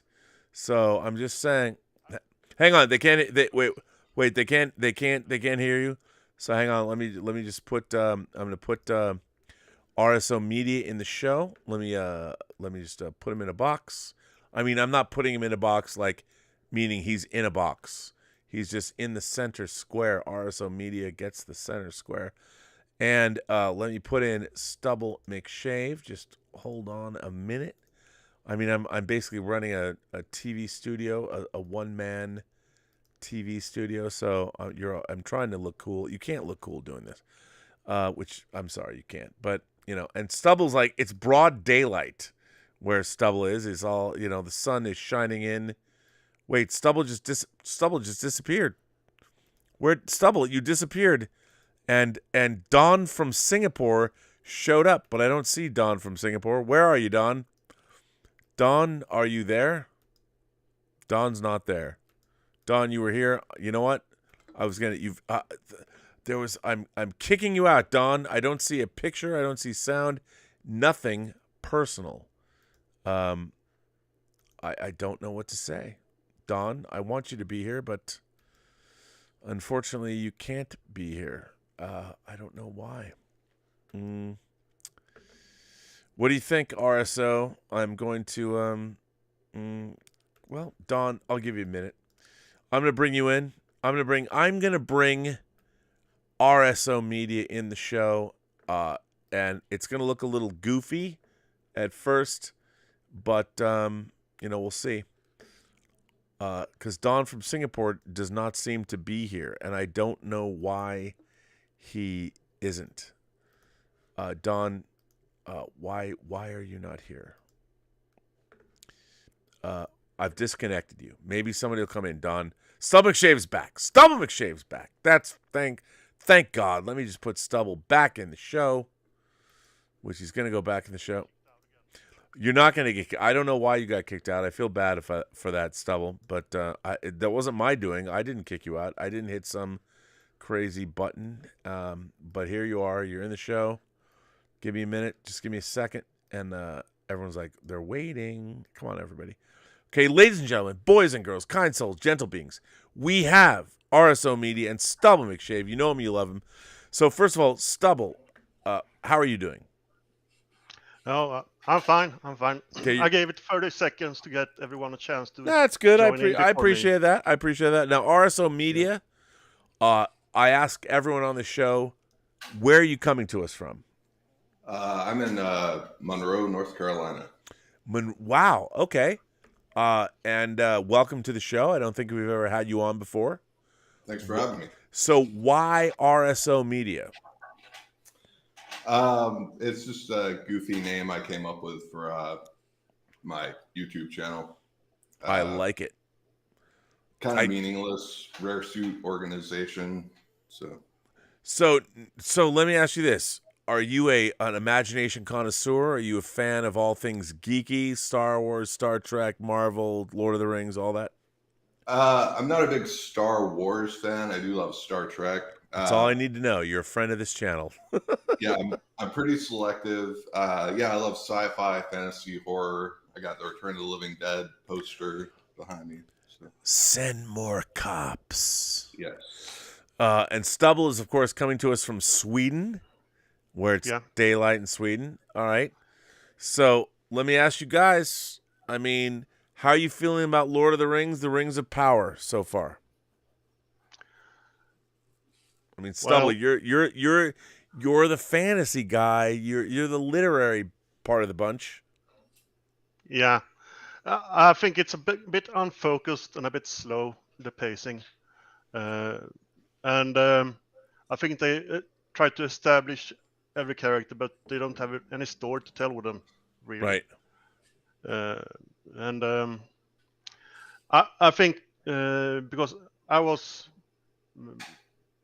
following the Wheel of Time when it was produced, and the showrunner there got over 11,000 notes from the studio. And I can only imagine how many notes these green showrunners got from the studio. Story notes from people that don't study storytelling. And they don't have the clout to resist in the same way as a more experienced and seasoned showrunner, I think. RSO, have you been watching Rings of Power? No, I've never liked Lord of the Rings, anything related to it, really. It's kind of boring to me, but I'm not really against the show. I don't have any grievance, sure, toward the show, but it's just not like, as far as fantasy goes, the stuff I like is like Conan the Barbarian, right? And stuff like that, sword and sorcery, which celebrated its 40th. The movie celebrated its 40th anniversary back in May. Yeah, I love the first one. I'm not a huge fan of the Destroyer. No, it's not good. John Milius is Conan. It was the perfect director to direct that material. Well, I did like Grace Jones. Yeah. The Destroyer, but yeah, otherwise not a great movie. But, yeah, no. But yeah, like Lord of the Rings, I don't know. To me, it's kind of like Star Wars. It's just always kind of, I was never able to really get into it. But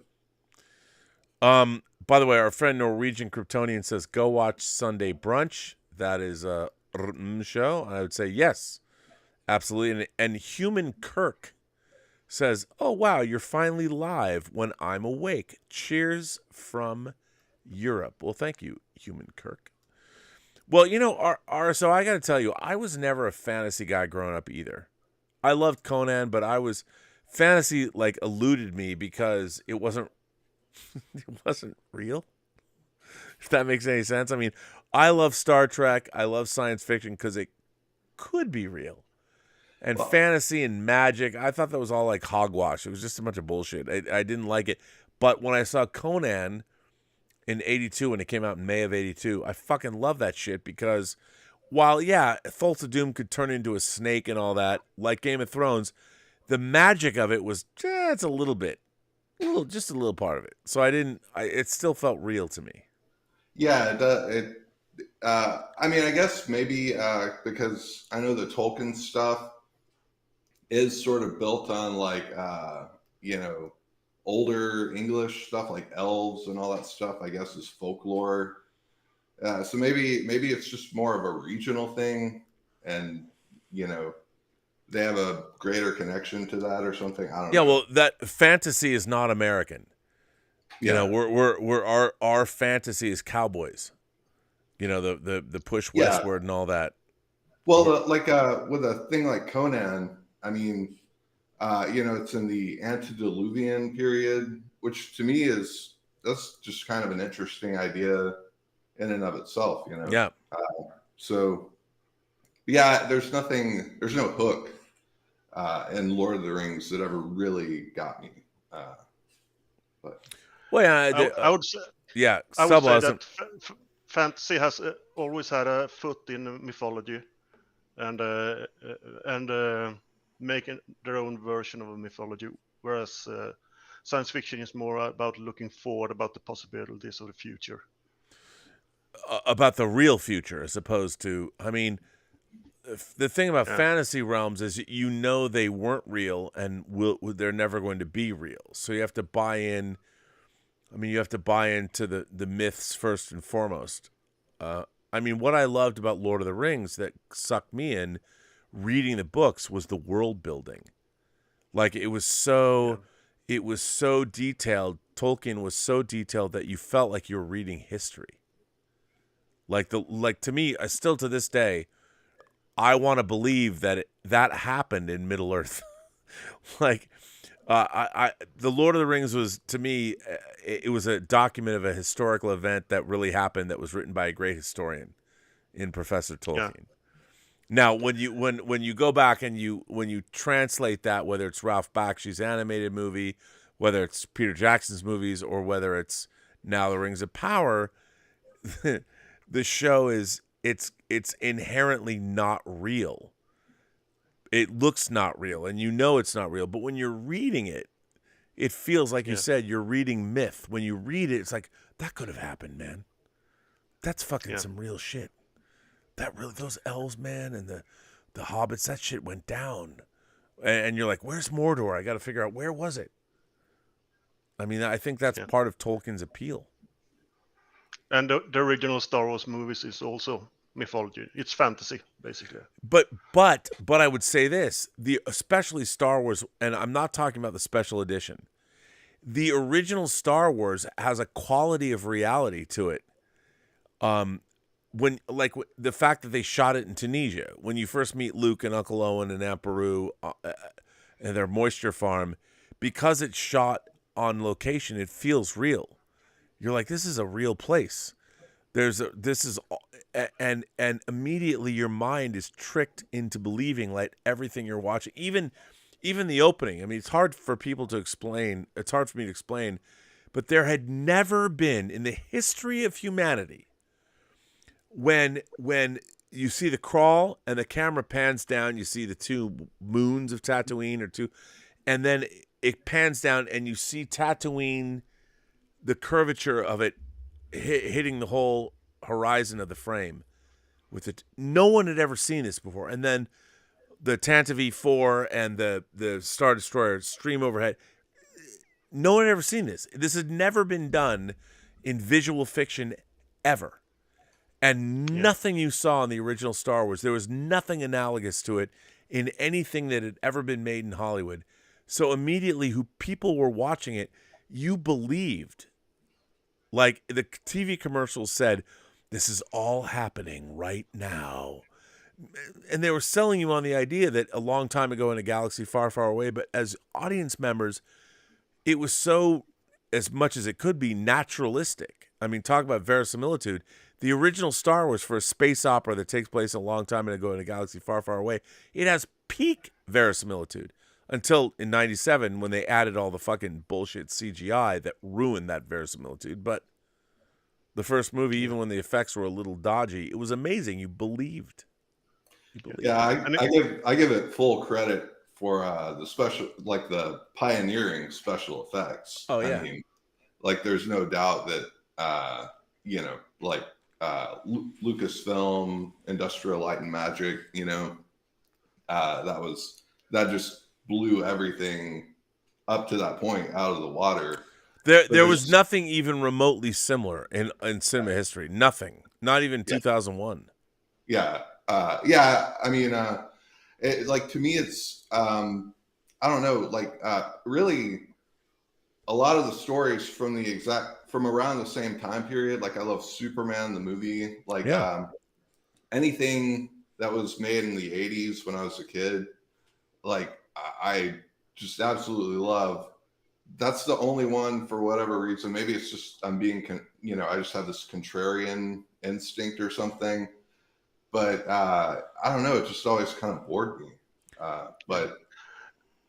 Something that I think one have to understand that science fiction and fantasy has one thing in common. They both have fantastical elements, either in form of technology or magic or whatever. And you have to tell that in a believable way. If you're going to have some fantastical thing affect the story, the audience have to understand how that works. For example, I didn't see all the new Star Trek series, but they had some kind of instrument to fix things. I think in was it Picard or what was it? Oh yeah, they literally had that was in Picard. They had a device that can fix anything. Yeah, like they literally had a magic wand that could fix. That kills verisimilitude. Oh, it was. I mean, the funny thing about here's what I would say to anyone who's writing science fiction, especially science fiction, not fantasy. If you're going to write something in the future, take anything that we have, and extrapolate, knowing from what you know about how this. Take a can opener. What would a can opener with modern technology, if you could improve a can opener, like literally, or something like, okay, here's a wine opener, a wine opener, right? And a wine opener, you take a cork out of a wine bottle, and you can open a beer can or a beer bottle with this thing. Very functional. Now, in 300 years, how different would this be? If you still have wine bottles, wouldn't this be kind of similar, or would it? So you have to take this piece of technology and how it looks, and you need to extrapolate this 300 years from now and tell me, with what you know, if wine does no longer come in bottles, and if it came in zero gravity barrels, and you tap it out and whatever it is, tell me how this wine opener and wine itself is different in the future.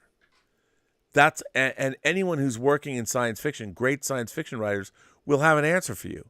They'll write an entire page on what a wine opener in 300 years hence in the Star Trek in the 24th century will do. And then they'll show it to you. And one of my problems with modern Star Trek is when Discovery comes on and you see those first blue uniforms with all the silver piping, I'm like, no one in human history would design a uniform that looks like that. No one. And I look at that and I'm like, I don't believe you. Your show failed me because the uniforms that you've chosen, and people would be like, well, Rob, do you really believe black pants and velour shirts and gold and red and blue? I'm like, look, in the future they're showing the gold and the red and blue distinguish your position or your rank or what you did. You're either a command, sciences, or support. So when you're walking down the hull of a ship that has 400 people on it, and something goes wrong, and you can see people in blue or red, and you need fucking help, and you don't know them, you can point and go, it was utilitarian. And whether it might have looked goofy in the long run, but I believed that color coding people's ranks or their jobs, that was something interesting. And I'm like, okay, I buy that. Also, but those uniforms in Discovery, everyone's wearing the same blue, silver. I'm like, no one would design a uniform with all that disco piping. No one. And I'm like, I'm out. You don't understand the universe you're working in. Those uniforms betray that. Fuck you and fuck Star Trek. Yeah, and the designs for the original series, they're actually simple. They're utilitarian. Yeah. You know, there's no need. They kind of remind me of like old naval actual uniforms, you know, or, you know, like the outfit like a sailor would actually wear. Yeah. You know? It's sort of what Gene Roddenberry was basing it on. So, 100%. He said, if you can't believe it on the bridge of the USS Missouri, we're not going to believe it on the Enterprise. And like you said, it was all utilitarian. And that's, and one of the things about like Star Trek Discovery, when I saw those blue uniforms, I'm like, no military organization would make uniforms that look like this. They are needlessly ostentatious, and they basically they don't give you credibility when you're wearing those uniforms. Do you work at a theme park? Because I don't believe that you're working on a Federation starship.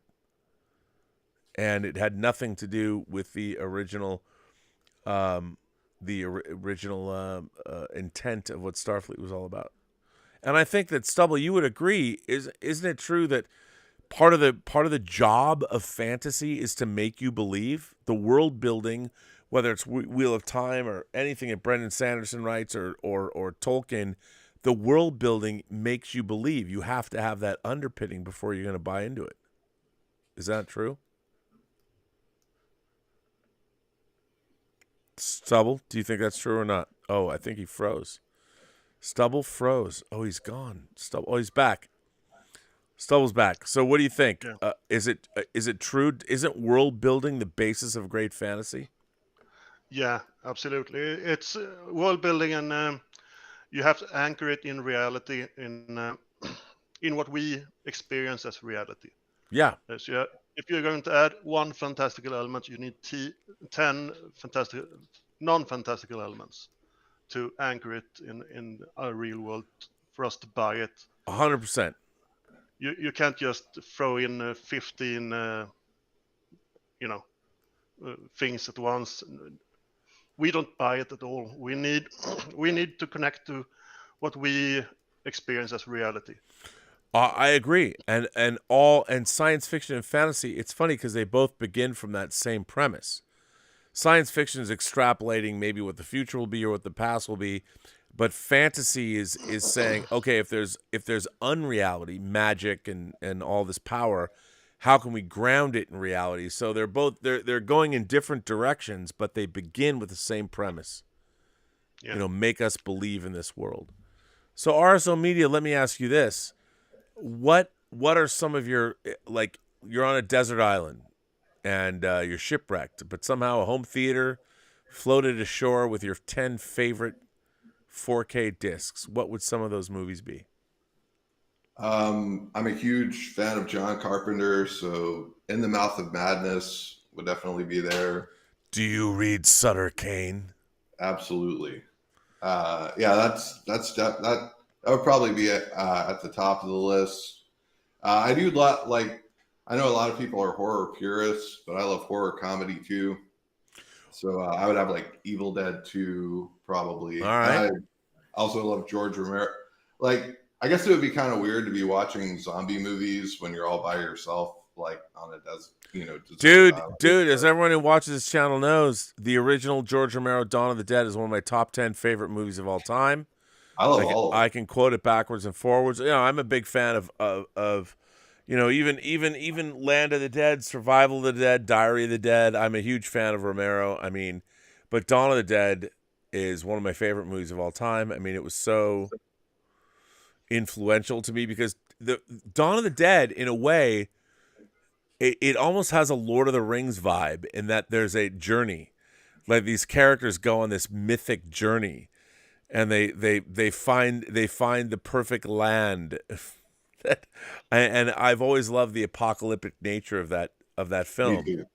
Yeah, and the first one that I saw was actually the remake of Night of the Living Dead. I saw it on TNT's Monster Vision when I was before you'd seen Dawn of the Dead or Night of the Living Dead. Yeah, wow. Yeah, the original Night of the Living Dead. Yeah, I saw the remake, and it just totally blew me away. And I watched everything after that. So, I'd say definitely Night of the Living Dead, Dawn of the Dead, and Day of the Dead would also be on my desert island. And I'd have to think about the other ones a little more. No, it's all good. What about you, Stubble?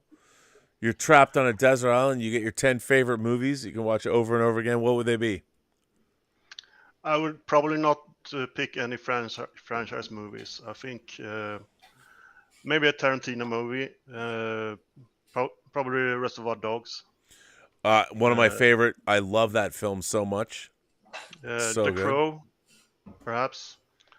Can't rain all the time. Right. No, but I don't know, but I'm getting a bit tired of the franchise movies. I know that everyone loves Marvel, but I think it's so saturated in the media, so I'm getting a bit tired of it personally. But I know everyone else loves it, and it's fine.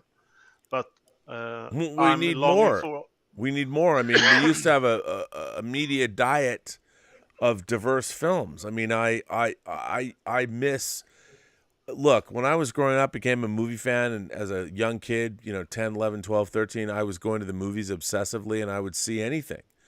And I think about movies that were like Bob Fosse's All That Jazz or Sidney Lumet's The Verdict. We're so far away from those movies in our world now, like movies that really meant something to me about people, characters, real beings. It's gone. It's swept away. You make those. I mean, American Gigolo I love. Now it's a 10-part series on Showtime. Yeah, and a movie that celebrated its 30th anniversary on Friday, Sneakers. Great film. I think the best heist movie. I can't think of a better one right It's now. incredible, and the cast is amazing. And, Phil Alden Robinson directed that movie, and he made Field of Dreams. Yeah. So I don't know. I would take a variety of original movies. I would take the Lord of the Rings trilogy if you could pick that as one movie. Sure, why not? It's my rules. You can. And I've always loved Star Wars, but I've been so disillusioned by that since the Disney purchase. So No, I mean, if I took a Star Wars movie, I'd probably take Empire Strikes Back as one, just because. But RSO, when you talk about horror and horror comedy, I mean, there's been some great. Like I loved Fright Night. From the original 1985 Fright Night, I thought was a great balance of goofy horror comedy, but it also had a real malevolent, nasty underpinning, and I like that. I like Return of the Living Dead. I like the horror comedies, Night of the Comet. It's a funny movie, but it still's got crazy comet-induced zombie action where I'm not crazy. I just don't give a fuck. I love that. Yeah, and I watched that Peter Jackson puppet I can't get the title now. Meet the Feebles. Right. The I watched that R-rated the other or week. X-rated puppet comedy. Yeah, I think the more substances you're on when you're watching it, the better it is, I think. But I don't think that could be done now. Oh my God. No, you couldn't have puppets having sex and shooting up heroin. But it was a product of its time. I mean, I think it's so weird that in one way we've become more progressive, but we've also become really more puritanical. And it's bizarre to me. I mean, it's bizarre where, like, I've told people about Meet the Feebles, and people don't know about it. I'm like, no, it's a total R or maybe X-rated movie about puppets that Peter Jackson made. And people and hopefully it'll come out because it's a rare film. They're supposed to be remastering it in 4K. But I mean, that movie's fucking hardcore, man.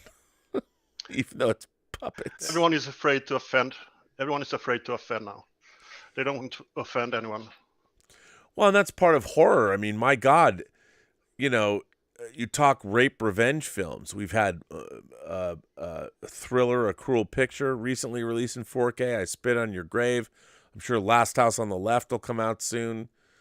I mean, what I find interesting is that horror audiences are now, they've never seen real horror. And they haven't seen, like, horror. There's a reason why horror is horrible. I mean, you watch the original Texas Chainsaw Massacre. That is a mean, nasty film. Yeah. And people aren't like RSO. Let me ask you this: how do you feel? Like, we had a great horror film open this weekend, Barbarian. Have you seen it? Did you go see it at all? No. RSO, did you? Is he there? I don't know. Maybe he's frozen. He might have been frozen too. I think he is frozen. I think he got frozen out. Hang on, let me see if I can bring him back. Oh, Don from Singapore. Oh, Don from Singapore is here. Don, can you hear me? Don? Hello, Don. I don't know if Don can hear me. Well, maybe Don will come back. I don't know. This is a name I can't even pronounce. Zach? Is it Zach? Zach, are you there?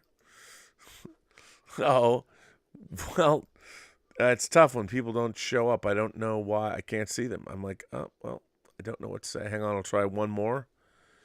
No one else is there. Maybe someone will come back. So tell me. I mean, RSO Media, he is back. RSO Media is back. So let me ask you, RSO, have you seen Barbarian? You gonna go see it? It opened this weekend. Is it on your radar? I haven't seen it yet. I don't know if Don can hear me. No, we can hear you. Maybe Don will come back. I don't know. Oh, now I'm hearing us. Name I can't even pronounce. Zach? Is it?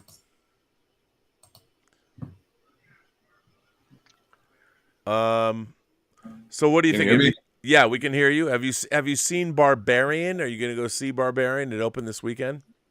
I haven't seen it yet. My local theater, their selection is not really that great. So unless it's like one of the big name movies, I often have to wait till it comes out to video. Oh, but well, yeah, I will definitely check it out when it gets out on video. I think you're gonna dig it. It's really good. It's a lot of fun. It's a horror film. Yeah. Well, yes, it is. It's about a woman who goes to her B&B before a job interview and finds out not Alexander, one of the Skarsgårds, the guy who played It, Pennywise. Bill Skarsgård. Bill Skarsgård is already staying there, and he says, "No, I booked this," and he lets her in, and that's all you need to know about it. All right, and it goes from there. And let me tell you, it will not disappoint you. It will not disappoint. So I can tell you there will probably soon be a fourth Skarsgård brother in Hollywood. Oh yeah. Well, really? Yeah. He's having a career here in Sweden. He's probably soon going to take the plunge. Wow. Okay. I mean, the Skarsgård brothers, the family, dad and the sons have done quite well. I mean, I can't wait to see Skellen. Is that how you pronounce it? Skellen? Stellan with a T. Yes, Stellan Skarsgård is going to. I mean, he looks so. I love him. He was great in Hunt for Red October, but you've killed us all. But seeing him in Andor, Stellan Skarsgård looks great. He was great in Chernobyl. Oh, he's so good. I still haven't seen that. I want to check out that series. Oh, you have to see that. Oh, That's a great series. It's so good. And you know, and while the Russians are fighting the Ukrainians around the biggest nuclear plant in Europe, I mean, are the Swedes terrified of this or what? We're certainly concerned, and but we're not like in high alert level or something. But we're certainly concerned about what the consequences could be. Yeah, not good. Well, so RSO, what are you looking forward to in the next? What is something in the next year? But with movies coming out, what are you looking forward to? Well, I am a big fan of the Marvel Cinematic Universe. Yeah. So I've been a little not as much as a lot of people. I actually did like some of the shows. But yeah, me too. I've been a little disappointed with some of the content, but I'm hoping they'll kind of pick it back up with Phase 5. And that's kind of like, as far as big name stuff, that's kind of what I'm looking forward to. I do watch I still watch The Walking Dead on AMC Sure. Plus. Of course. And all the spinoffs are good. Yeah, I just checked out the newer spinoff. It's been kind of off and on, but yeah. So, and I know they're doing two more spinoffs. They've got like a Daryl show and a Rick show, and I think a Negan show. So I know I'll be checking those out. But yeah, I don't know. Like, apart from that, I'm not really that I've been listening to you talking about Picard season 3, and I'm a huge fan of The Next Generation. But I mean, just based on the last 2 seasons, I know. I don't know about it, but I know. And I've been telling people this. All I can say is, I promise you, you will watch the first episode of Picard season 3, episode 1, and by the end of the first episode, you'll be in. You'll be like, oh, okay, I'm in. I'm open for them winning me back, but right now I know. I'm taking like you, as because I know, obviously you're a Star Trek fan, so I'm kind of like, that's kind of what I'm leaning on right now, is that a fan who's been honest about. I hated Star Trek Picard season 1 and 2. Hated them. Yeah, I'm willing to give it a shot. So. And I was incredibly surprised. Everything about Star Trek Picard season 3 is completely different from what you've seen. Now, yeah, there are connective tissue, because they had to be. That you can't just you can't say that Picard didn't die and was replaced with a positronic body. Yeah, you couldn't. And by the way, that becomes a plot point. That's all I'm saying. And you couldn't not do these things. I mean, Data died. We find out that Riker had a son that died. I mean, these are things you can't just get rid of. And I understand. But that said, the showrunners, Terry Matalas, everybody, they did their best to skirt all of those issues. They bring them up, but they're, for the most part, inconsequential.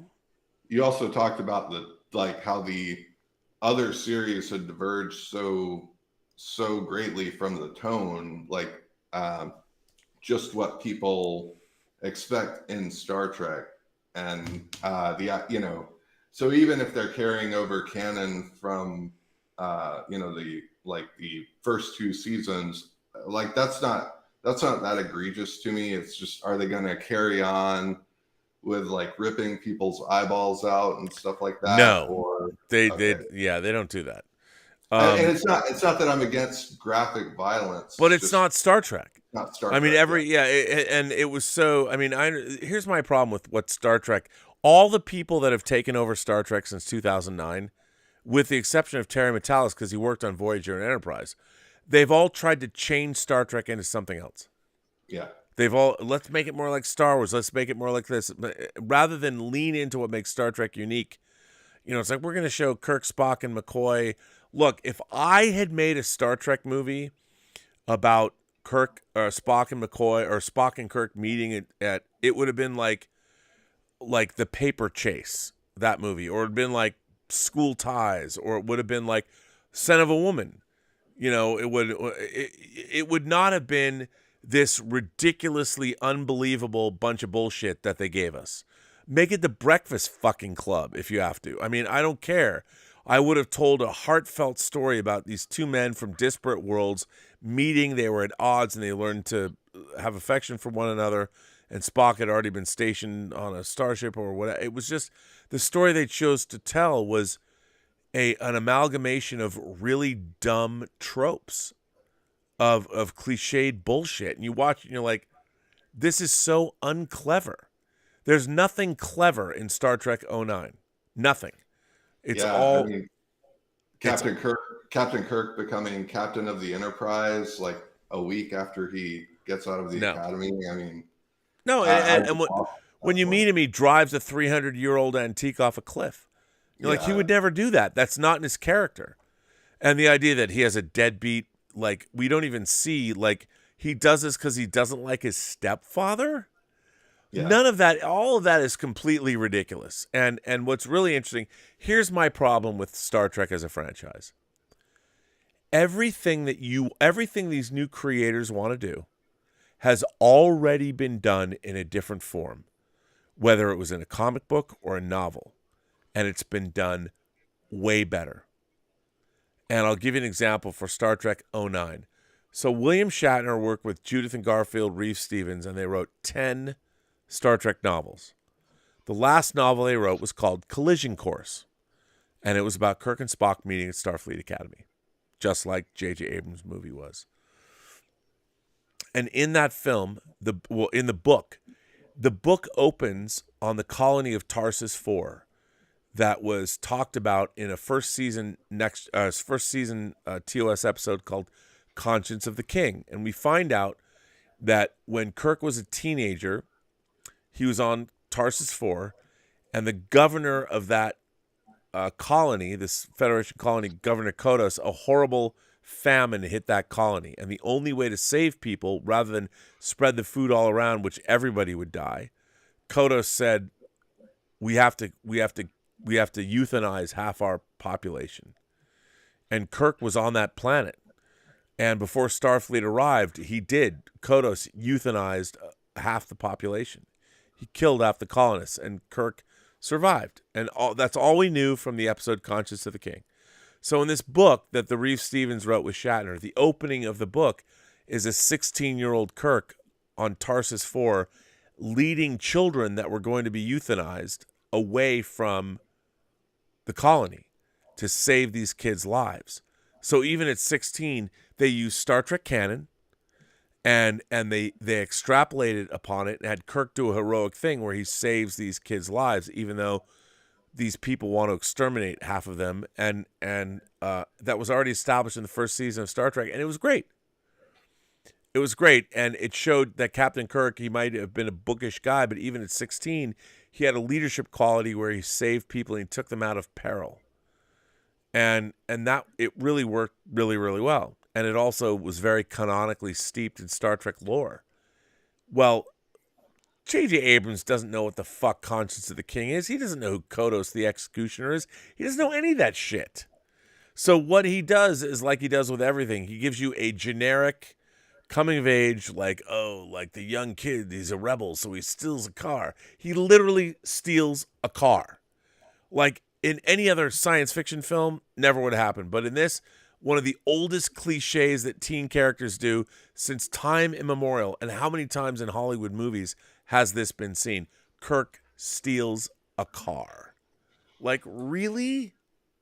Yeah, that's what I was about to say. Was that I think it's not even just that he doesn't understand the Star Trek lore. It's also it's sort of a generic Hollywood. It's like they're trying to get the newer generation of people into this franchise that has this established lore, and they're just going about it in the most hacky way possible. Terrible. Yeah, like basically, it's like trying to get the Fast and Furious crowd into Star Trek. And I actually like the Fast and Furious movies. I love them. But these are two totally different, different ideas, different, one's an action, one's just flat out action. And the other one is, almost pure science fiction. It's like one of the purest science fiction stories ever done. And, when you do that, all you're doing is you're kind of pushing the original people out, and you're trying to bring in a new crowd, but they're not really liking it for what it actually is. No, because it's not good. Yeah. They're seeing a bunch of cliches that they've seen already. By the way, in the chat, the Gozarian says that they don't make movies like Blue Sunrise anymore. What you're thinking about is the movie Blue Sunshine that stars Zalman King. And you are right. They do not make those movies anymore. And Human Kirk says, by the way, I am not open to Star Trek Picard Season 3. I refuse to recognize the existence of Star Trek Picard. Watching Season 3 means ruining headcanon. Even the TNG movies are terrible. Hey, don't disagree. All I can say is if a good Star Trek story rolls around, I think you should watch it. I would say watch Picard Season 3 because it's like a Next Generation movie. And it's got everything you might want. It's a lot of fun. It's a fun romp. It's action. It's adventure. It's heart. It's companionship. It's friendship. It's everything you want from Star Trek rolled into an action adventure context. So I would say you should watch it.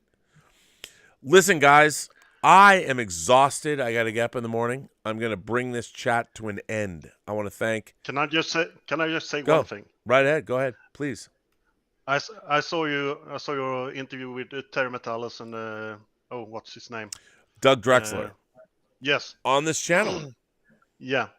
And I must say, one of the funniest thing this year is Terry Metalis' expression when he realized that you have seen the whole series, the whole season. Oh, I have too. Yeah, and his expression was priceless. Well, we become friends. I didn't know him other than on Twitter. Last weekend, I ran into him at the John Williams concert. And it was funny because I was going in with my friend Dave Hargrove, and I looked over, and it was one of those things where you've never met somebody, but you see their faces. I'm like, that's Terry Metalis. And he was in line, and he just looked over. He didn't even know I was looking at him. And I was going through the door. I was like, I'd say 40 feet away from him.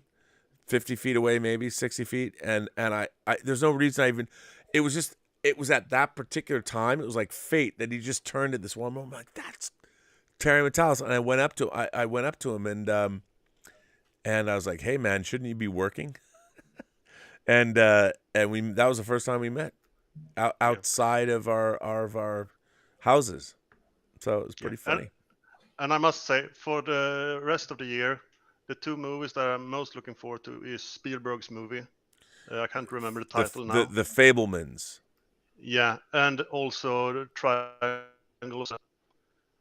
What was the other one? I think that the Triangle of Sadness. The oh my God, that movie looks so good. Door. Yeah, it looks so good. It looks so funny. It looks so great. I can't wait to see Triangle of Sadness.